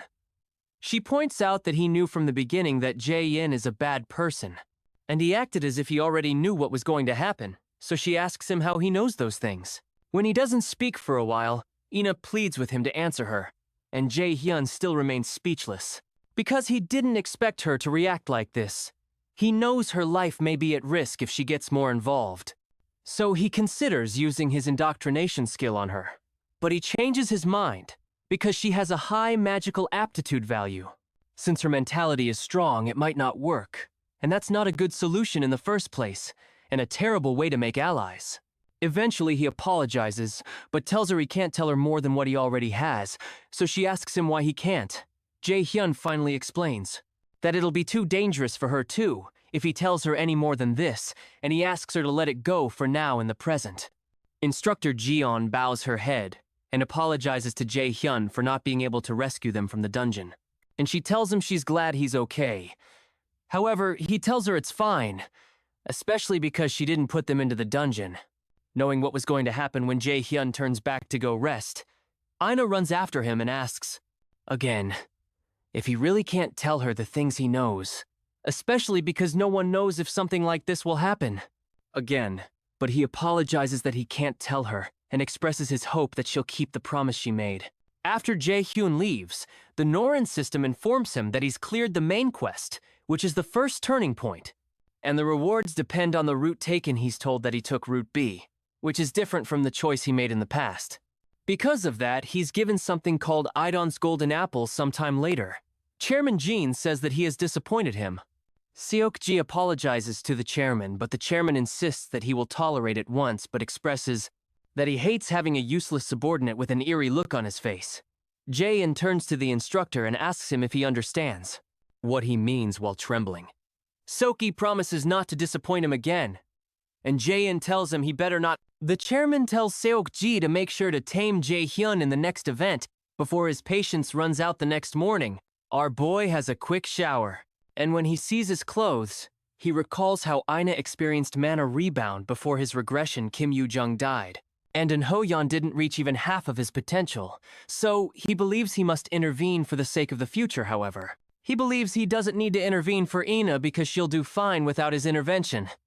He decides that he has to be careful about how he interacts with her, since he's not sure how it'll affect the future eventually. He takes his seat on the couch and turns on the TV to see if there's anything worth watching while watching the news. He reasons that he'll have to find out the relationship between Gujian and the Asir as soon as possible, since what occurred in this dungeon is just the beginning. There will definitely be more dangerous situations in the future, and he knows he needs to grow stronger so he can respond to any situation while watching the news. He notices one broadcaster asking another man about some other kinds of dungeons that exist other than the ones they're used to. The specialist invited to the show explains that there are theme dungeons and you have to approach those differently than you would a normal dungeon in which you kill the boss to clear it. When asked what other feature a theme dungeon has, the man explains that the biggest difference is that you can't leave the dungeon before clearing it, and our boy recalls these theme dungeons from his past life, and he gets an idea. The specialist further explains that raiders who want to raid theme dungeons need to become a character of the theme and clear certain requirements. It could be regarded as a kind of role play, and what raiders want in these kinds of dungeons are rare item rewards. Apparently there's a hidden piece that raiders also call God's Arrangement, and this item is the reason raiders are desperate to clear such dungeons. Despite their difficulty, after hearing that Jae-hyun smirks and realizes this is his opportunity to get what he needs the most. Meanwhile, Aina enjoys a cup of tea with Yoo-jung, and she apologizes to her for making her worried. Yoo-jung tells her it's fine, because she's happy as long as the two of them are okay. She admits that Yoo-jung's personality is kind of shitty, and she was worried that Jae-hyun might have been mean to Ina, so she explains that Jae-hyun is always like that. Ina pauses for a while, and Yoo-jung becomes angry and asks if Jae-hyun was actually mean to her, surprised. Ina clarifies that he wasn't, but it's just that Jae-hyun seems to trust Yoo-jung a lot. She reasons that she would be happy if Jae-hyun could also trust her and depend on her a bit more. Finally, she mentions that he might trust her if she were a bit stronger, and when she pauses again, Yoo-jung becomes worried about her, so she eventually gets up and proposes that they throw out the thought of Jae-hyun and go eat something yummy instead. As Yoo-jung stretches out her hands, she explains that there's a place she's been waiting to go to, and while Ina stutters, Yoo-jung grabs her hand and declares that they're going to make her feel better. At first, Ina is surprised that Yoo-jung is dragging her away, but a smile soon develops on her face. Meanwhile, our boy checks out the legendary rank consumption item called Eden's Golden Apple. It's an apple grown and picked by Eden, who is in charge of the Asir. God's eternal youth and immortality consumption slows down aging immediately by 50% and increases natural healing ability by 50%. It also permanently increases magic aptitude and cannot be sold or given to another user. Jae-hyun realizes that such features like anti-aging and better natural healing are super rare, and it must cost at least 1 million. However, the issue is that he can't give this one out too. He decides to focus on calculating all the loot he can get, and he recalls that a rank theme dungeon will open soon in a theme park in Seoul. It's where he can obtain the shoes that increase speed, called Thialfi's Thunder Steps, that Thor's servant Thialfi used to wear the shoes, greatly increase one's dexterity stat. So a lot of martial arts raiders really wanted them. Eventually, Jae-hyun takes a bite of the apple with much anticipation, and everywhere lights up, but he eventually realizes the apple tastes like every other apple soon after the Nornir. System informs him that Eden's golden apple is starting to take effect, and his stamina stat has permanently increased by 20. His mana stat has increased by 20 with his aging rate and natural healing ability increasing by 50% each apart from all that is magic. Aptitude will be greatly increased permanently. Jae-hyun is glad that the apple's effects aren't average, and his movements start to feel lighter. He picks up his phone and soon places a call to someone shortly after our boy heads to the theme park in Seoul, and he finds out that the place looks a bit cheap after seeing it. After regressing, when he steps towards the counter, the attendant asks him what kind of ticket he would like. But Jae-hyun drops a Lotus Guild card and introduces himself as a raider from the Lotus Guild. He informs the woman that a theme dungeon will open up in the park in a short while. Meanwhile, Instructor Jian comes to Jae-hyun's hostel to see him, and she's told that he's not around. The attendant informs her that Jae-hyun had said he had something to do today and asks if something is wrong. So Ji-hyun clarifies that there isn't a problem. Ji-hyun wonders how Jae-hyun is already able to recover from such an incident, especially being a newly enrolled student. He's not only skilled, but also very fast at recovering from trauma. So Ji-hyun realizes he has real guts before she leaves. She asks the attendant to tell Jae-hyun to come see her when he returns. Ji-hyun steps out of the hostel and plugs in a communication device to secretly speak with a team manager named Song Ji-suk Sunbae. Nim Ji-suk soon answers and asks her how her investigation went. So she informs him that she found out that Jaehyun was behind it. Ji-seok asks her if Sayoki was in charge of the dungeon trial, and guesses he must be in a difficult position right now. He asks her to keep an eye on both of them and call him if she notices anything. Jiyeon receives the orders, and also informs him that she thinks student Min Jae-hyun, whom she talked to him about, he knows something about what is going on at the park. The park officials announce to their guests that they need to leave. Jae-hyun is surprised by how quickly they responded, and he realizes the Lotus Guild is really influential. He recalls the call he had with teacher Seongun to inform her about the dungeon that's about to appear, when he expresses total certainty. She gives him permission to mention their guild's name on the condition that he prioritizes his safety if things become dangerous. He's amused by her condition. So she tells him that it's not that she doesn't believe in how capable he is, but no teacher in the world to wants their students to be in danger, since anything can happen in a dungeon in the present, the Nornir. System informs our boy that the theme dungeon called Neverland in Ruins has appeared. Apparently a special item will be rewarded if 3 missions are cleared consecutively. A special quest called Big 3 is added, and his mission is to clear the 3 missions which have a difficulty of a rank with the reward of Thialfi's Thundersteps. A 24-hour timer begins. But the failure penalty isn't stipulated. Jae-hyun realizes things are just as he remembers from his past life. In a flashback, he recalls that another raider showed up and began to talk about how she could easily tell that the Viking was a mission location. In the flashback, she states that she was so smart that she could easily find some of the rides in the park, the haunted house, and the parade. Her name is Seo Ah-hyun, a 16-year-old themed dungeon raider. She openly declares that her skill, Cognition Accelerator, is pretty awesome to her. There's nothing she can't do if she just uses her brain a bit. She talks about how excited she is to hear it's a theme dungeon, but she's not disappointed. Jae-hyun recognizes her as a self-proclaimed genius. With an IQ of 150, she was all excited about her own power and bragged about it, but ended up being killed by those who were envious. Thanks to that, the Alfie's Thundersteps went to some other random person, this time Jae-hyun. Figures it's going to be better for him to take the Thundersteps this time, soon after the Nornir system. Asks him if he would like to start the Viking mission, the first mission out of the big 3, and he agrees. He's soon transported to the Viking dungeon, and the system tells him the ending of this story is being changed.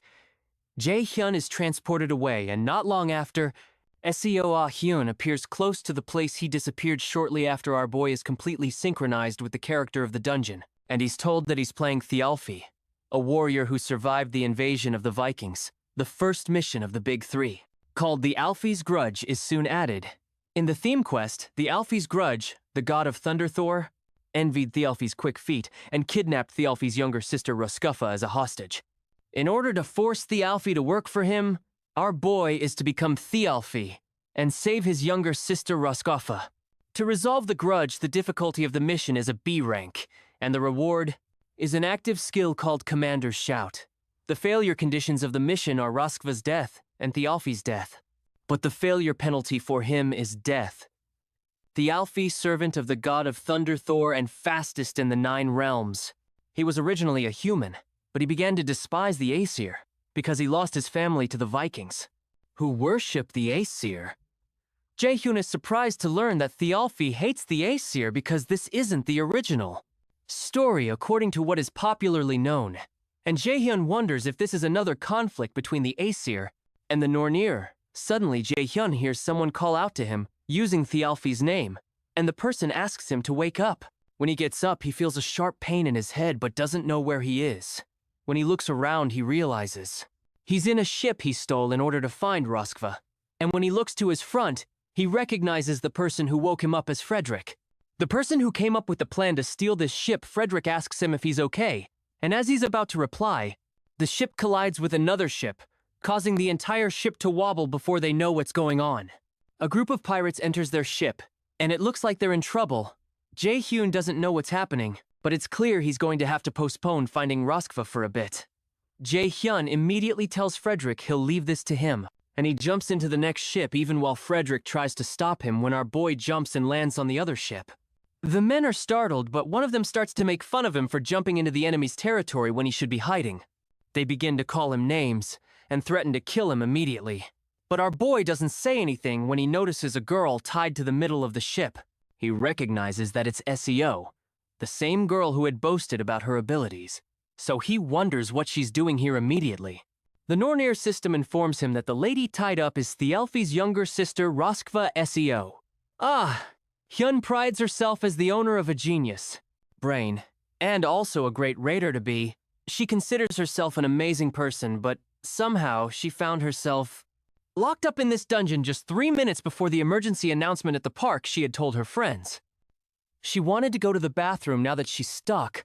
She calculates that there's a 0.6% chance of a dungeon appearing where she is, and a 0.0003% chance that she'll get locked up in a themed dungeon. After lamenting about her luck, she decides not to think about it, but to think about a way out of here. After tearing up because she doesn't want to die here, she hopes a raid team might have already arrived. As she hopes to run into one of them, she spots Jaehyun standing in the middle of the park, so she tails him. She wonders who he is, because he doesn't seem like a part of a raid team, so she decides to follow him in the present. Jaehyun wonders why he ended up meeting her. Again, of all the people he could meet, especially after they even made an announcement for everyone to escape while he's lamenting. The pirates prepare to poke him full of arrows, but our boy creates a mana shield to protect himself from the onslaught of arrows while they fire. He wonders why he's always surrounded by abnormal people. He soon creates a punch packed with mana and knocks them all down with one strike. Eventually, our boy decides to be optimistic. Even though SEO is a bit of a bitch, he knows she'll be helpful for the raid. A new and bigger opponent appears and tries to slash Jaehyun with his sword, but our boy slides out of the way to avoid his attack. Since he can't send SEO out, he decides that it'd be better for him to use her after evading the first attack he lands. A punch on the big guy's face and sends him rolling backward. He'll have to first take care of this situation, and then figure out what to do with SEO after the other pirates rush out to deal with him, so Jaehyun tells them he doesn't have time right now. So he asks them to come at him all at once. After a short while, he takes out all the men and walks up to SEO, then tells her she can stop pretending to sleep. Jaehyun asks her if she's supposed to be Roskva, but she only hisses and admits that she's been found out. With a smirk on her face, she asks him if he's supposed to be Thialfi. Jaehyun affirms that he is, and he crouches down to speak with her, but he suddenly cracks the structure she's tied to with a punch, causing her to tremble with a crazy look in his eyes. Jaehyun tells her he can tell what she's thinking about right now, so he advises her not to try any of her funny ideas. It's clear the threat worked, because CEO nods eagerly and hiccups soon after. The system informs Jaehyun that he's cleared the first mission of the Big Three, and he's being sent to the field. He and SEO soon appear in the park again, and they sit across from each other at a table in SEO's eyes. Jaehyun is a magic class. "Oh, Raider! That moves like a martial arts raider!" She guesses he's roughly the same age as her and has a shit personality. As she wonders who this strange person is, Jaehyun finally breaks the silence and asks what kind of skill she has. SEO stutters, and eventually reveals that her skill allows her to be better at swordsmanship. She believes that Lai should trick Jaehyun. Since there aren't many middle schoolers who have skills, since he has a shitty personality, she plans to use him to her advantage. But while she's thinking, Jaehyun tells her that's not all there is to her skill when he tells her he hates liars. She insists that she's not lying, and she has a D-rank skill called Beginner Swordsmanship Revision after a short pause. Jae-hyun informs her that her skill is called Cognition Accelerant, and he explains that it makes it feel like time's slowed down and quickens the user's thoughts. It's usually used in leadership positions, but it's effective. For analyzing and figuring out the opponent's mind when he asks her if he's wrong, she's utterly perplexed and asks him how he was able to figure out her skill. Immediately, Jae-hyun gets up and tells her he can't take her around with him because she still seems to be planning to lie. And use him. He tells her he's not that stupid and turns around. But she pleads with him to wait and apologizes. With tears streaming down her eyes, she begs him not to leave her alone there because she'll absolutely die if he leaves her behind. Jae-hyun asks her how he can trust her, and she offers to figure it out. When he hears that our boy smiles and proposes, she writes a contract. In that case, she's initially confused, but she soon understands what he's saying when they draft up a contract. The first term of the contract is that she can't act in any way that will harm Jae-hyun. The second is that she must obey all of his orders. The third is that Jae-hyun will guarantee her safety until clearing the Neverland theme dungeon. And the fourth is that she will never talk about this contract. She grabs her hair in frustration. As she reads the contract, this contract is enforceable, using Jae-hyun's subordination skill. That comes with his indoctrination skill. He can hold supremacy through a contract, and he knows this is the best way to use her, since she's a real pain in the ass. Eventually, she agrees to sign it, and a binding chain appears around her neck and arm after she does. The system declares that SEO has been subordinated, and the subordination will not be broken even after clearing the question. As it is a subordination through contract, Jae-hyun tries to cheer her up by saying it's a pretty good condition, since it's not like he has control over her mind. But she retorts that there's no way it'd feel pleasant to have someone else in her mind when she says that he tells her she can break the contract since he never forced her into this, and he can just leave her here. But before he can finish his statement, she assures him she'll do her best. Meanwhile, in Hell's temple, someone tells Hell that he noticed the little adversary seems to be working hard, especially since the glares of the Aesir gods have gotten rather sharp. He shares that the Aesir gods will definitely be upset if he leaves now, so he asks Hell to be his eyes, because he'll need to stall for time until the adversary is ready at the park. SEO follows Jae-hyun around, and she soon asks him where they're going.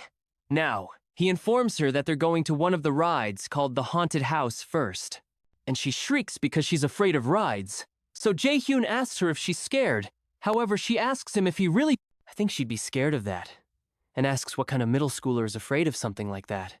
Jae-hyun responds that someone like her could be, but when she insists that she's not afraid, he agrees with her when they get closer. Our boy tells her to prepare to go in, but she pleads that she needs time to do some deep breathing. The system declares that they're starting the second mission in the haunted house, and they're soon transported there. They're to escape without breaking the 3 rules, and some of their skills will be locked. Jae-hyun asks SEO what her role is in the dungeon, and it seems to her she's a cameraman because of the camera given to her, so she asks him what his own role is. Our boy explains that he's some horror streamer, and it's been a while since they've had a guest. Suddenly, a huge man appears by their side and greets them.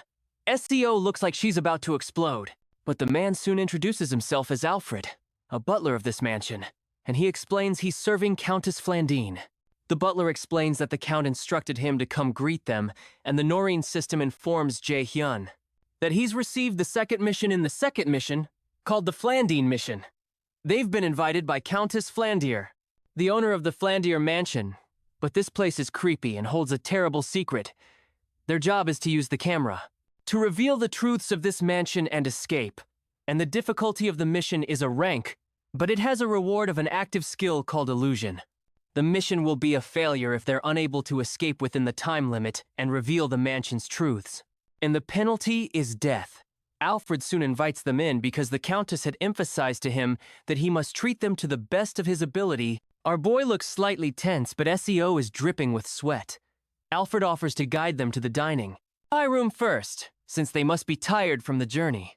Once inside, Jae-hyun sees a vase with a tag that shows it's for the most beautiful and foolish little girl. Sayo notices a pretty painting of a little girl and a dog, so Alfred informs of them that it's a portrait of the owner, and Sean, the dog, our boy, figures The girl must have been 12 or 13, so he mentions that the Countess must really treasure her childhood, seeing that she put up a portrait like this. Alfred agrees that the Countess values in her childhood, because she has very dreamlike happy memories. But he says this with such a ghastly expression that it makes MC uncomfortable and code-teary. Eventually, the weird butler tells them to follow him, as they both follow behind. Our boy knows he has to be alert. The system told him the context of the first mission but didn't do so for this second mission, which means he'll have to figure out all the secrets himself. He looks over at SEO, who is freaking out, and he asks her if she's good, pointing out that she was lying when she said she wasn't scared. However, SEO interjects that she's only jittery, because she's not gotten used to the place yet soon after. Alfred tells them they've gotten to the dining table, where he shows them the feast that Countess Flandra has prepared for them, still with that creepy look in his eyes.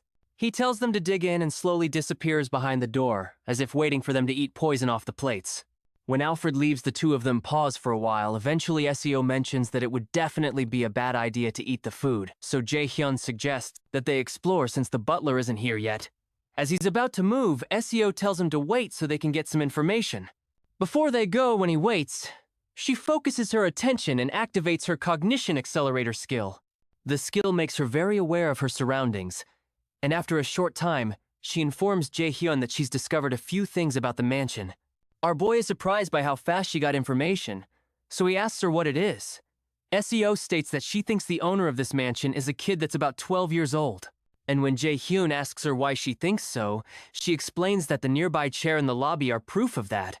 The seat of the chair where the owner sits is higher than the others, which means she's much smaller than the other people who sit in the other seats. Apart from that, all the shelves in the lobby were pretty low, and only the lower handles were used. Jae-hyun considers that it truly makes sense, so he proposes that they go check somewhere else. SEO follows him around, and she expresses her wish to take the camera she got back with her because it's a really expensive one. When Jae-hyun suddenly stops, SEO walks up to him and asks what's wrong, but he tensely tells her that this is not the time for jokes because they're locked in here outside the theme dungeon appearance raiders and news.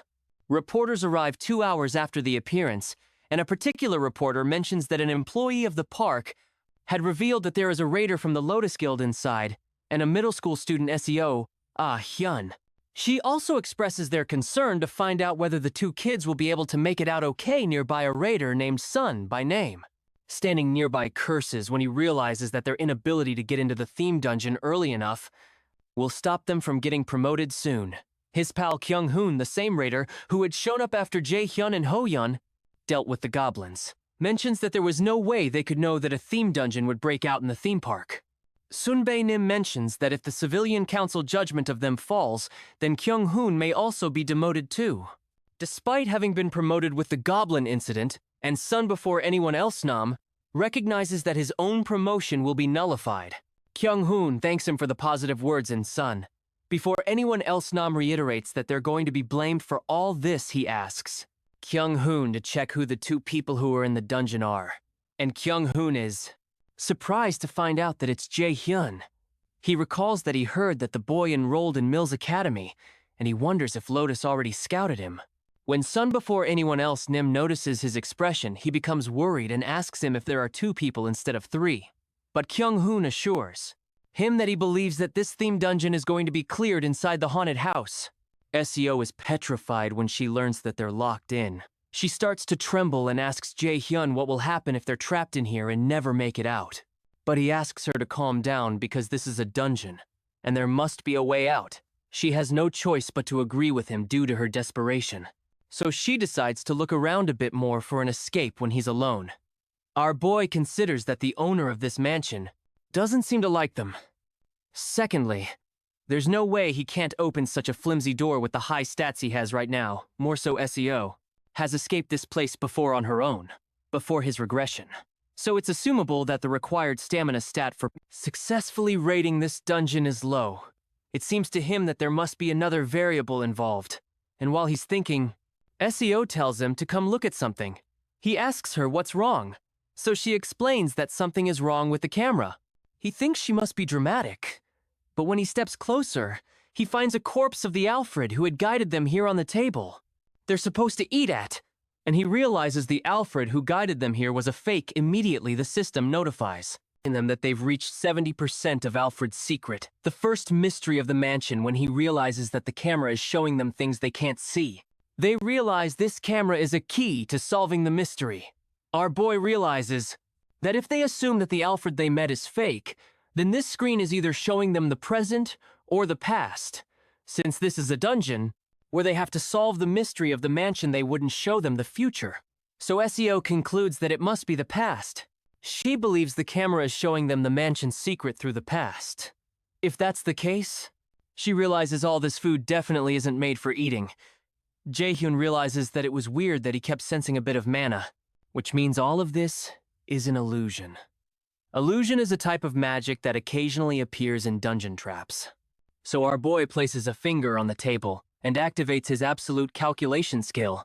For some reason, the system tells him that there was a failure with activating the absolute calculation skill because the skill is not allowed here. When he realizes that won't work, he turns to SEO and asks her what she's looking for under the table. She mentions that she feels like some device for opening a door might be there, because the only thing in the entire room that's different on the camera is Alfred being on top of the table in place of the food. She believes the key to escaping must be here, so it gives Jaehyun an idea to solve the mystery. Our boy immediately turns on his mana detection skill, and when he focuses on the table, he notices a beam of mana emanating from one of the plates filled with pudding. It confirms his suspicion since locking magic is fundamentally tied to other objects or calculations. So, in order to destroy the magic, you need to destroy either the object or erase the calculation. He informs SEO that the key must be inside that pudding.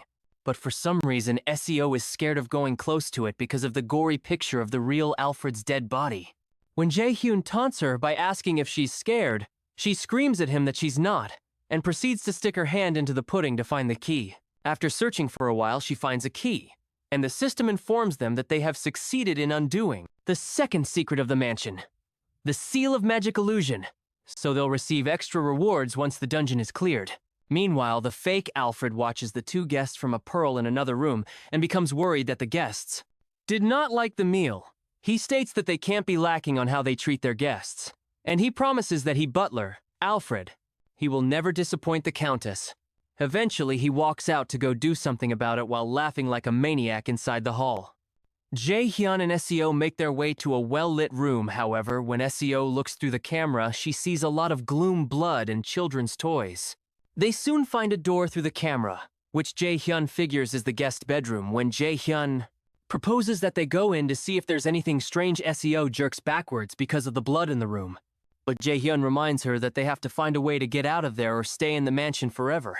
Eventually, she agrees that she doesn't want to stay in the mansion forever. So our boy tells her to shut her mouth and look around and call him if she sees anything. After stepping in, Jaehyun decides to look around for clues. Not long after, he looks backwards and sees a girl in shiny white clothes and bloodstains on her body. When he looks closer, he notices that parts of her face have been torn off, and a thread was used to sew her mouth shut.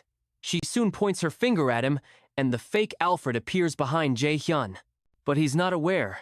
Soon after Jaehyun wakes up and sees a strange figure looking down at him, he gasps, but soon realizes it's SEO.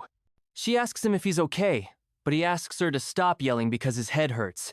He had seen this coming, so he doesn't know how they managed to subdue him, and he wonders if this is how this dungeon is supposed to progress. SEO informs him that she tried to figure out what situation they're in using cognition accelerant, taking into consideration all the moss and the moisture. She supposes that they're in an underground jail, and there are traces of torture throughout the entire place. After a while, Jaehyun goes to the iron gates, and he mentions that there must be a key somewhere too. He decides to use his active skill called Silence to prevent anyone from hearing them, and he punches the gate with a mana punch. Much to SEO's shock, the gate shatters like it's made of cardboard, and even cracks the wall they were put into. When SEO exclaims, Jaehyun tells her to be as quiet as she can be because it'll be bad if Alfred or whoever he is finds them. She taunts him by saying he destroyed the wall quietly, but he tells her to shut up and thinks of ways to get out of there. While he's talking, they hear a dog bark, and Jaehyun is shocked to see a small puppy leap into his arms. He wonders what the hell a puppy is doing here and notices a key in its mouth. Frantic SEO tells him to put the puppy down right now, but Jae-hyun asks why, since it's just a normal puppy in both appearance and mana. And he guesses that it may have been trapped here too, since it has a key in its mouth. Ko protests that there's no way the dungeon would give them the key so easily, and this puppy could be a trap. But the puppy begins to growl at her. The growling puppy makes her stop talking, and the system notifies our boy that they've received a new quest called Flanders' Diary. The Flanders' Diary quest requires them to go to Countess Flanders' room on the 4th floor of the mansion and read her diary. The difficulty of the mission is B rank, and the reward is the undoing of the theme. Dungeon skill locks. The fail condition is if they die before the time runs out, or if they fail to accomplish it before the 2-hour time limit. Jae-hyun reasons that removing the lock on their skills is a good reward, and he figures that Flandres' room must have a connection to the secrets of this mansion. They all go around until they make it to the 3rd floor. Jae-hyun eventually stops and admits he doesn't know where they have to go, and the dog jumps down from his hands. SEO also laments because they don't have their camera anymore, but she stops talking when she notices that Jae-hyun has frozen on the spot. She calls out to him to ask what's wrong, because he's making her anxious, but when he doesn't answer, she turns back and sees the little bloody girl dressed in white clothes that Jae-hyun had seen before with a closer look. Her eyes seem to have been gouged out and her lips sewn together. Jae-hyun tries to talk to the girl, but SEO grabs his shirt and proposes they leave because they don't have time to talk to a ghost. However, Jae-hyun brushes her hand away and asks the ghost girl why she's still here. And he asks if she has regrets related to this mansion. The girl shakes her head, so he asks her if she's here to help them, and she nods affirmatively. Eventually, our boy asks her where on the 4th floor Flandres' room is, so she points in the direction behind them. Jae-hyun thanks her and promises to help her move on to the afterlife if he gets the chance. So he asks her to wait as they all turn around, and the dog soon returns Jae-hyun's signals to SEO that it's time to go. But she looks slightly worried about the whole thing. Meanwhile, in the theme park, Sun Bae-ni sits with manager Sung-jae, and he asks to confirm if he had said that the Lotus Guild will take responsibility for everything related to this theme dungeon.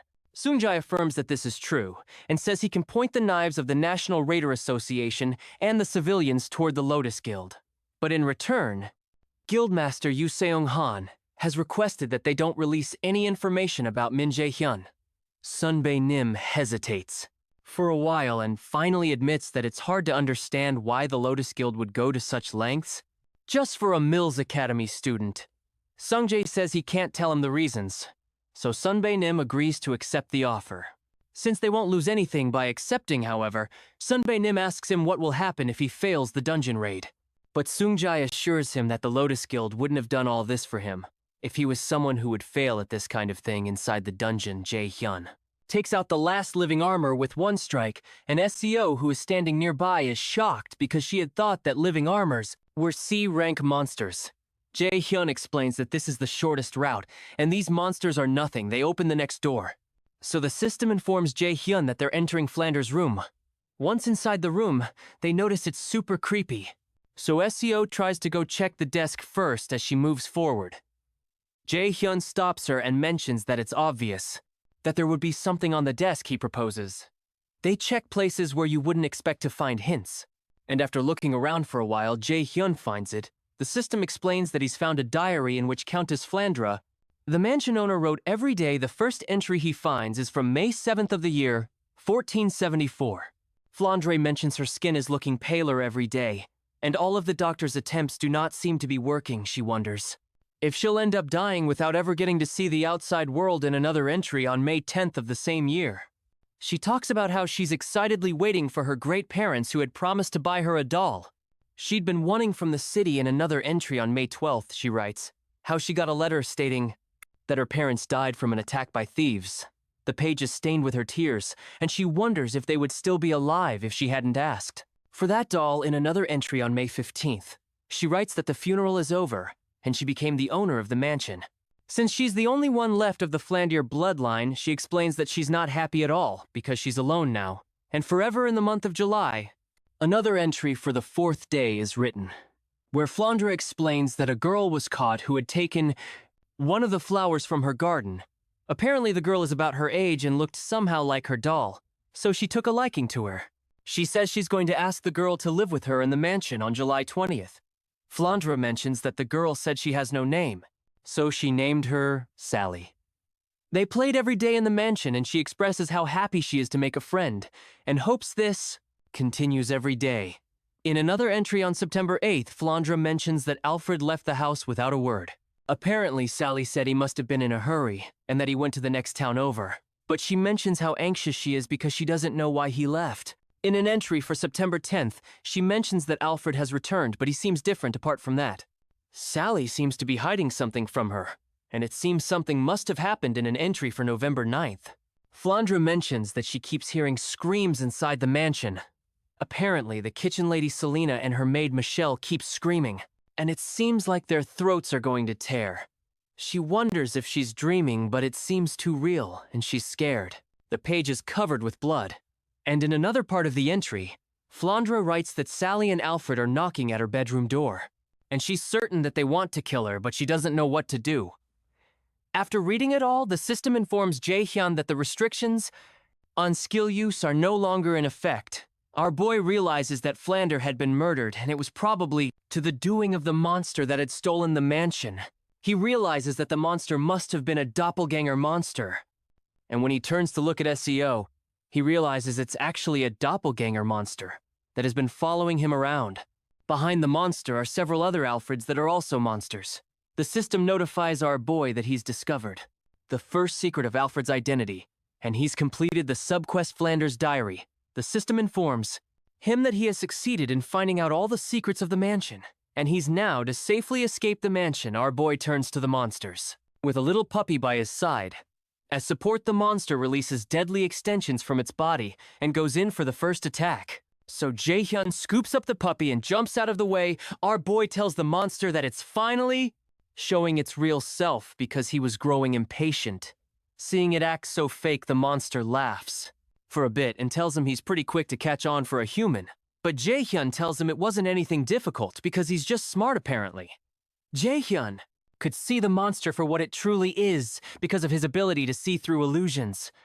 Eventually, our boy tells the doppelganger that it's also possible that he's not that smart, but the monster is just stupid. That statement annoys the doppelganger, and it asks him how he can dare to insult him in a rage. The monster destroys the overhead lamp and the roof, forcing Jae-hyun to run out of the room. With the monster hard on his tail, our boy activates his lightning chain and fires it at the monster, causing large gaps in its structure. But it doesn't destroy it. During this time, the little puppy begins to feel queasy. Because of all the quick movements, the doppelganger is a B-rank monster that's dangerous because of its ability to copy another being's skill and appearance. But when considering only its combat skills, it's more like a C-rank monster. After the monster regains its form, it tells Jae-hyun that it'll consume his body, and it demands that he give over his body. Ji-hoon doesn't move an inch, so the monster rushes toward him, and Ji-hoon still doesn't move.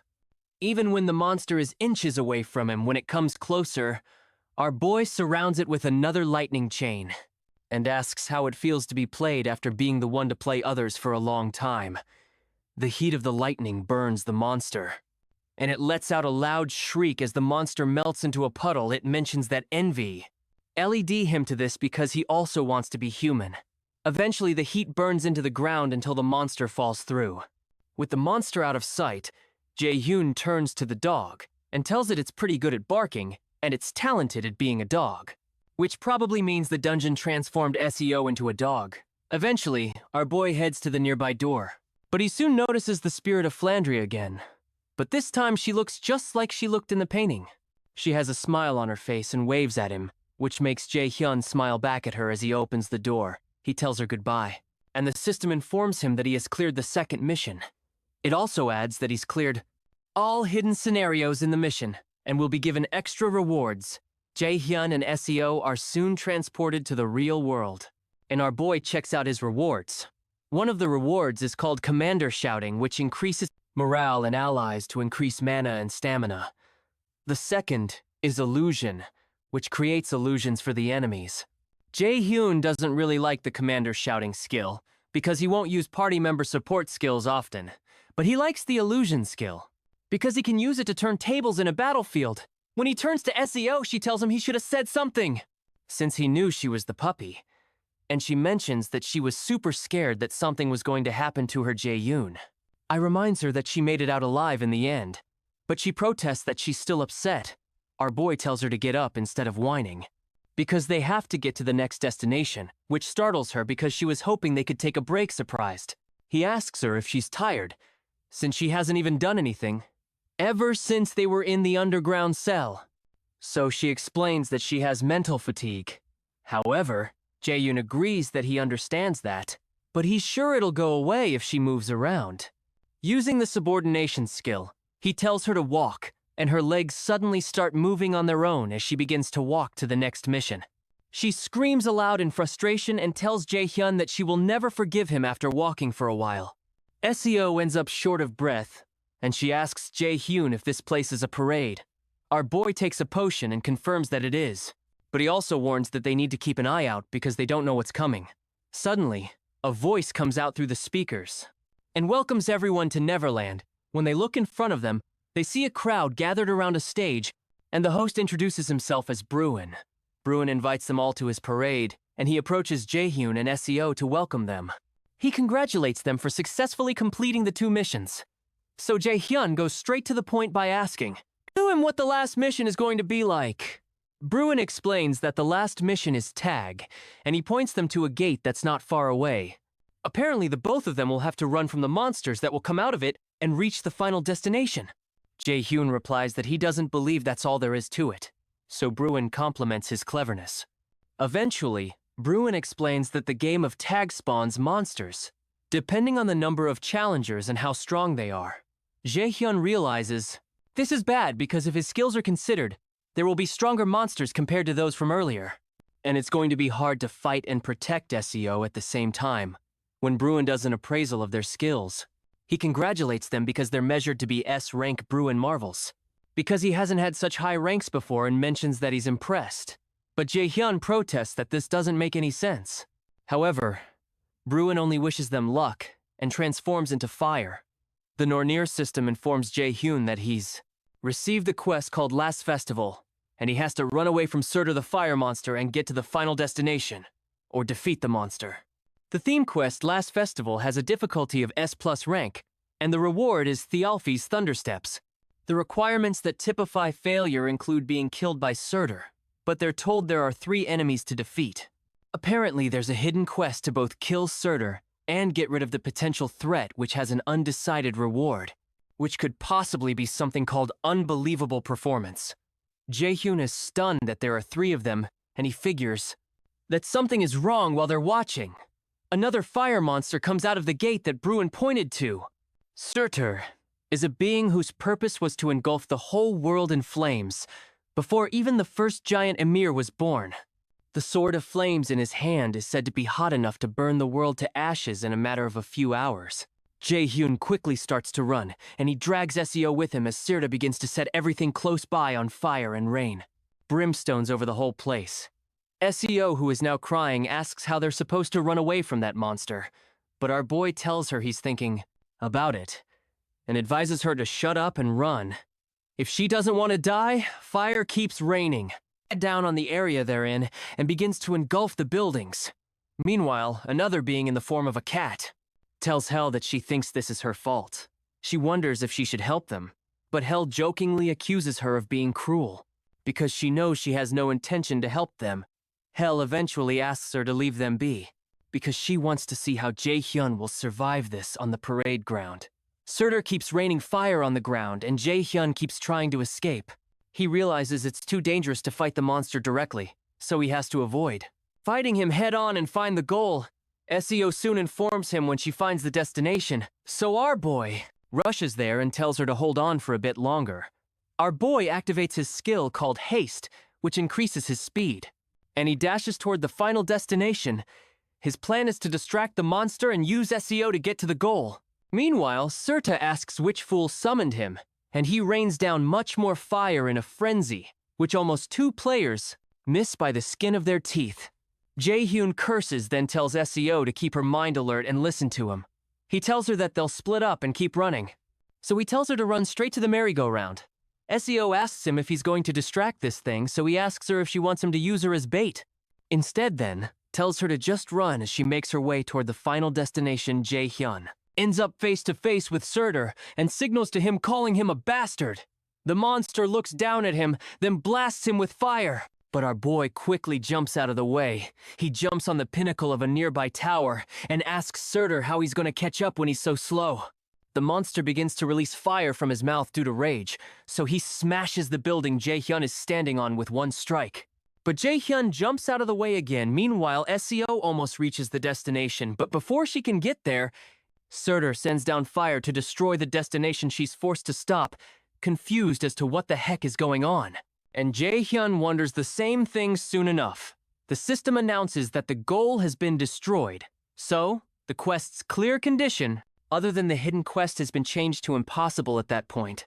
Surtur calls Jae-hyun an ignorant fool, and asks how he can dare consider himself to be a match for him. Our boy realizes that the only way out is to kill Surtur, so he stands his ground the next time Surtur sends a ball of fire at him. Jae-hyun easily blocks it without moving out of the way. Surtur commends his impressive skill because there have only been a few other people who could defend against his attack.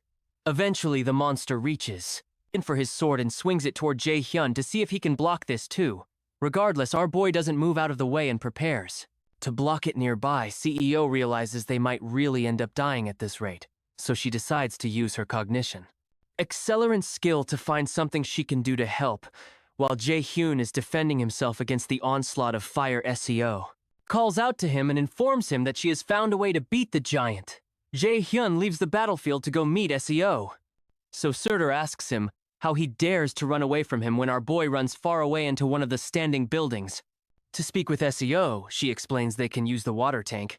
Apparently there is a water tank on the outskirts of Neverland, and if they lure the monster there, they might be able to damage it if they use water to get rid of its flames. Jae-hyun reasons that they might truly be able to damage its head or heart if they can deal with the flames. And SEO further explains that this can only be a copy, and not the original giant from the myth. She believes that this monster would die if they were to destroy his weak points. She explains that she'll use her skill to predict Surtur's route and tell him so he can lure him to the water tank soon after. Jae-hyun goes out and runs toward the water tank, but he relies on SEO to call out the number of steps to take in what direction, and what to do to avoid the next attack that Surtur is going to direct at him. At one point, our boy stops, so Surtur calls him a weak human and asks him if he's given up on running. Jae-hyun turns back at him and tells him he's not running. Our boy mentions that he heard that Sir Church is nothing compared to the easier gods, and he's just working as a gate guard right now. So he's not in the position to call him weak. That statement stings Surtur, and when he only exclaims Jae-hyun, asks him if he's also scared of him, who is a human to Surtur now. Blazing through his eyes, calls our boy a bastard, and when Surtur strikes him with fire, a surge of water bursts out toward him. It turns out that Jae-hyun had activated his illusion skill, so Surtur, I didn't know he was standing right in front of the water tank and not Jae-hyun. The water is so great that it covers up the monster and temporarily puts out the fire around his body without hesitation. Our boy leaps into the air with his mana-packed sword and strikes it into the monster's heart, pushing him to the ground with his back on the ground. Surtur accuses him of using a dirty trick, but Jae-hyun says it doesn't matter since he won. The giant warns him not to be arrogant, because he only fought him with a copy of himself, and dealing with the original form won't be this easy. Shortly after, Surtur dematerializes, so the system informs Jae-hyun that he has cleared the last mission of the Big Three, and he has cleared the hidden route, and will get extra rewards called Unbelievable Performance, as well as an item called Surtur's Undying Flames. SEO, who is standing nearby, is glad that it's all really over. The cat that was watching them realizes that Jae-hyun didn't need help after all. He finds him interesting and admires his willingness to get stronger, but Hel mentions that Jae-hyun is nothing more than just a vessel. The cat doesn't believe what Hel said because she's the one who's always curious about how Jae-hyun is doing, and he also believes that it's too early to let the Easter know about the boy. But they need to focus on helping him become stronger so he can get strong enough to kill Odin, the leader of the Aesir. Meanwhile, our boy is given the S-ranked Thialfi's Thundersteps, who stepped up to the position of a god of light as a human, the equipment will reinforce strength and dexterity, and grant a skill called the Step of Light, which is also S-ranked. Jae-hyun is shocked by how amazing the equipment is, but he soon notices an odd expression on CEO, so he wonders if she's trying to pull something on him. He uses his subordination skill on her to force her to show that she got an item called Roskva's Seal that increases one's strength and gives one a skill called Courage, which resists the state of fear and increases dexterity. While SEO laments about how annoying he is for using the subordination skill on her again, Jae-hyun considers how he doesn't have any interest in any of her rewards, but he's more interested in her cognition accelerator skill. Decides to hold off on duplicating it, since he can summon her anytime shortly after Bruin shows up to congratulate them. But as they are about to leave, he calls Jae-hyun the great adversary just like hell, and the other gods call him. That surprises Jae-hyun. But when he turns back to ask him why he called him, that Bruin disappears. Meanwhile, everyone waits eagerly for those who entered the dungeon until the shield around it breaks. When the two survivors come out, people begin to rejoice. But soon Bunam forces his way through because they need to discuss some things with the survivor. However, he gets to the front to discover that Jae-hyun has disappeared, much to everyone's surprise. SEO is left on the stage like a deer in headlights, and everyone turns their attention to her. When Kyung-hoon shows up, he suggests that Jae-hyun may have hidden himself if he's an assassin class. But Sunbaenim protests that Agent Kim Ji-hyun had told him that Jae-hyun is a magic class and particularly a battle mage. Meanwhile, Shogun is impressed when she learns that Jae-hyun vanished after accomplishing such a feat. Sometime later, our boy is glad to see there are no articles about his feat online, and he figures the Lotus Guild must have done something to cover things up. The way he was able to escape the people on the scene was by using Thialfi's Thunder Steps, which made him ridiculously faster. Another thing he got from the mission is Surtur's Undying Flames, which is single-use and can imbue a flame attribute to a weapon. However, Jae-hyun considers how this incident with Surtur makes him realize that he's still weak. He doesn't want to have to use dirty tricks to win against his opponents, or win without having someone by his side. He wants to be someone others fear to approach, and he wants to leave behind his weak past so he can protect his friends and family, so he plans to become stronger. Meanwhile, Chairman Ja-in commits to a mission of reporting everything about Jae-hyun to instructor Jong Yi-soo, and she assures him she won't disappoint him when she leaves. Jae-hyun thinks about how excited he is about the next event where he plans to get rid of all the dirty things in his way on the ground he litters. Pictures of several students whose faces he has crossed with an X. The next morning, Jae-hyun tells all the ladies why he was unavailable the previous day. Yoo-jung had assumed he was ignoring her calls and messages on purpose, but our boy clarifies that's not the case. Ina, on the other hand, asks him if he's hurt anywhere, and he tells her he's not Yoo-jung. Thinks he has bad luck getting into such troubles, and she wonders if God hates him suddenly. Soo-yuk walks up to them and mentions that he saw our boy's annoying face here. He tells Jae-hyun he can't play any stupid tricks on him this time. But when Yoo-jung asks our boy if he knows who the strange new kid is, Jae-hyun tells her he doesn't know him. Annoyed Soo-yak screams at them that he's Lee Soo-yak, but instructor Yi-soo tells him to keep his voice down, so he has no choice but to back off. When Ye-soo steps on the podium, she introduces herself to the cadets and informs them she'll be teaching like them. The first part of understanding magic calculations, she asks them to do their best because she plans to teach them well. But Jae-hyun notices that she's quite young for an instructor. When Yoo-soo asks them how much they know about magic, Soo-hyuk explains that magic uses necessary calculations to use mana to manifest something supernatural. The teacher agrees, and Soo-hyuk smirks at Jae-hyun to gloat over the fact that he answered the question eventually. Ye-soo hands out books containing basic magic calculation formulas for D-rank magic and the foundations of magic applications of higher levels, which is their focus this semester. After she hands some of the students some books, they lament that the books are all blank. But Jae-hyun knows differently when Yoo-soo calls him to ask if he can tell her what's written in the book. He tells her that it's written in rune, and it annoys Soo-hyuk that he was able to answer the question. It also unsettles Ye-soo that Jae-hyun was able to answer because the book is a magic text that can only be read by solving the calculations. Normally, it takes new students a week to be able to see the text in it. but he solved it by looking at it once. She realizes he's more talented than the chairman described, so she further probes him by asking if he knows the meaning of the rune on the book's cover. Meanwhile, Jae-hyun doesn't know why he can read the book easily, and he doesn't know if it's the Nornir system playing a trick on him or if it's the fate of the Acer. But he tells her that the writing on the cover says Odin's life, and the basics of rune in her apartment SEO laments because Jae-hyun, whom she refers to as a bastard, made her walk so much that her legs are now hurting. She also hates the fact that she had to answer the journalist questions about the interior of the theme dungeon and explain what happened on her own before he left. Our boy had made her unable to reveal anything about his skill.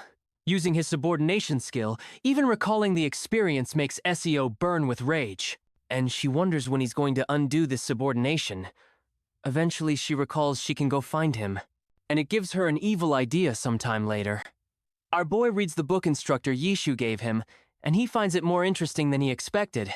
He learns that all calculation formulas change their nature depending on how they're used. The in-depth knowledge of the basics from the book allows him to use a wider range of low-rank magic, and can easily help him attain higher levels faster when he notices Yujung collapse from exhaustion. He praises the fact that she was able to succeed in reading the book cover. She laments that she's upset, because she was the one who taught Jae-hyun magic. But our boy jokes that the student surpasses the teacher. Meanwhile, Aina rejoices, because she can finally read the first page now. So Jae-hyun praises her hard work.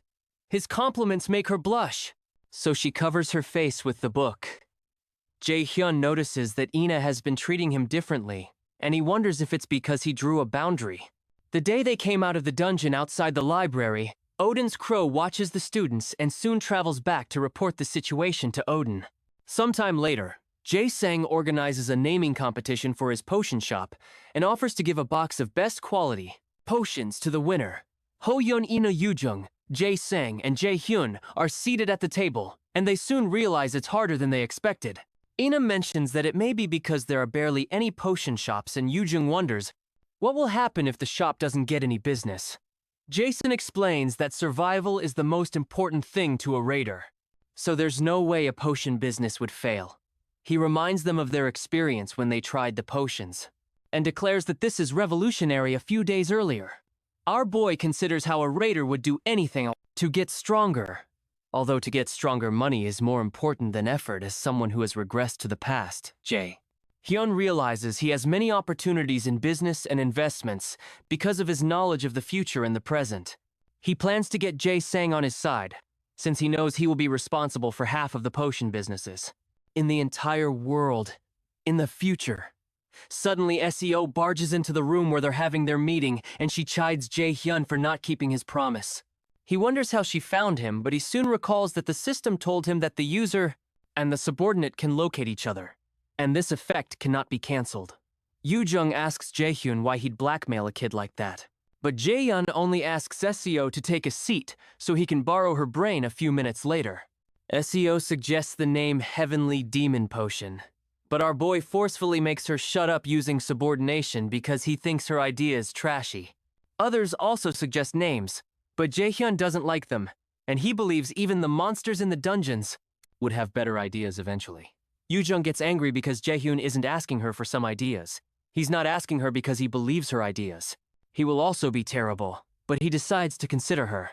She suggests the name Workshop Elixir, and our boy recalls that the word elixir is another name for the Philosopher's Stone that's supposed to bring back the dead and heal injuries. Jason loves the idea, and Jae-hyun also thanks Yujung for saving them, which is a first sometime later in one of Instructor Yisu's classes. Jae-hyun answers a question about rune being the language and foundation of magic. He answers it perfectly, and it further annoys Soo-hyuk. After the lesson ends, our boy informs Instructor Yisu about a question he has about something he read when she sees the book he's holding. She becomes tense, because it's a 4th star rank magic text, which even most instructors struggle to read at this point. She wonders what kind of creature Jae-hyun is. Later on, our boy heads to the library, and he soon realizes he's stuck on this book. And he also couldn't get anything from Instructor Yisu either, however.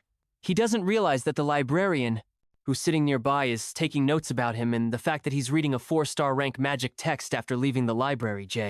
Hyun goes to see his teacher to help him understand the 4-star magic text. He explains that creation is to make new magic, destruction is to rule out and remove magic, and amplification is to reinforce magic. Apparently, the calculation formulas and theories are high level and hard for him to understand on his own.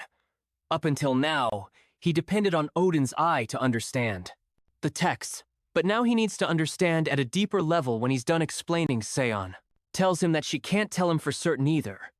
When he asks why, she adds that he needs to understand the concepts in 4-star magic texts on his own, so that he can step to the level of an A rank.